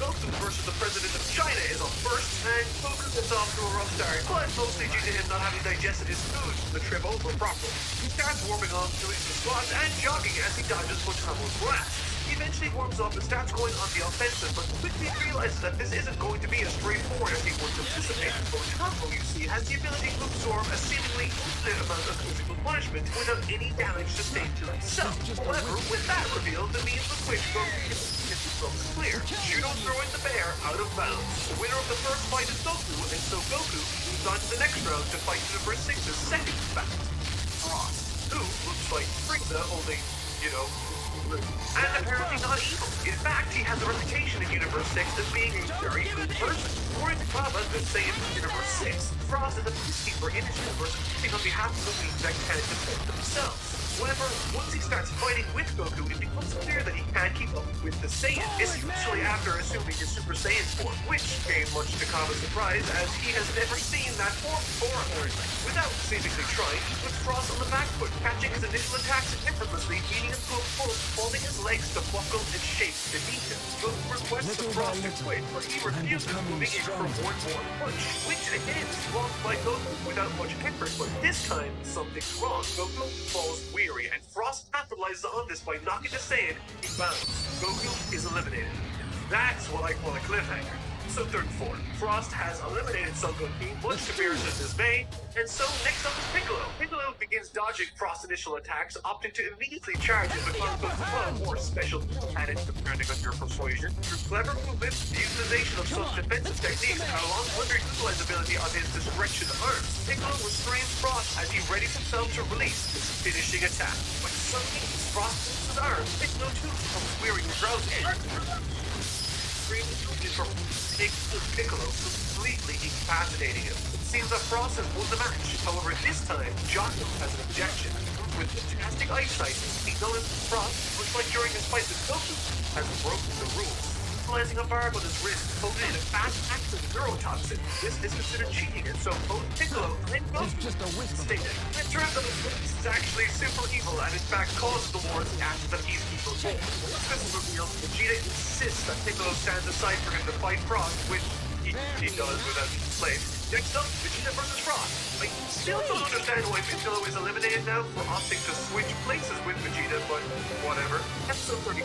This episode, like many of the others that came before, it deals with quite a lot, it feels like. It's honest, this entire arc has paced itself rather well, I think. Maybe 1 or 2 episodes were a little slow and 1 episode was entirely recapped. The vast majority has been quite good at staggering its plot points and story beats. In this episode, Vegeta eliminates Frost with one lonely punch. Frost tries to steal the tournament earnings while the next match is being set up. Hit intervenes, however, and incapacitates Frost. Turns out it's rather strong. Before the next fight begins, Jonathan creates the next match will take place within a large box of sorts. Anyway, it becomes clear as to why he does this as the match pushes forward. While Vegeta, the third fighter from Universe 6, can fly, he is incredibly strong and gives off tons of steam, causing the arena to warm up dramatically. With Super Saiyan alone not wanting for Vegeta and the air running out in the arena, how would he deal with this new foe? So 36. Vegeta, getting desperate, throws everything at this tin type, going to have it either be thrown back into space or for it to have little to no effect at all. Punches, hits, and evasive maneuvers having achieved little to nothing for the Saiyan. This is a very close loss by way of ring out. Plus, Vegeta to lose his temper, forcing him to use the most powerful technique in his arsenal, the Flash. The charge here is honestly quite nostalgic, taking a lot of cues and visuals from the original one in the Cell Saga. The lightning surrounding the Saiyans spreads far and wide as it envelops the entire planet they are fighting on. Cutting up the land and arena floor like butter, Vegeta readies his blast, takes aim and fires it towards Vegeta, who, to everyone's surprise, takes it like a cheat. Vegeta then follows up with a massive punch and some insults, which honestly affected him much more than any of his attacks ever did, leading to the Universe 6 fighter getting knocked out of bounds. The match is over, Vegeta is the victor. I'll call the next opponent for him, Saiyan of Universe 6. In this episode, we get introduced to one of my favorite dynamics in the development of Dragon Ball Super, Fury. It all starts here. The match begins. Vegeta and Papa soon discover that they are pretty well matched in their base form. However, the situation probably becomes clear when he reveals he has never heard of a Super Saiyan and cannot change his voice. In the middle of the fight, he requests Vegeta to teach him. This appears to enrage the prince as he explodes Super Saiyan, knocking Papa for a loop with a single blow like Frost before him. He batters and bruises the boy before grabbing him by the scruff of his neck, looking straight into his eyes, promising to destroy his bone. With all this in the back of Papa's mind, in its sight, a dramatic transformation within him. He's done it. He's achieved the legendary Super Saiyan form. As he explores his new powers and strength, the Saiyan Prince Vegeta cracks a smile. Apparently, this would be his plan to be inspired by. This was his means of training time. He tells him to keep pushing himself, to never accept his limit, and to let the difference between Vegeta and himself fuel his efforts. Vegeta transformed into Super Saiyan Blue, shocking Papa yet again. The reflection of Vegeta in his eyes vanishes from common view before he even registers its appearance. Papa falls to the floor. Vegeta's last words: never forget this pain. It's a great episode that wonderfully establishes a story and a role for Vegeta to assume as a teacher to the next generation. But there's no time for celebration because Vegeta and Steve Group of Universe 6's team now remains their ace in the hole. Their final fighter is the assassin. So 38. Alrighty, so this episode and the next are sure where all the best action is. Despite the next episode having everyone's favorite moment, I genuinely feel this episode is the best one. And we get a rare shot of some blood too, which, if we are talking about modern Dragon Ball, is really rare. The episode kicks things off with Vegeta now on his phone. It's the final contestant from Universe 6. The bell rings, the ref shouts, "Rock your man!" And Vegeta bursts into Super Saiyan Blue. Now, this is something I thought was kind of weird. Vegeta actually comes on the weak stance in a suit from the very beginning, but Vegeta is standing like this, arms down, facing with his face exposed, falling. Not only is this a terrible fighting stance on a fundamental level by Vegeta, but this is also the first time I've ever seen him take a stance like this in the series. The first set of movements, it zooms into action. Vegeta will learn things very fast before taking a knuckle to the front. Instead of taking things slowly, Vegeta rises forward before once again being swiped to the side with a strike to his neck. The fight progresses much like this. More and more blows land on Vegeta as he continues to lose power to hit. Rolaki looks out and can't seem to see its movements happen. So, he devises a plan. He allows him to land a strike on it, but this time, he catches the punch once he absorbs it. This catches even the incredible hit off guard, and now with the assassin in his grasp, he can no longer duck. Not bad. Vegeta falls to the floor. It is great. The match wraps up. With Jocko, with son on his ability to see, remarks that it's like he completely disappears when he's attacked. The king of the Galactic Patrol Impressive. is also there. Yes! So over that part at the beginning, he says that it could be a technique known as the time skip. A technique that skips segments of time up to 0.1 seconds, allowing the wielder to attack unseen. Goku then makes his way over to the starting point, passing Vegeta on his way. He asks if he has any advice for him. Vegeta don't have it. Apparently, at least this time, has the knowledge necessary to give Goku an advantage here, to at least level the playing field. But he sees this as training, reassuring Geras in a joking manner that they still have Universe 7's strongest fighter, Monaka, with wings. Monaka, it's revealed, is a fraud. Without being aware of this, Goku is Universe 7's last foe. The fight begins. Yeah, this is all the same episode, by the way. There really is a lot in this one. It's definitely an underrated episode, I think, because of its proximity to the next episode. It goes on to ask Goku why he hasn't transformed. Goku explains that he doesn't know how to beat him yet, and he wants to save his stamina for later. The attacks from Goku come from a number of different angles, all while evading, faking shots, all to no avail. It, at this point, recommends that he give up. Has taken so many hits to his vital areas, could end very poorly for him. Goku smirks and refuses, because apparently, he's found an opening. Goku launches forward, moves to strike, but instead, blocks, anticipating his technique. Once blocked, switching again to offensive, Goku swings his fist towards the time-skipping assassin, grazing his cheek with his thumb. And look, purple blood spoiled in this episode again. Goku attacks again, anticipates the attack, blocks it, and anticipates where he'll move once again, landing his second consecutive unanswered. The two go on to explain that they will start taking things seriously from this point on, ending the episode. Episode 39. This episode is pretty much all action. Kicking things off in Super Saiyan Blue, we see its perspective of attack for the first time, as he is once again taken off guard by Goku. Only this time he lands square on his back. Attack after attack, Goku is getting the better of the assassin. Couple this with some wonderfully on-model artwork, and you had yourself some great scenes. It does some sort of fake power-up, explains that he's not like Goku and the others and can't just power up by screaming, and will just have to improve on the fly using his own abilities. And he does just that, increasing the scope of his time skip longer and longer. Because of this improvement, Goku is knocked to the floor once again, with another heavy series of attacks. Dropping to his feet, he reveals that he has to resort to his secret weapon, a technique not yet perfected that runs with a massive risk. Now, where have I heard that before?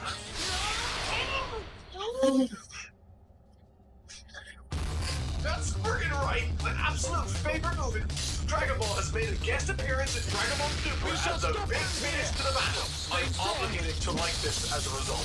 I can totally see why this is a lot of people's favorite moment. I mean, how could you not? It's incredibly expensive. How spectacularly done too. But not bad either.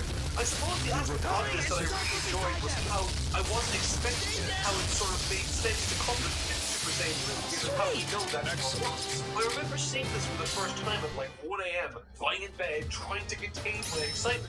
The entire arena is enveloped in a red glow of cloud, and Goku is too fast and explodes from the arena, landing a clean strike against the freshly powered up. He charges and fires his Kamehameha at it, ending the episode. Quite the finale. Episode 40. Oh, but wait, it's not the finale. When it goes back and forth a bit longer, but it's obvious the best part of the fighting is over. Eventually, Goku's body starts getting in trouble before he chooses to forfeit the match entirely. Refuses to act as a pawn for Beerus and Shun. Besides, now it's Monaka's turn. He gets to watch him fight. It recognizes his sacrifice and repays the debt to Goku for throwing the match against Monaka too. Universe 7 is the winner. Monaka, the victor. Champa is extremely angry and threatens to destroy his losing team that he created, but it's cut short as some tiny figure, flanked by some tall gentleman, arrive on the stage. Beerus and Champa look worried. Episode 40. It's revealed that this is Lord Zeno. He's pretty much the superior to Beerus, Champa, and everyone really, including the angels. Goku, being Goku, walked up to Zeno and strikes up a conversation. Zeno actually really likes him. Zeno reprimands Beerus and Champa before announcing that he did really like this tournament and that he will hold a tournament similar to this in the future. After that, it's time to make the wish to the Super Dragon Balls. Apparently, the last one that they were looking for was the very planet they were fighting on. The dragon is called forth, and it looks embarrassingly bad. Like really poor clip art, like bad. It looks awful, and the wish is made. Whatever. Beerus wishes that Champa's universe got its Earth back. It's a sweet wish. Whatever. And that's Dragon Ball Super's third arc. Just when things were at their worst, Dragon Ball Super delivered some of its best. Well, maybe that's going a little too... I mean, the animation largely was okay. Not spectacular. The story just some genuine interest here and there. It is a million miles better than the first arcs. Don't I have better things to say about this one? Well, despite me really getting a kick out of the Kaioken moment, the fight between Goku and Hit is really lazy, I thought. The beginning is by far the best part, watching Goku feel out of the situation, trying to figure it out. The second half is just move after move coming out of seemingly nowhere to even or flip the odds in favor of the next fighter. It just constantly gets better. I mean, I don't get anything out of that. It's not interesting. Also, it's a tournament arc that didn't have a resolution. Final winner. Well, I mean, it's Morocco, but come on. Is that how you want to end this? Yes, I hear the comment section speak. Let's not forget that this is less than a third of the way through the series. But what awaits us after this is the wickedly popular and massively confusing Goku Black. Dragon Ball Super's Goku Black arc. It doesn't make any sense. I'm not still leader or whatever your preferred division is. I emphasize this because this arc broke my brain. Not gonna lie to you guys. This is gonna test our relationship with that one episode of Dragon Ball Super where Gohan tries to convince Videl that her good boy Gohan was cheating on her with photographic evidence. And yes, that actually happened, but more importantly, I need you guys to be my Videl on this one. During this video, I might say some things that you might disagree with, but I need the other one. explain myself as best I can, and that I'm hungry. I need you to look at this picture of me kissing Goku Black to understand that I'm doing this not because I want to. God, no. No, I'm kissing Goku Black because I have to. For us. I'm doing this for us. Now, at this point, I'm aware that this is starting to look like I'm stalling, and that's because you're right. While I do remember enjoying this arc of the show, I'm also keenly aware that it doesn't make a single ounce of sense, and I fear that my second trip around the block might tip me over the edge. Again, I do this for us. So... there were a number of other episodes that took place between this arc and the last. 5 episodes in total to be exact. They don't really connect anything and could easily be cut without any consequence to the continuity. But because I know you're going to ask my opinion on them, here it is super fast. So 42. Totally fine, somewhat fun episode where we get a rematch between Goku and Beerus. I hope I've grown stronger than Slice of before. life, harmless fun to help unwind after the tournament. Nothing major. So 43. This is a really weird episode that introduces what I thought was the timing new mechanic. Goku losing control of his ki. Let's do this. It turned out to be a once-off, never again having consequence in the rest of the series to date. Just use it at exact.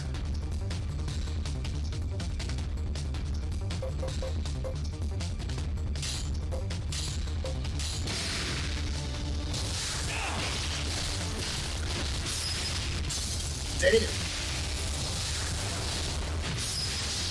Well played.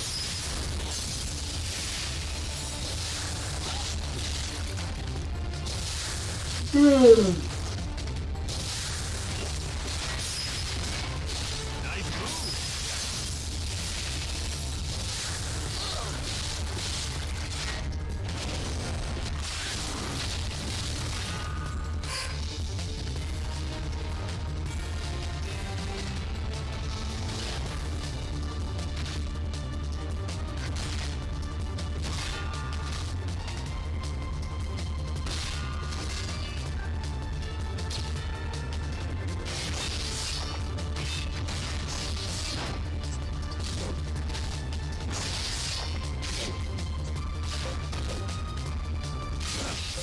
It's a whisper thing.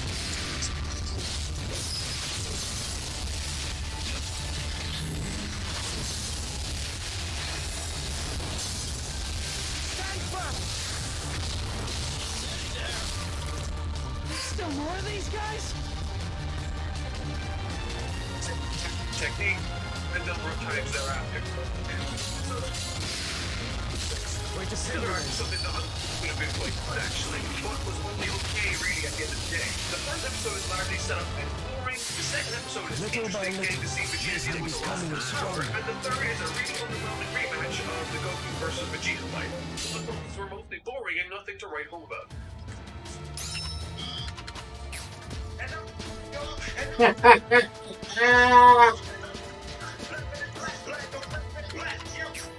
Back, who's back? Episode 47. This is the best first episode to any arc of any Dragon Ball anything I have ever seen. This might also be the single most interesting and compelling Dragon Ball introduction the show, once again, has ever unveiled, at least to me. So there, opening effectively fast by setting the scene, establishing the hero, the current objective, revealing undetected a shadowy figure in the sky. Trunks' reality really can't catch a break here. It's not even 5 minutes in. Then it is monetized. In a really tragic way, right in front of him, before he's given the responsibility to replace the past and once again to search for help. He then gets introduced to the five. Similar in age now to Trunks, the relationship is also given time to breathe as they cast the group. Again, showing how dire the situation is for their timeline. Once again, Trunks, this time with I hope I've grown the stronger shadowy than figure in before. the sky, throwing back to the time machine. Eye is taken out. Really? And finally, the shadowy figure is revealed. No, for real? When this episode first aired, literally everyone had that face, unironically. Episode 48. The best parts of this episode are its beginning and end.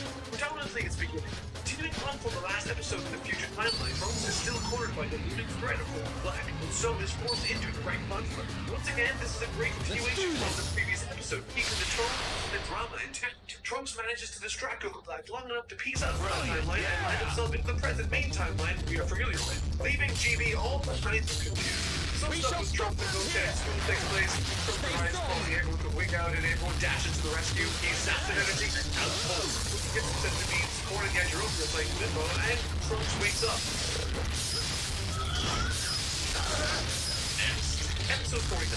Okay, so this fight, it doesn't actually happen. Unless you mean this fight. Smash him from the side! Like chapters later, in which case, yes, that absolutely happens. Trunks is obviously great.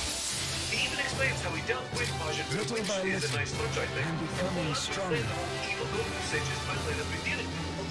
All of humanity is being destroyed, and that they're in a pretty desperate situation. Heroes and Whis are not too happy about this time manipulation, which honestly doesn't tell me anything other than that the writers needed a way for Heroes and Whis to not get involved with Trunks' timeline, which, again, if I'm being perfectly honest, is probably the most straightforward thing they did during this arc. Oh, Black discovers that Trunks has spent another time before following him and showing up this episode in the present. Let's do it! Episode 4. I like this episode. It's so pretty. You know what I want? Chikarasawa, and I just think it looks pretty, okay? You know what?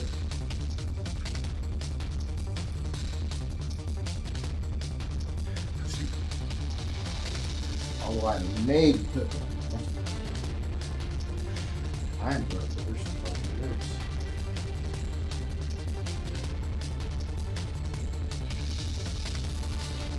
Damn.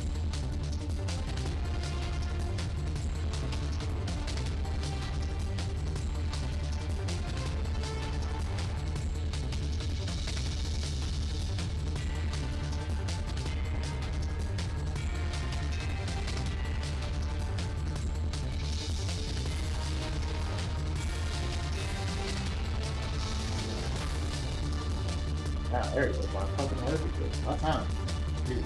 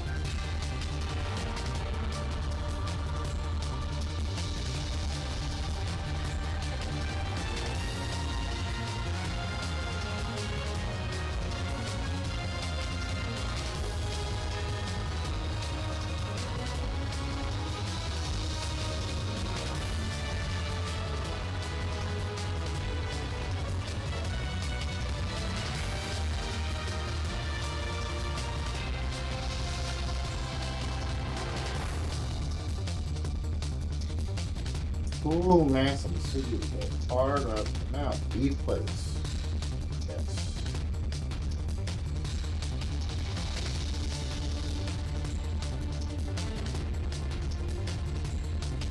That's not what I want.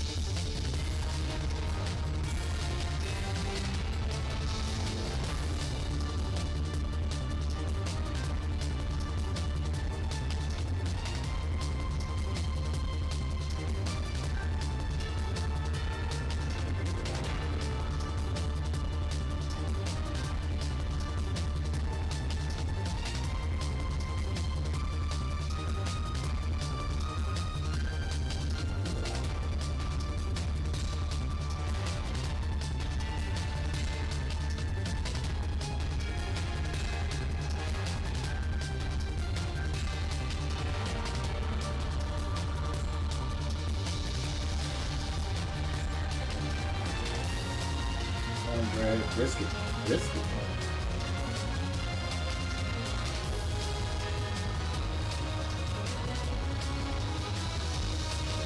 Get some coleslaw.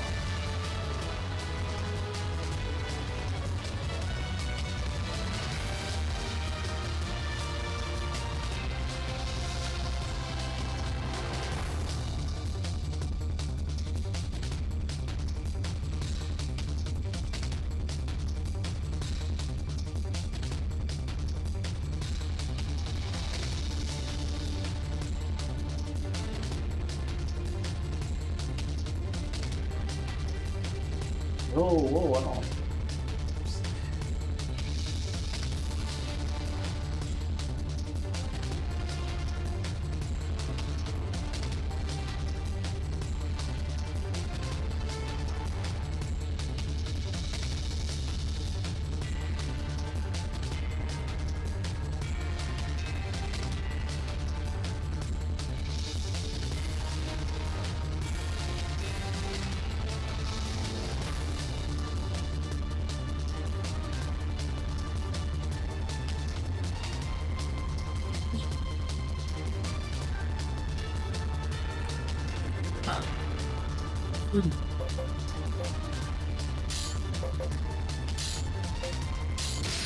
Come on, let's kick some ass.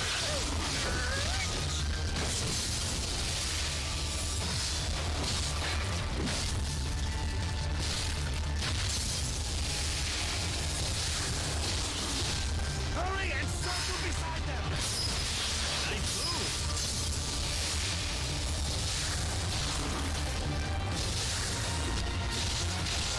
You okay? It's just a wisp of a thing.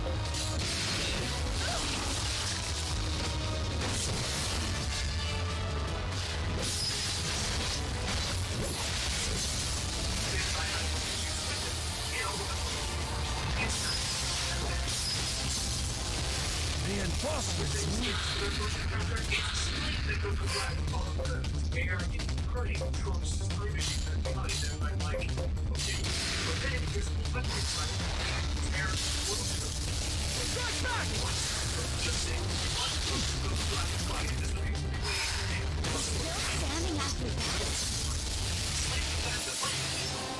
There's still plenty of power left in these old bones.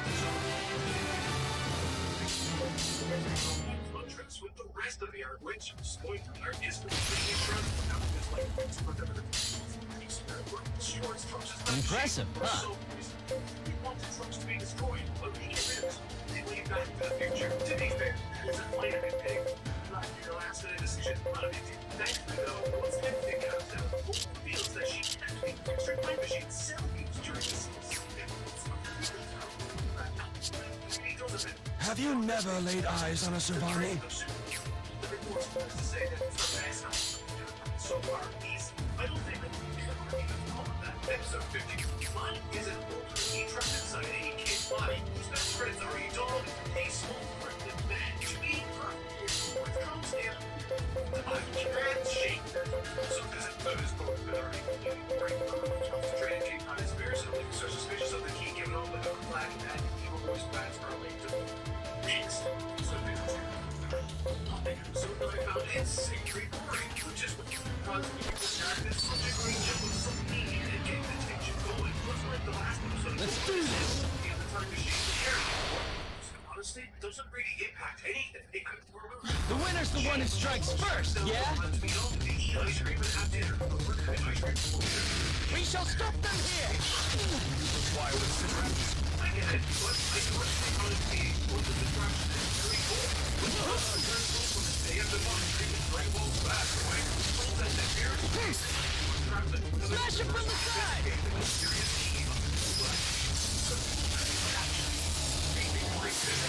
I know I'm good.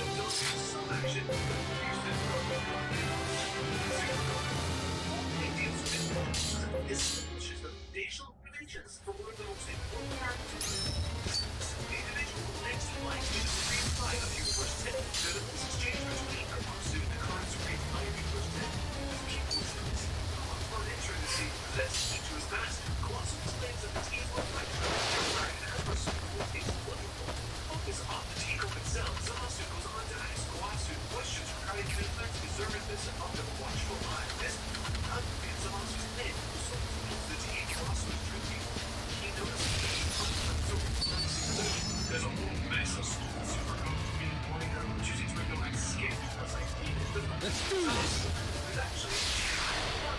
short, facilitating there. Prepares at least Get the upper hand! So 54 episodes that happen after the initial story moves are winding down to 3. We shall stop them here! Chip out, flying the jump. Things that now waiting for so 51 time machine. To get from the empty cell with the really hasn't yet had a chance to Hurry and circle beside them!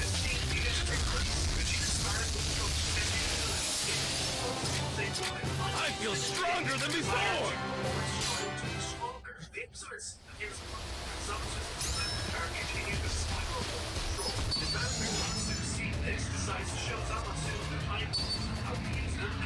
Let's do this! Episode 55. So the point to make for the maximal amount of Valkyrie's future code first leaves the monster pretty like down shock. Like that! We shall stop them here! Not bad!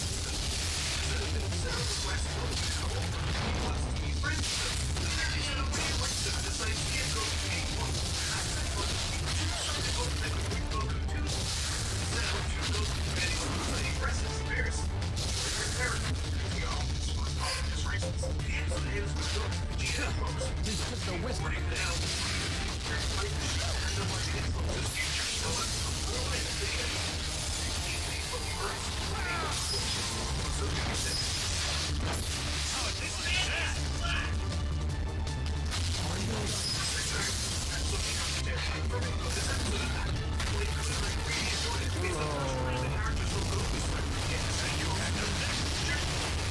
Still more of these guys?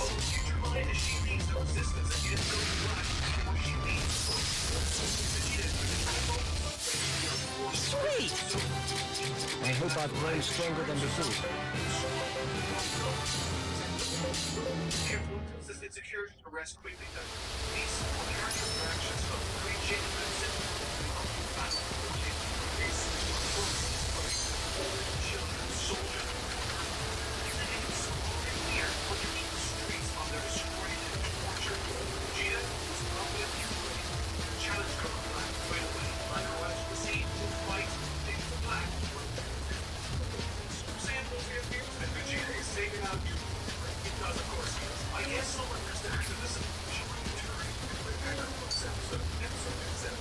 This episode is motion action. That's figuring your small forever. Best animated scene Dragon so far. Despite my numbers, you see fantastic action and entertaining stuff just like the movie on the original Dragon Ball Z. And then was splendid. Also cut fights. Fierce in the Battle God movie. This will be the last time we see this world of Dragon Ball Z start. So get for that, which should take that for a piece of like battle. And I think it's information in this episode. I want to refer the series of which makes the first great sign from these point on it. There's a clear things that are very set up. The end to keep up the flag is somewhat relatable. Trouble doing so is most certainly not. Someone who's exactly like black in his base state one Super Saiyan should not be able to do what he's doing. This secret against a superpower in Super Saiyan Mosaic Gold. It's ridiculous and makes zero sense even when they're rage boost, which whether nobody or a good for doing it, they get to do it like it's massive, but then they are rescued by their own thing. Sending them back to the past, being peak, I guess it's back to the drawing board. So 58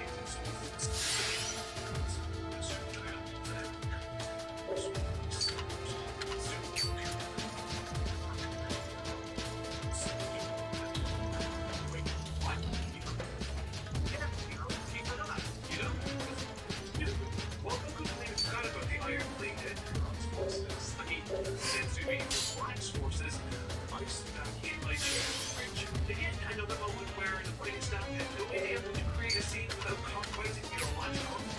Did you think that should be androids? This mistake. So, this episode bears peace here now. So, first and try to figure out if Samatsu is in fact safe. They can't exactly reprimand him just yet, as technically he's done anything too wrong here. So then you can test him. pretty much just that. Zamasu does the deal with the lawsuit. So like, there is a concept of existence. It's a ghost. Not much to it with the way that it's structured. It's just the way we see. Let's do this. This will fix the timeline despite everyone knowing. Get the upper hand! Other than that, in this episode, Come on, let's kick some ass. So let's go back to the future. See if the timeline has been there any of these big conspiracies. Going back. They're just as strong as they were prepared as they were before. Just like they have. Hurry and circle beside them. This is on the road. Sweet. Focus on the anime here primarily. This point to play into the reference. In the anime, they go to the future 3 times. In London, they go just twice. They fail. Because they turning fight the last time. They didn't do this in the anime until the third time for some reason. What's Shema? So they go to the future. They go to character. They decide to have this bit of exposition.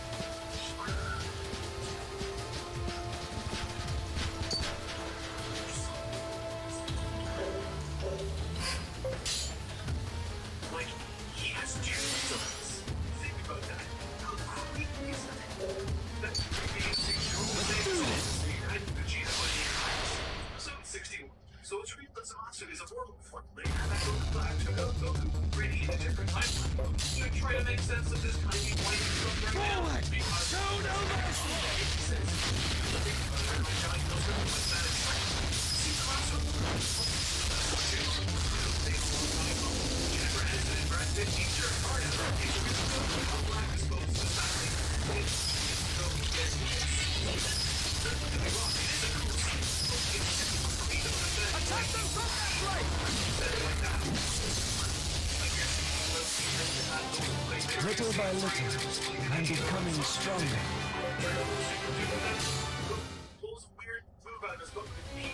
Discovers new depths to his power. Takes Goku out. Once again, starts posturing and eliminating. He goes to be places as functions on, leading to Trunks receiving his second unreasonable power boost of the earth. And at least this time it looks good. Doesn't look good anymore. It looks awful. Make it stop. Please make it stop. Okay, so get this. He's all.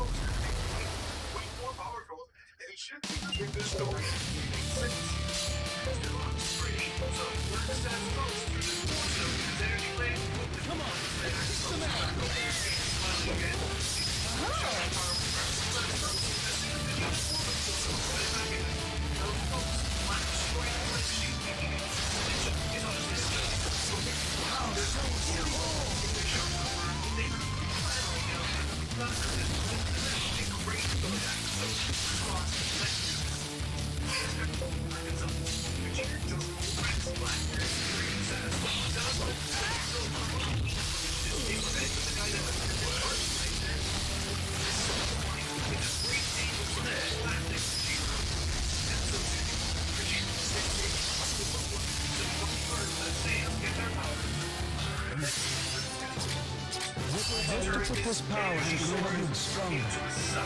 Just in case the Grim Reaper metaphor wasn't staying with us. It's at this point that the Black Birds introduce ridiculous character crap out of the techniques without no one wanted to tell us but like it gets ridiculous. So after Trunks learns them off about it like there's a few moments, captures them all too perfectly. It turns out that Goku once again kinda forgot forces. He forgot the depths of the attack. This was a great way for the story to dispose of a moving character, and now it goes right down the This is time to go full marketing belly hug now. So let's join the chat. Episode 65. Now, do you remember how much more powerful Vegeta was than Goku and Vegeta separate?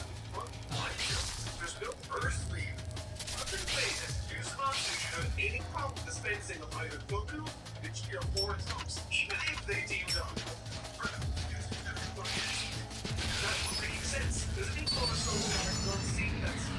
This one isn't making any sense how they're moving to back. But that is a comparison to how Goku. Let's do this! This glass back. This is just episode 66. This is the big action episode, and it feels like that.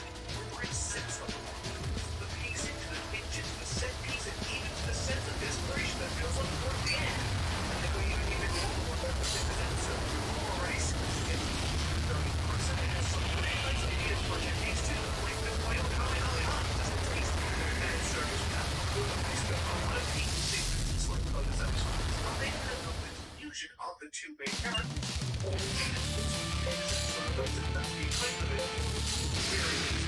This is my take. Let's some eggs!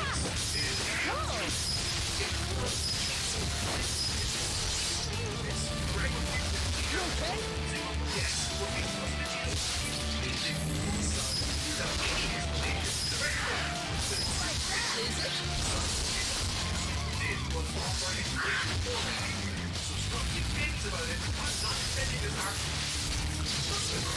Stop slacking. The thing that I said was fantastic.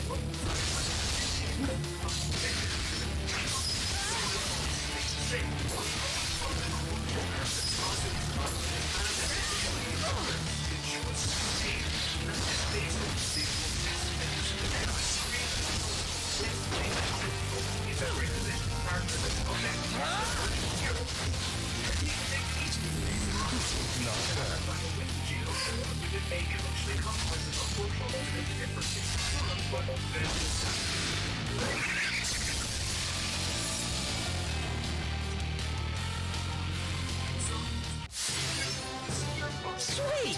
Little by little, I'm becoming stronger. He mentioned a single time within the entire story within the Black Universe 6 Resurrection Okay, this is so unbelievably done. I can get on through, but it is offensive Deus Ex Machina. We got a thin air to facilitate an ending that running staff or territory island didn't plan for. It's a true episode 67. And our that started with the best one episode I've ever seen to end with a single white episode. It was separate three months. That timeline dies. Remember those soldiers? Dead! Remember the edge of Children that's been cheering from Earth came in here to save the world. Well, they're super dead. I'm not even dead in the traditional Dragon Ball sense of the word where they effectively go to a different part of the universe forever. Oh, they are dead. Like, they don't even, nor can they ever exist anymore. Clear is a problem? Well, because it makes you tired. Entire. Truly, irreversibly pointless. So after he becomes a guy because he's a mortal, but that's what a mortals do if they with a mortal they get sliced in half. Like, has the right idea that to switch the Zinema, and then the guy literally erases the entire universe. So that's fine. So you go on to live with July and Ninja Trunks in a timeline where the events of Black never happened, living with themselves, and mentioned with this tripping description of me. What is weirdly happening? Streams are because you lose your whole life playing with the bizarre. What's your thing? The story doesn't make sense numerous times during this video. I understand that a lot of people can go past that because they so why does something not making sense stop someone like me from enjoying something? Well, take this for example. Imagine you have a friend fighting a log floating on a giant lake. It's just a regular lake with nothing. Have you never laid eyes on a Subani?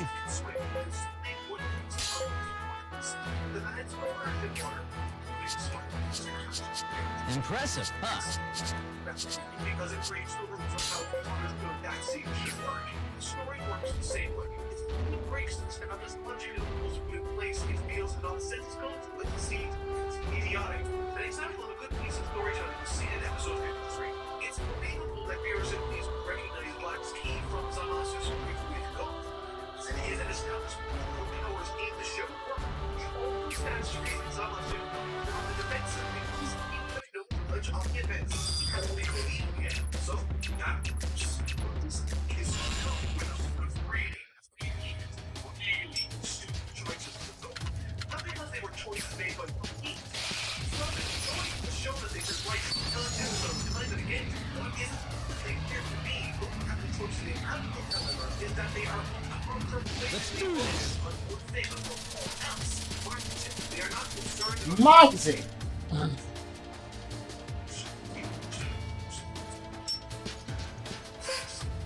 traitor alone. Future Trunks does absolutely what they did.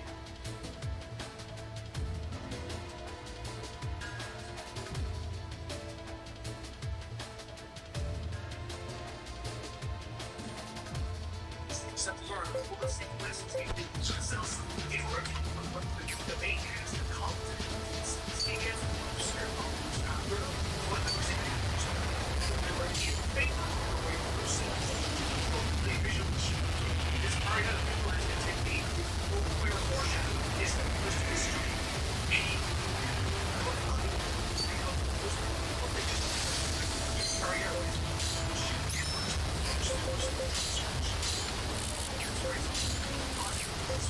Any safe for going down the ring celebrator in the spirit is wise techniques that they is the position to their use in their respective climaxes. If you think that marketing was important for these decisions, Vegeta is supposed to play like a combination of clones. Vegeta currently quicker or slow behavior routines because that's what Vegeta's doing. The parents do. The ship is now ship is explanation because believe it or not, it's stupid complicated. So many parts that are totally brand all the way through music. Look, it doesn't play by super people. That doesn't make sense. It's amazing content. Explaining why this particular explanation is wrong. Taking a card, trust me. So it's hard. So the thing of the art is, I think, the biggest slap in the face Dragon Ball has to this day delivered to its audience. Not only are there no consequences leading on from this, means with which they revert back to the status quo is lazy, disrespectful, that diligently followed along. In addition to scattered throughout exposition, it delivered simply without care to how we affect this world. Who has never missed Gigi? What? Thomas was the story. What? Those thoughts on the Goku Black arc. It's wondrous, but it is visual and fun. So if you turn off the brain after there's plenty to enjoy. Something to read, not like it this time. Which finally brings us to the last section of this massive review. In my opinion, universe survival and of battle.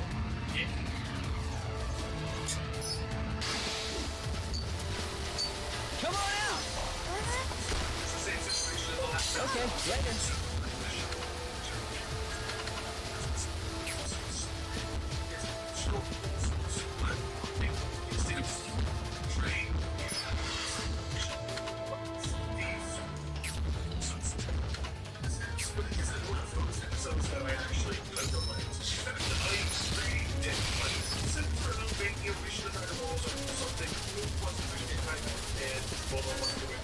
It's honestly one of the weaker episodes of the beginning of the series.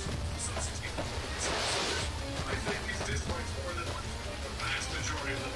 But I actually kind of like it. It's just so weird. It's like this strange something that would not really fever dream full soul with the character atmosphere. successful night of parties. So, I guess there's that. 3 seconds, but yeah. So, this episode is the spirit of the nature. So, if the original one of Dragon, but the feel of the film is talking about, there was an episode that they labeled as the driving episode. Why, you ask? Because it was an episode about driving. What can I say? The Triple Ball community, we're a simple people. It is. The episode is made the story to reintroduce it. It just increases slice of life to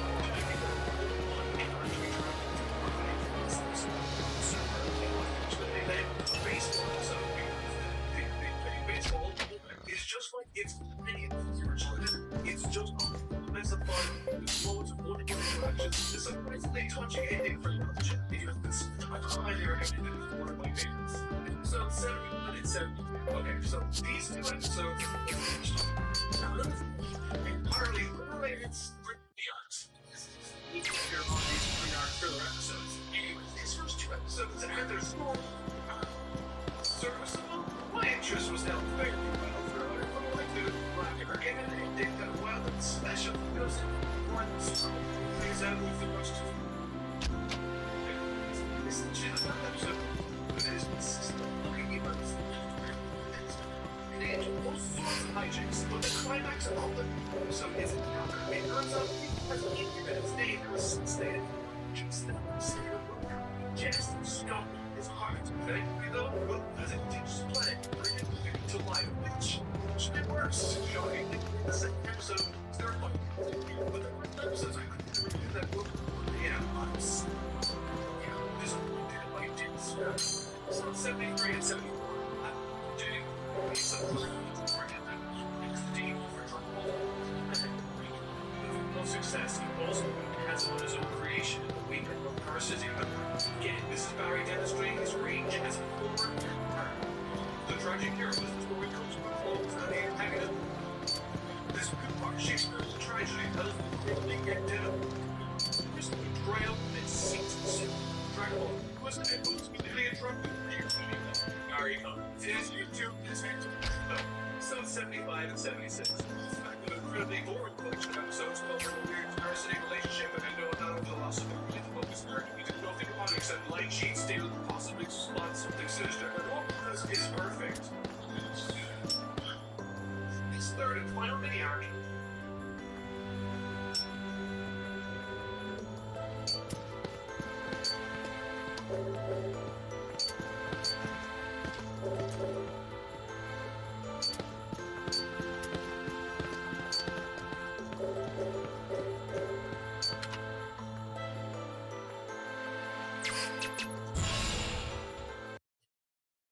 All right. I'm going to take a break, folks. I'll see you dudes later. Who are they? Does anyone know who that is? They call him the Conqueror.